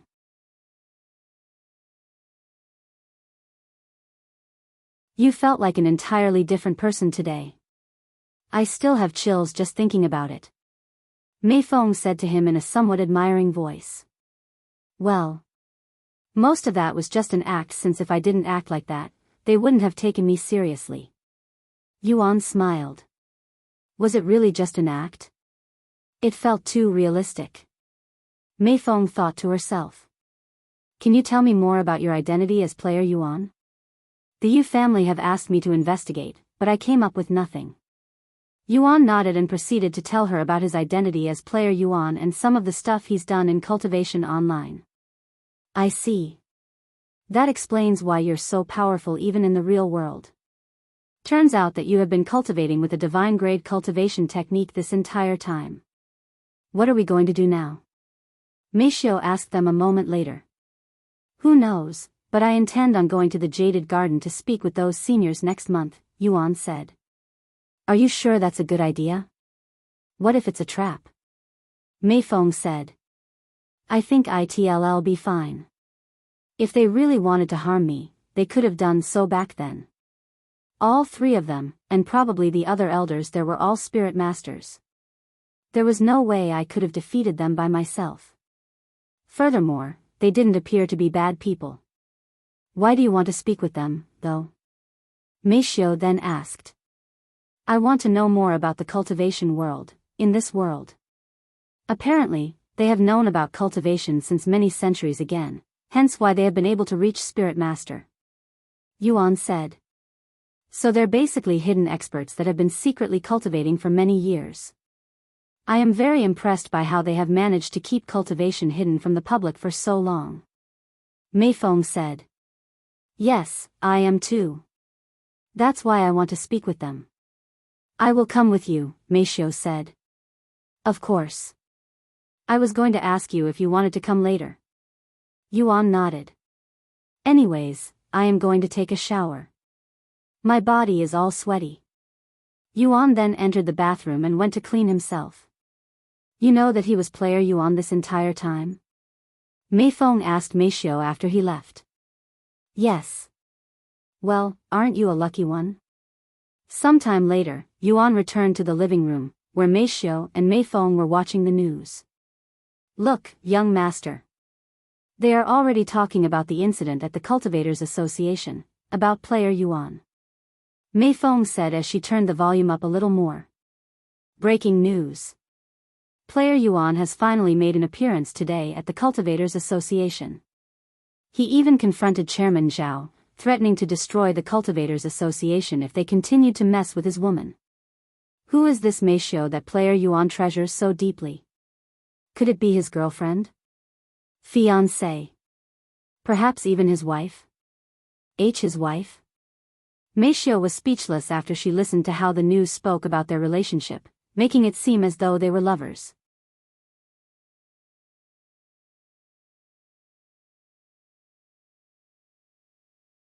Chapter 513, Why do you reject my existence? Yuan. Isn't that you? Meifeng pointed at the television that was currently playing a recording from the surveillance camera at the Cultivators Association, allowing everyone to witness the drama for themselves. They could see two figures entering the building and walking straight towards the front. A few moments later, the figure wearing a black mask suddenly smashed the metal table into pieces, shocking everyone there. Then the guards surrounded the masked individuals, but they didn't dare advance any further for some reason, almost like there was an invisible force that kept them from approaching the masked figure. A few minutes later, Chairman Zhao and the elders could be seen approaching the masked figure. It was at this moment the masked figure walked in front of the chairman before lifting him into the air by the neck. A few more moments later, the masked figure tossed the chairman like a child getting bored of their toy and walking away. However, the masked figure was stopped by the elders, and after some conversation, the masked figure disappeared from the Cultivators Association. Of course, all of this was played without any sound. But even without any sound, the spectators could see how domineering that masked figure was, and they had no doubt that he had the capabilities to destroy the Cultivators Association from his demeanor alone. Seeing player Yuan for the first time, many people were in awe of his display of dominance, and those that were already fans of player Yuan became even more obsessed with him. How embarrassing. Yuan said with a bashful smile on his face after seeing himself acting so out of character, almost like he was watching a play. If I didn't know you were going to do this beforehand, would have never guessed that masked figure would be you. Meifeng said in a dumbfounded voice. I was actually afraid that the young master might accidentally kill the chairman when he grabbed the chairman by his neck, Meifeng said. K-kill? Why would I do something so extreme? Yuan was surprised to hear this. People do extreme things when they're angry. Meifeng said. Even if that's true, I wouldn't kill someone just because I am angry. At least I hope I won't. Suddenly, Wuxia's phone started ringing. It's Yu Rou, Meifeng said to them before answering the phone. Hello, Meifeng. Are you watching the news right now? Did Yuan really visit the Cultivators Association today? Yu Rou asked her in an excited voice. Yes. It's true. Meifeng said. Unbelievable. Yu Rou's dumbfounded voice resounded after a moment of silence. To think her brother would be so daring to storm the Cultivators Association shortly after his recovery. She can only imagine what he might do in the future. Is he okay? Yu Rou then asked. Yes, everything is okay, for now. I think he should be fine as long as nobody knows his identity. Yu Rou said. And even if the Cultivators Association learns of his identity, I don't think it should cause any worries since a lot of people admires player Yuan. There will be plenty of people willing to help him if he gets into any trouble. Anyways, just stay put for the next few days and see what happens. Also, keep me updated. Yu Rou said. Okay. An hour later, Wang Xiuying also gave them a call to make sure they were okay. After dinner, Meifeng said, Young master, I will have to go back to work tomorrow, so tonight is our last night together. I see. It was fun, Miss Meifeng. It reminds me of the day when you were still taking care of me. Yuan said to her. And I will continue to take care of you from the shadows, until I am no longer needed, Meifeng said with a smile on her face. That night, Meifeng snuggled closer to Yuan than usual. Good night, young master. Good night. Once he fell asleep, Yuan returned to the land of dreams. Looks like you had quite some fun today. The handsome man appeared before him, just like had expected. Remember, what you experienced today is what it feels like to be the strong. As long as you're powerful, nobody will dare to defy you, nobody will dare to hurt those close to you.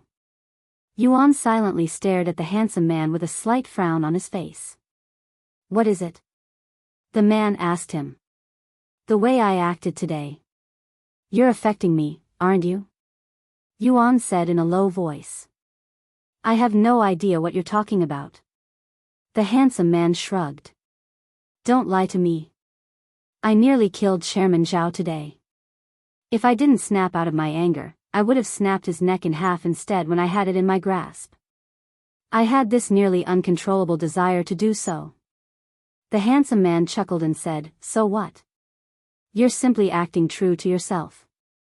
You're worried that if you didn't kill him, he would eventually return to bother you and your loved ones again, right? That's why you had an urge to kill that man. Don't blame me for your own desires. After all, I am you. If you blame me, you're simply blaming yourself. Why do you reject my existence? You know, the more you refuse to accept me, the more difficult it will be for you when you must accept me, and that time will eventually come." Yuan remained silent. "Whatever. You don't need to accept me now," but eventually, the handsome man turned around and began disappearing into the mist. Once the man was gone, the scenery changed, and even more of the handsome man's past began revealing itself to Yuan. Yuan wanted to close his eyes and ignore the dream, but alas, since he was in a dream, even if he closed his eyes, he would still be able to see the dream. Therefore, he was forced to watch everything until he woke up. "Ha-ah. Why is this happening to me?" Yuan mumbled in a low voice.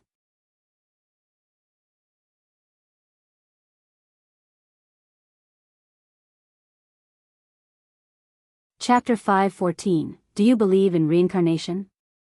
"Good morning, young master." Meifeng greeted him when he walked out of his room. "Miss Meifeng? You're cooking breakfast today?" Yuan said. "That's right. Since I am no longer on vacation, and I will be leaving soon, I want to do something for you before I leave.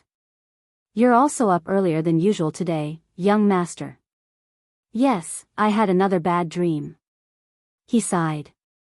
"You know, nightmares usually happen because you're stressed or when you're thinking too much about a certain thing. If there's something on your mind, you should let it out. Although I won't be here, you still have Meishio. I'm sure you can tell her about it." Meifeng said to him. "I will keep that in mind." Yuan nodded.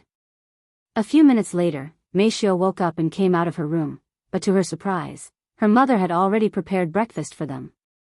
"I only made enough for you two since I won't have the time to sit down and eat," Meifeng said after placing the food on the table.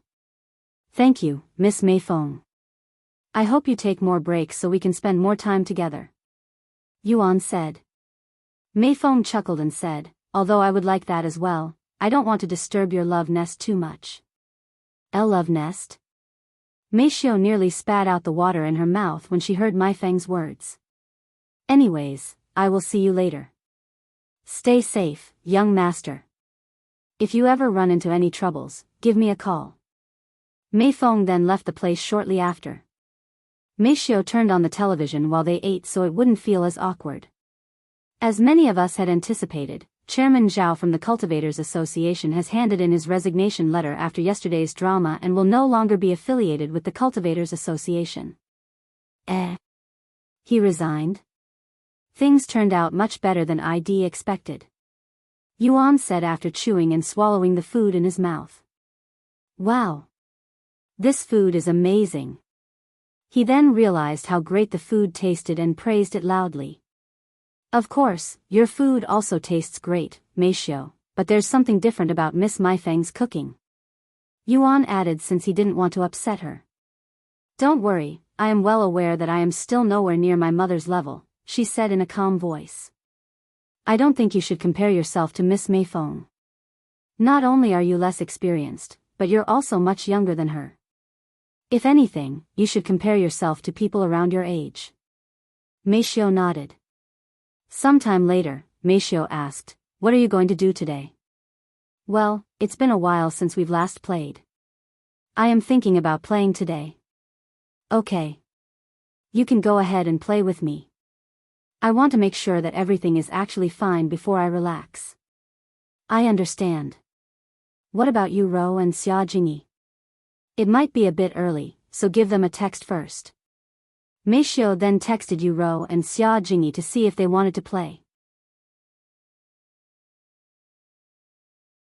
"Yu Rou, sorry, but I won't be able to play for a while since I will be busy with a few things." "Xianxia, I am really close to a breakthrough. I think." So I am going to focus on cultivation for now. Sorry. After breakfast, Yuan went into his room and laid on the bed. He then wore the console and went inside Cultivation online without any help for the first time. Welcome back, Brother Yuan. Xiao Hua and Lan Yingying greeted him. Good morning, you too. Have you dealt with whatever was troubling you? Xiao Hua asked him. Yes, I have, for now. Yuan then looked around and asked, Feng Feng still hasn't returned? Suddenly, Feng Yuxiang's voice resounded, I have been back for a while now. A beautiful woman suddenly approached them from behind. It's been a while, Feng Feng, Yuan said to her with a smile on his face. Yes. Feng Yuxiang nodded, still having some trouble looking straight into his eyes. Where are the others? Feng Yuxiang then asked. They are currently busy, so it's just me today. I see, well. What would you like to do today? Feng Yuxiang then asked him. Let's go somewhere quieter. How about that pond where we studied our techniques? Yuan suggested. Sure. They then made their way towards the silent pond. Once they arrived, Yuan approached the water and silently stared at the water. Did something happen to the young master? He feels a little different than usual. Feng Yuxiang noticed this and asked the other two. No idea. They shook their heads. After standing there for a couple of minutes, Yuan turned around and asked the three ladies, Do you guys believe in reincarnation? Reincarnation? They repeated. It's a common topic in the world of cultivation, right? Well. Although reincarnation is definitely a very popular belief amongst many cultivators from the lower heavens to the supreme heaven, nobody has ever been able to prove that it exists. Feng Yuxiang said. Do you believe it exists? Yuan then asked. Of course. In case you forgot, young master, I am a phoenix, I am the embodiment of rebirth. However, I have never experienced reincarnation, nor do I know anybody that has been reincarnated. With that being said, even if someone is reincarnated, I don't think they will retain the memories of their previous life, or it would have been proven to truly exist by now. Feng Yuxiang said. I see, why are you suddenly interested in reincarnation, young master? Well, it's been on my mind ever since someone mentioned it to me, and I am sort of in this deep hole that I cannot get out because of it. Yuan sighed. If you ask me, I don't think it really matters if reincarnation is real or not. What happened in one's past life has already ended when that person died. Even if they somehow recall the memories of their previous life, what can they do about it? It's not as if they could reclaim the name of their previous life and act like they never died.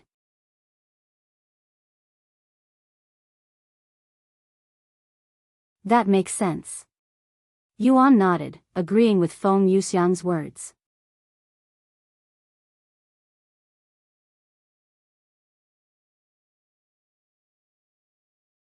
Chapter 5:15, Relentless Dragon Overwhelms the Nine Heavens. After thinking about the words Feng Yuxiang spoke to him, Yuan took a seat beside the pond and retrieved the ancient rank technique Relentless Dragon Overwhelms the Nine Heavens. I am going to spend the rest of the day trying to comprehend this technique since it felt like I was getting close to understanding it when I stopped previously. You guys can do whatever. Yuan said to them before focusing on the technique. Feng Yuxiang exchanged looks with the other two. Is it just me or does the young master feel a little different today?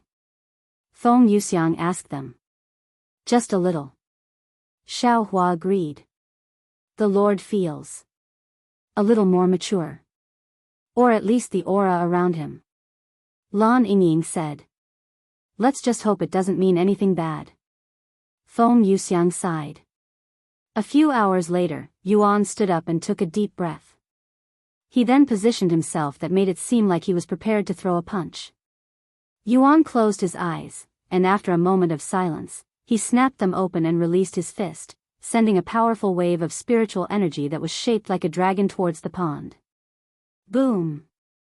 The entire ground shook as the pond was immediately erased from existence, the water and all, leaving a huge crater behind.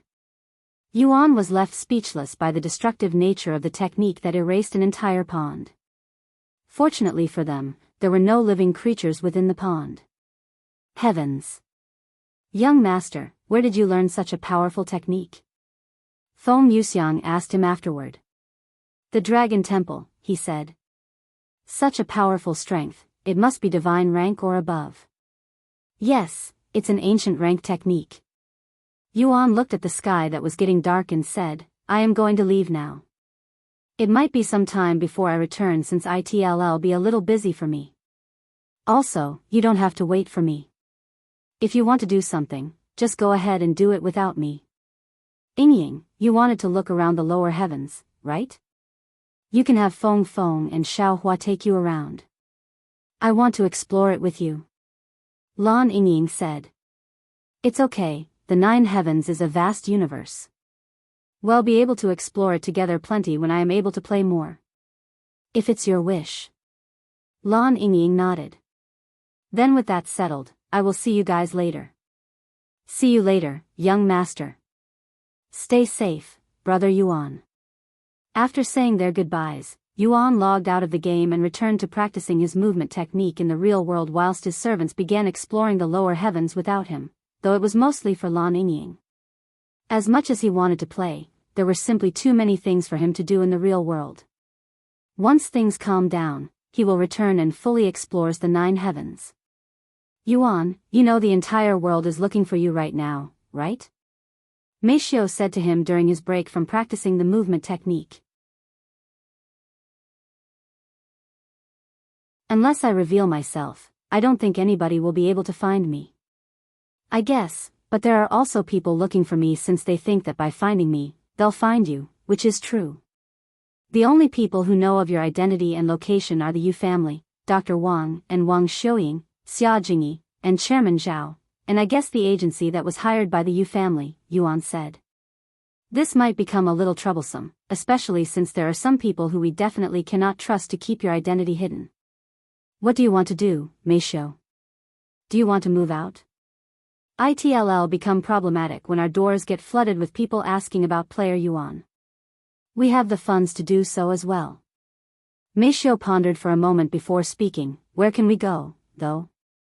Furthermore, even if they find me, they won't know that you're player Yuan, so I think it would be fine. I still think it would be better for us to move once we find a good place. Yes, I agree. But for now, let's just see how things play out. Okay. With that decided, Yuan and Meishio proceeded to spend the next few days just improving their cultivation base. During these few days, the Cultivations Association had appointed a new chairman, who made a public apology regarding the actions of the previous chairman. One can imagine why the new chairman felt the need to apologize, as he didn't want the mysterious player Yuan to hold a grudge against the Cultivators Association because of the last chairman, which would be a big blow to them even though player Yuan was only a single individual. Although player Yuan was only a single individual, his influence inside Cultivation Online was comparable to multiple large companies combined, and nobody knows the true extent of his powers. One might argue that being influential inside a video game isn't that important, but when one considers how much Cultivation Online currently affects the world, one would understand why people value player Yuan so much. Ding! Early in the morning, Meishio received a message from Yu Rou that told her to make a call whenever she was available. Meishio then called Yu Rou the next moment since she was free. Did something happen? Meishio asked. Yes. I have decided to join a cultivation faction, so I will be leaving the Yu family soon. Yu Rou said, dumbfounding Meishio. After all, she had only told Yuan about her decision to leave the Yu family during her visit. Why you're leaving the Yu family as well? Why? Meishio couldn't help but ask her. Well, for one, now that cultivation has become fully incorporated into our world, other talents won't be as valued. In fact, I haven't had to participate in any lessons for a long time now. This is probably my parents' way of telling me to give up on music and focus solely on cultivation.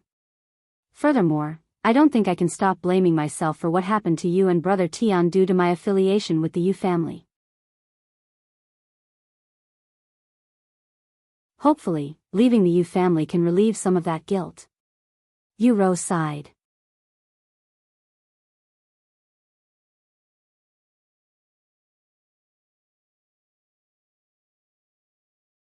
Chapter 5:16, Eternal Lotuses. Are you still worried about that? Neither Yuan nor I blame you for what happened, not even in the slightest. Meishio said to her. I know, but it's just a feeling that I cannot shake off. Of course, I have other reasons why I want to leave the Yu family, such as wanting to be independent like you and brother Tian.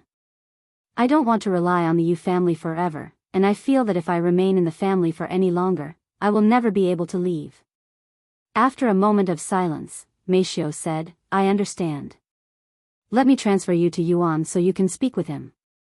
Meishio then knocked on Yuan's room and said, It's Yu Rou. Yuan opened the door while wearing only his pants, his body soaked in sweat from exercising. Here you go.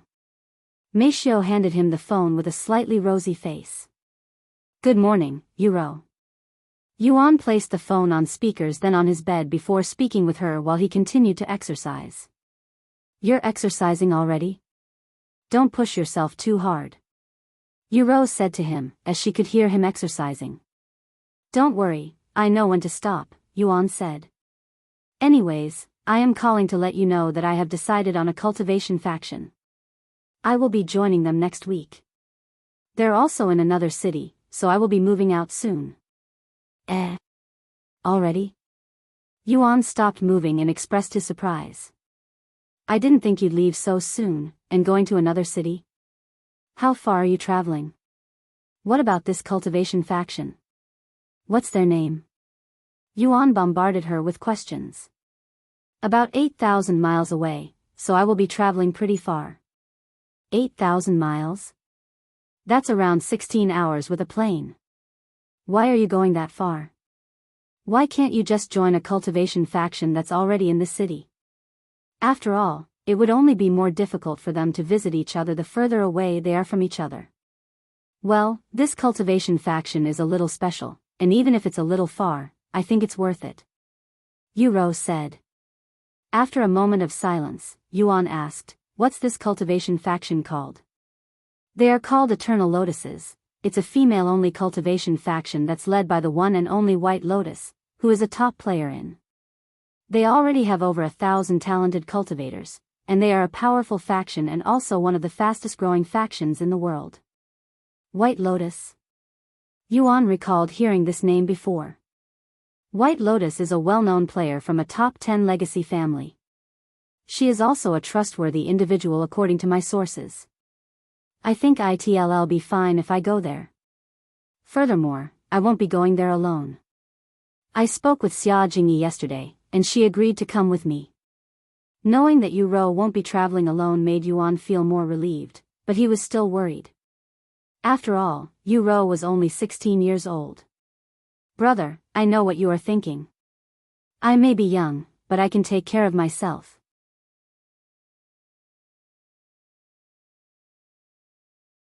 I know you can. After all, you took care of me for many years.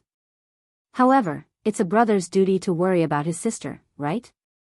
Yuan said with a gentle smile on his face. Anyways, have you spoken to your parents about this yet? He then asked. No.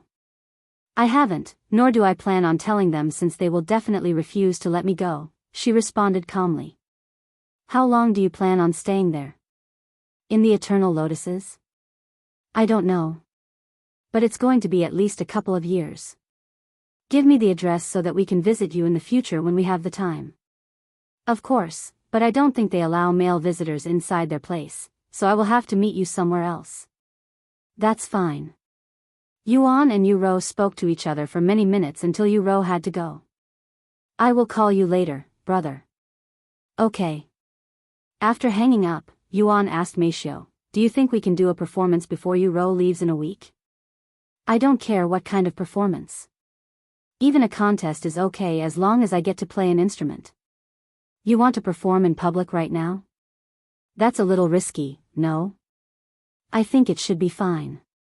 I want to fulfill Yu Rou's dream a little before she leaves. Alright. I will try to do something about it. Thank you, Meishio. Yuan returned to his training shortly after, and Meishio began looking for a place where he could perform. 2 days later, Meishio found a place and said, there's going to be a small piano contest in 5 days, and it's the earliest one I can find. 5 days. Right when Yu Rou leaves, huh? Let's do it. I have already signed us up for it. ITLL start at 8 a.m. in the morning, but we won't be on stage until 10 a.m. Great. Now we just need to let Yu Rou know. Meifeng then called Yu Rou. Yu Rou, I have a surprise for you. Can you come to this location before 10 a.m. in the morning? 10 a.m.? Why? What's going to happen in this place? Our flight is at 1 p.m. Yu Rou asked. It's okay, you can go to the airport from that place. As for why? It's a surprise.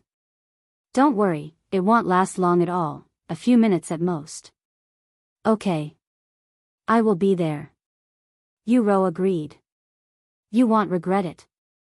I promise. After hanging up, Yuan and Meifeng began preparing for the small contest. Meanwhile, Yu Rou called Xianxia to let her know that they'll be leaving a little earlier than planned to make a pit stop before their flight. And in the blink of an eye, 5 days passed.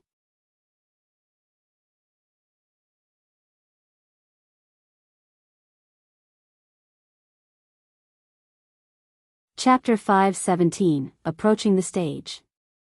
Early in the morning, Yu Rou opened the drawers to her desk and retrieved 2 items, a yellow envelope and a white letter that she had just written last night.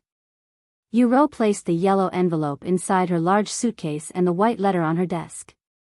After making sure that she had everything, she left the building and took a taxi to Xianxia's living quarters, not even bothering to use her family limousine. Good morning, Yu Rou. Xianxia greeted her at the door. Morning, Jingyi. Are you ready? Yes, I am. Yu Rou looked at her watch. It was 9 a.m. We should arrive at the location my brother provided in 30 minutes. I wonder what he had planned for us. If you're really curious, you can look that place up and see if there are any events. Xianxia suggested. However, Yu Rou shook her head and said, that's no good. My brother wanted to surprise me, so I will let him surprise me. It would no longer be a surprise if I know what to expect.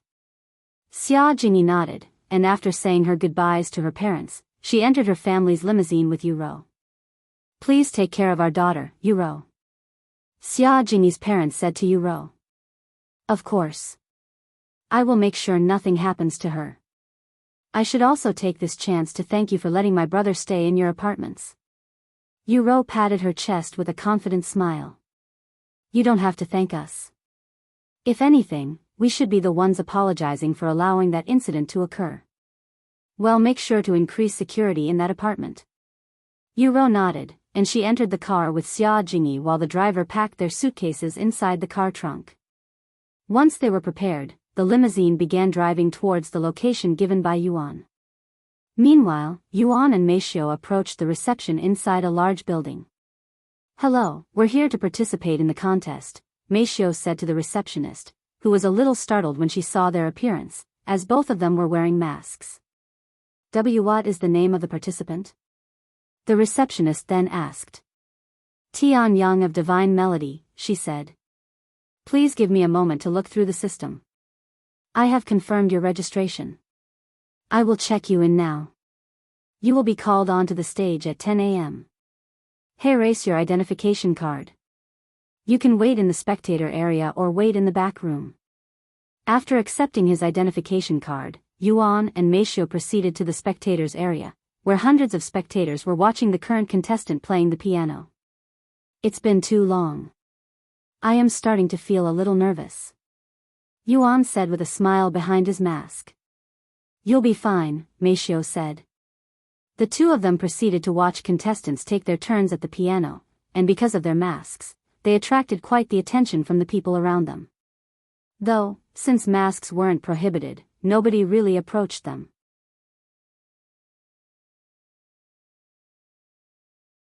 Around 9:40 a.m., Yu Rou and Xianxia pulled up at the location and left the car. This is... Yu Rou looked at the large banner hanging above the building and immediately knew what was going on. It's a music contest. Why did your brother tell us to come here? Xianxia asked, as she wasn't aware of his recovery. Yu Rou merely showed a gentle smile on her face, and she said, "Who knows? Let's go inside." Upon reaching the receptionist, before they could even speak, the receptionist behind the desk recognized Yu Rou's face and spoke in an excited voice, "Aren't you Lady Yu Rou? What are you doing here?" The people around them heard the name Yu Rou and turned to look in their direction with interest. Yu Rou? That music genius who won many international competitions? "Hello, I am here to spectate the contest," Yu Rou said with a friendly smile on her face. Because of her background, she was very famous within the music industry, hence why the receptionist immediately recognized her. Spectate the contest? The receptionist was taken by surprise by her words. Why would someone famous like Yu Rou come to witness some small music competition?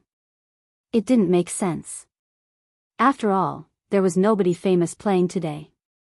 However, the receptionist didn't question her and quickly said, "Of course. Please follow me to the VIP seats." The receptionist then led Yu Rou and Xianxia to the VIP seats that were in front of the stage. Their presence quickly attracted the spectators there, and even the contestant was affected by their presence. "Isn't that Yu Rou from the Yu family? What's a big shot like her doing here? Who knows? Maybe she's bored?" Speaking of Yu Rou, I was there to witness her last performance, and it was beyond amazing. I wonder when she'll do another performance. It's been a while since she performed, too. The quiet spectators area turned a little noisy with Yu Rou's appearance, and although Xianxia wasn't as famous as Yu Rou, there were some people who recognized her there. Time passed quickly. The time was 10:05 a.m. Our next contestant will be from the Divine Melody. Please welcome Tian. The speakers announced after the last contestant got off the stage. Divine Melody? What company is that? I have never heard of them. Me neither. I also don't know of any Tian. Perhaps it's a new company. Huh. Who would create a new music company at this time? They should have started a Cultivation faction instead. Although it seemed like there was nobody interested in this unknown contestant, if one looked at Yu Rou's face right now, they would see pure excitement and anticipation. A few moments later, the spectators there could see a figure wearing a black mask slowly approaching the stage from the spectators area, and there was this unfathomable aura him that made the people there stop talking to focus on him.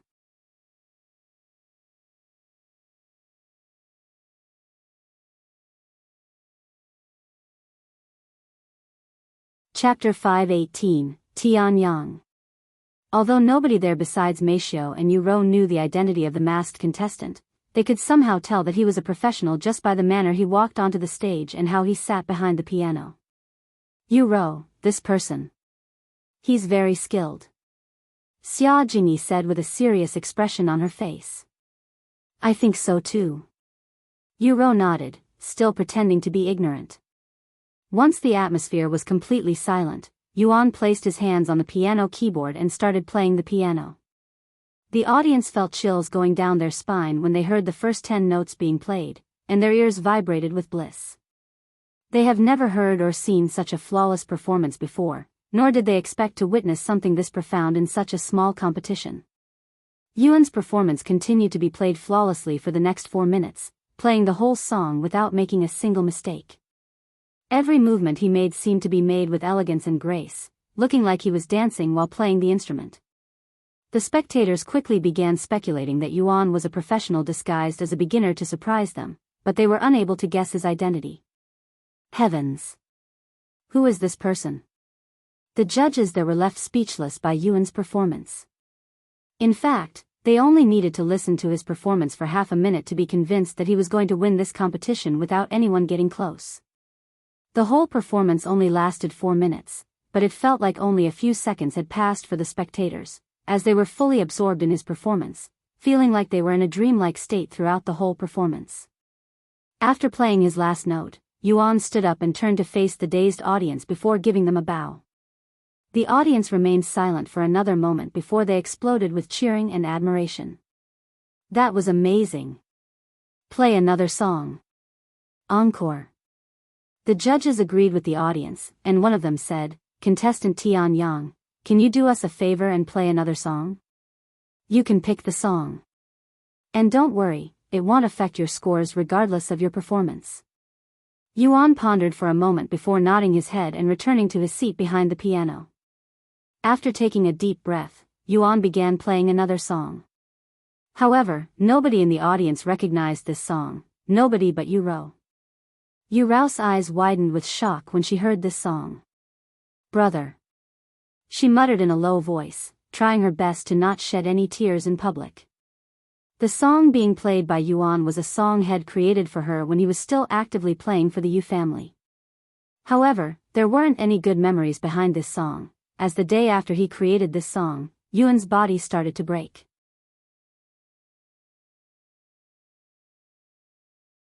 This song didn't last long and only lasted half as long as the previous song, but it was so intensive and fast-paced that it sounded longer than the previous song, and there were more than twice as many notes in this song. After finishing his second song, Yuan didn't stand up and waited for 10 seconds before starting his third song. Despite this, none of the judges or spectators complained. In fact, even the contestants there remained silent, as they knew that if they played after his performance, it would only make themselves look bad. When she heard the third song, Meifeng could feel her heart throbbing faster and faster, as this was her favorite song, and memories began flowing inside her head. Whenever she was sad and brought to tears by her training, Yuan would play this song for her before comforting her with a hug, and it would work every single time, allowing her to endure another day of training. About 3 minutes later, Yuan stopped playing and stood up. He then bowed to the audience for a second time. The audience immediately erupted into a frenzy this time, and it was much louder than the previous cheering. Yuan started leaving the stage a moment later, and when the judges saw this, they stopped him. Wait a minute, contestant Tian. What's the matter?" Yuan turned to look at them. "Can you tell us a little more about yourself? Who taught you how to play the piano? How long have you been playing?" The judges asked him, as they wanted to obtain some information from him so that they could use that information to guess his identity. Yuan then said, "I have been playing since I was young. As for my teachers, I had many teachers throughout my career, too much to name. You can tell us a few names if it's too many." "I'm sorry, but I'd rather not." Yuan politely refused. "Then can you tell us how old are you currently?" Another judge asked him. "I am currently 18 years old, approaching 19, he said. "Why, you're only 18 years old?" The judges were shocked to learn this information. If this information was true, then one can only imagine how far he'll go when he's already this talented at his young age. However, this raised more questions than answered. Although there were many talented individuals at his age playing professionally in the music industry, the judges didn't know of any professional at Yuan's age with his level of talents, and this was true even for the older professionals. So does this mean he's actually a new pianist who's just stepping into the professional scene? Where has he been this entire time? How can someone this talented remain as a nobody? The judges proceeded to ask Yuan a few more questions, hoping to learn more about him, but Yuan skillfully answered their questions without giving them any information that would give away his identity. The judges eventually gave up and allowed him to leave the stage.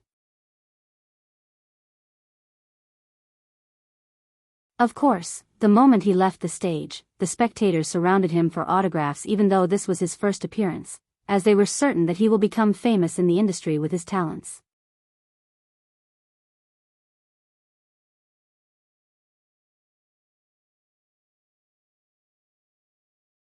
Chapter 519, Tianyang, 2. The situation got so bad that guards had to intervene. After many minutes of struggling to get the spectators back into their seats, Yuan approached Yu Rou and said, "You must be Yu Rou from the Yu family. I have heard a lot about you from my teachers. Do you have some time right now? I'd like to speak with you." Yu Rou nodded with a calm expression on her face. "I do." "Jingyi, you can come too," Yu Rou said to her. "Are you sure?" Jingyi asked. "Yes, it's fine," Yuan confirmed. Jingyi nodded and followed them outside while feeling like she'd met with Tianyang before. Once Yuan left the place, the contestants were finally able to breathe properly, but none of them wanted to go on the stage anymore. The judges understood their feelings and eventually decided to end the contest earlier than anticipated since nobody wanted to play the piano after Yuan's godlike performance.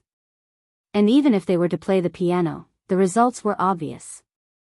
Once they were outside and in a secluded area, Yuan said, "What did you think of my performance? Was it like how you remembered?" Yu Rou didn't say anything and immediately went for the hug, taking Xianxia by surprise. "Why Yu Rou?" Xianxia truly didn't expect Yu Rou to suddenly hug a stranger. Or maybe she knew Tian and had been acting like she didn't. "Do you not recognize my voice?" Yuan turned to look at Xianxia as he embraced Yu Rou. Xianxia's eyes widened with shock upon her realization. How?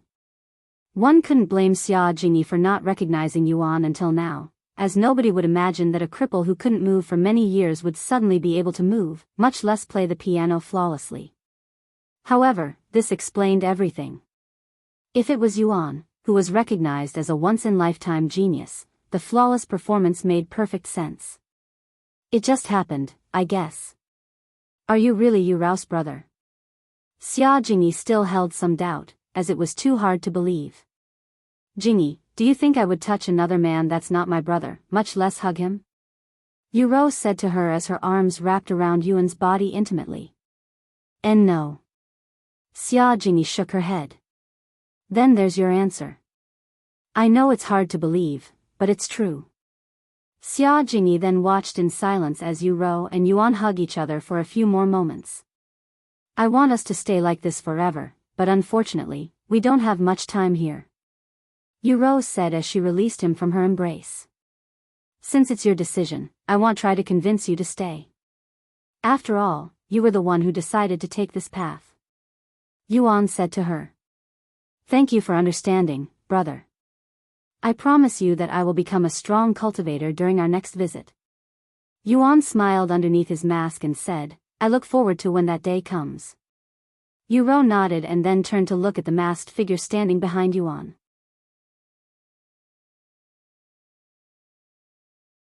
"I already told you this before you left the Yu family, but let me say this again. Please take care of my brother, Meifeng." "I will," she responded in a calm voice. Yuan then said, "And please take care of my sister, Jingy. I'm afraid that I will be the one being taken care of," Xianxia said with a bashful smile. Yuan shook his head and said, "It's because I know that you'll be with Yu Rou that I am not as worried about her. If she was going alone, I would probably be trying to convince her to stay now." "You really have no trust in me, huh?" Yu Rou sighed. "You know that's not true." Yuan chuckled. He then asked her, "Will you be playing Cultivation online over there?" Yu Rou nodded and said, "We'll be cultivating in Cultivation online and the real world as a group. However, I won't be able to play with you as often since I have to be with the others." "That's fine.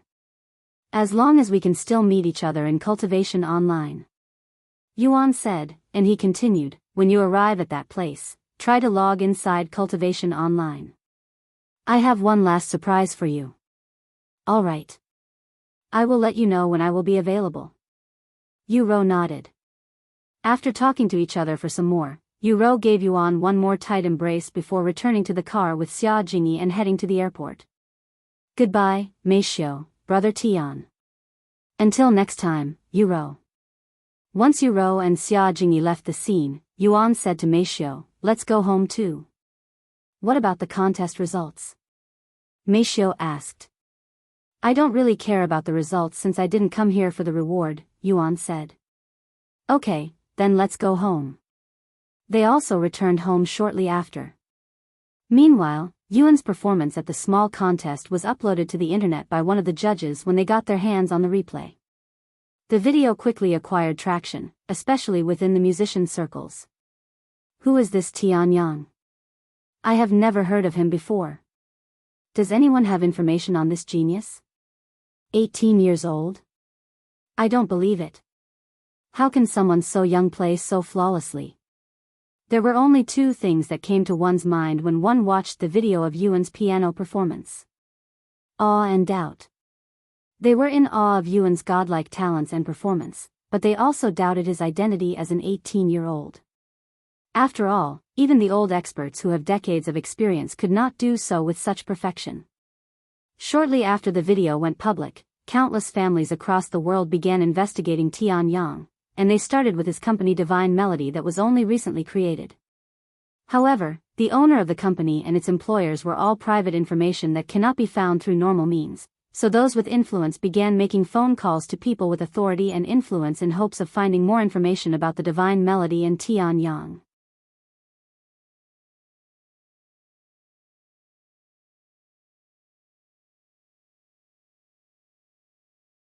Chapter 520, White Envelope. Dear. Look at this. Tang Li stormed inside Yu Yong's room as he worked on the company. What happened? Yu Yong looked at her with his eyebrows raised. It has been a very long time since he has last seen his wife act so excited. Tang Li placed her laptop in front of him and played the video of Yuan's performance as Tian.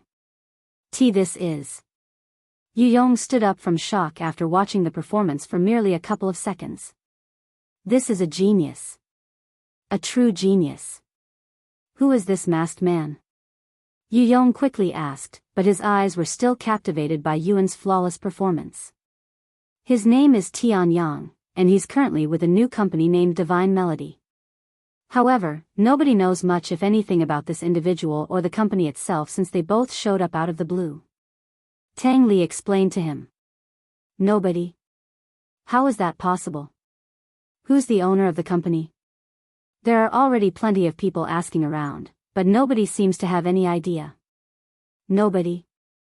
I don't believe it. Yu Yong immediately retrieved his cell phone and started making calls to many prominent people within the industry. Mr. Nick, have you heard about a company called Divine Melody? Yu Yong asked. Huh.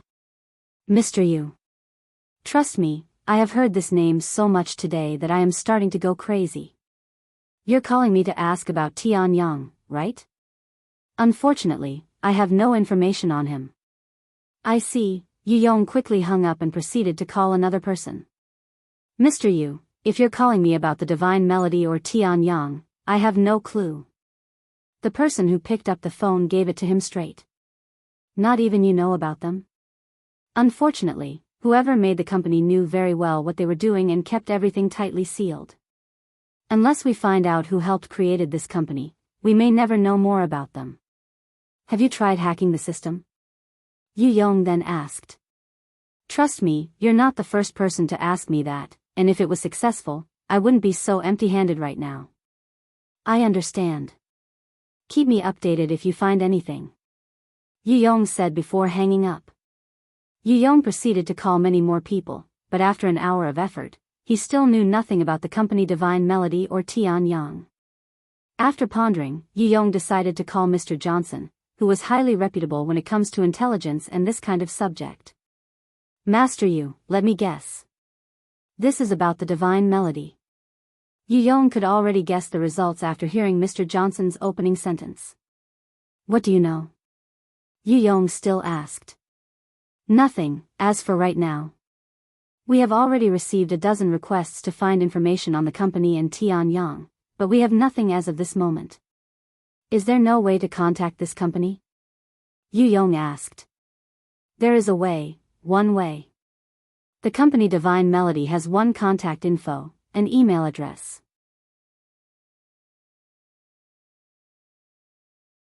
This is our only lead, and we have already tried to contact them, so we're just waiting for a response right now. What's the email address? I will try to reach out to them myself, and I swear to God if you ask me to pay for, don't worry, I won't ask for anything. Here is the email address. After receiving the email address from Mr. Johnson, Yu Yong hung up and opened his laptop. No luck? Tang Li returned to his room sometime later and asked him. Nope. Whoever created the company seems to have expected this situation and has extensive knowledge regarding how things work, so we cannot dig out any information about them. However, not all is lost, since we have an email address to contact the company. What if that doesn't work? Tang Li asked. Then we can only wait until they reveal themselves or make a mistake. Yu Yong said. Meanwhile, back inside their apartment, Meifeng stared at her laptop with her eyebrows raised. After participating in the contest, their Divine Melody Company email suddenly received over 1,000 emails, and they only kept on coming. Did something happen? Yuan noticed her expression during his training and decided to ask her. She nodded and explained it to him. Ah, that's normal. They're most likely trying to recruit me into their company. Yuan said, as he has plenty of experience with this even though he was already working for the Yu family. Yuan, look at this email. Meifeng pointed to a certain email on the laptop screen. Yuan looked at it with his divine sense and laughed. The Yu family, too? Well, I am not surprised at all. That's how they found me in the first place, because of a video that had gone viral. Are you going to answer to any of them? Yuan then asked her. No. I think it would be better if we ignore them for now. I think so too. Yuan nodded, agreeing with her. That afternoon, in Yu Rou's living quarters, one of the servants knocked on her door, completely unaware that Shed left the family. Young lady, you have been summoned by the masters. The servant said, patiently waiting outside her door. When nobody responded a minute later, the servant knocked on her doors again and repeated. Young lady, you have been summoned by the masters. After knocking a couple more times, the servant eventually decided to enter the room in case Yu Rou was playing Cultivation online. Excuse me, young lady. The servant opened the door, but to her surprise, the room was completely empty. Where's the young lady? The servants are usually aware of her schedule, and Yu Rou would always let someone know if she'd gone somewhere outside. However, there was no news from her today, and even her limousine was parked outside, so where did she go? After entering the room, the servant noticed the white envelope on the desk. You're tuning into the Carefree Valley YouTube channel. Don't forget to subscribe and join us on this journey to catch the most captivating stories.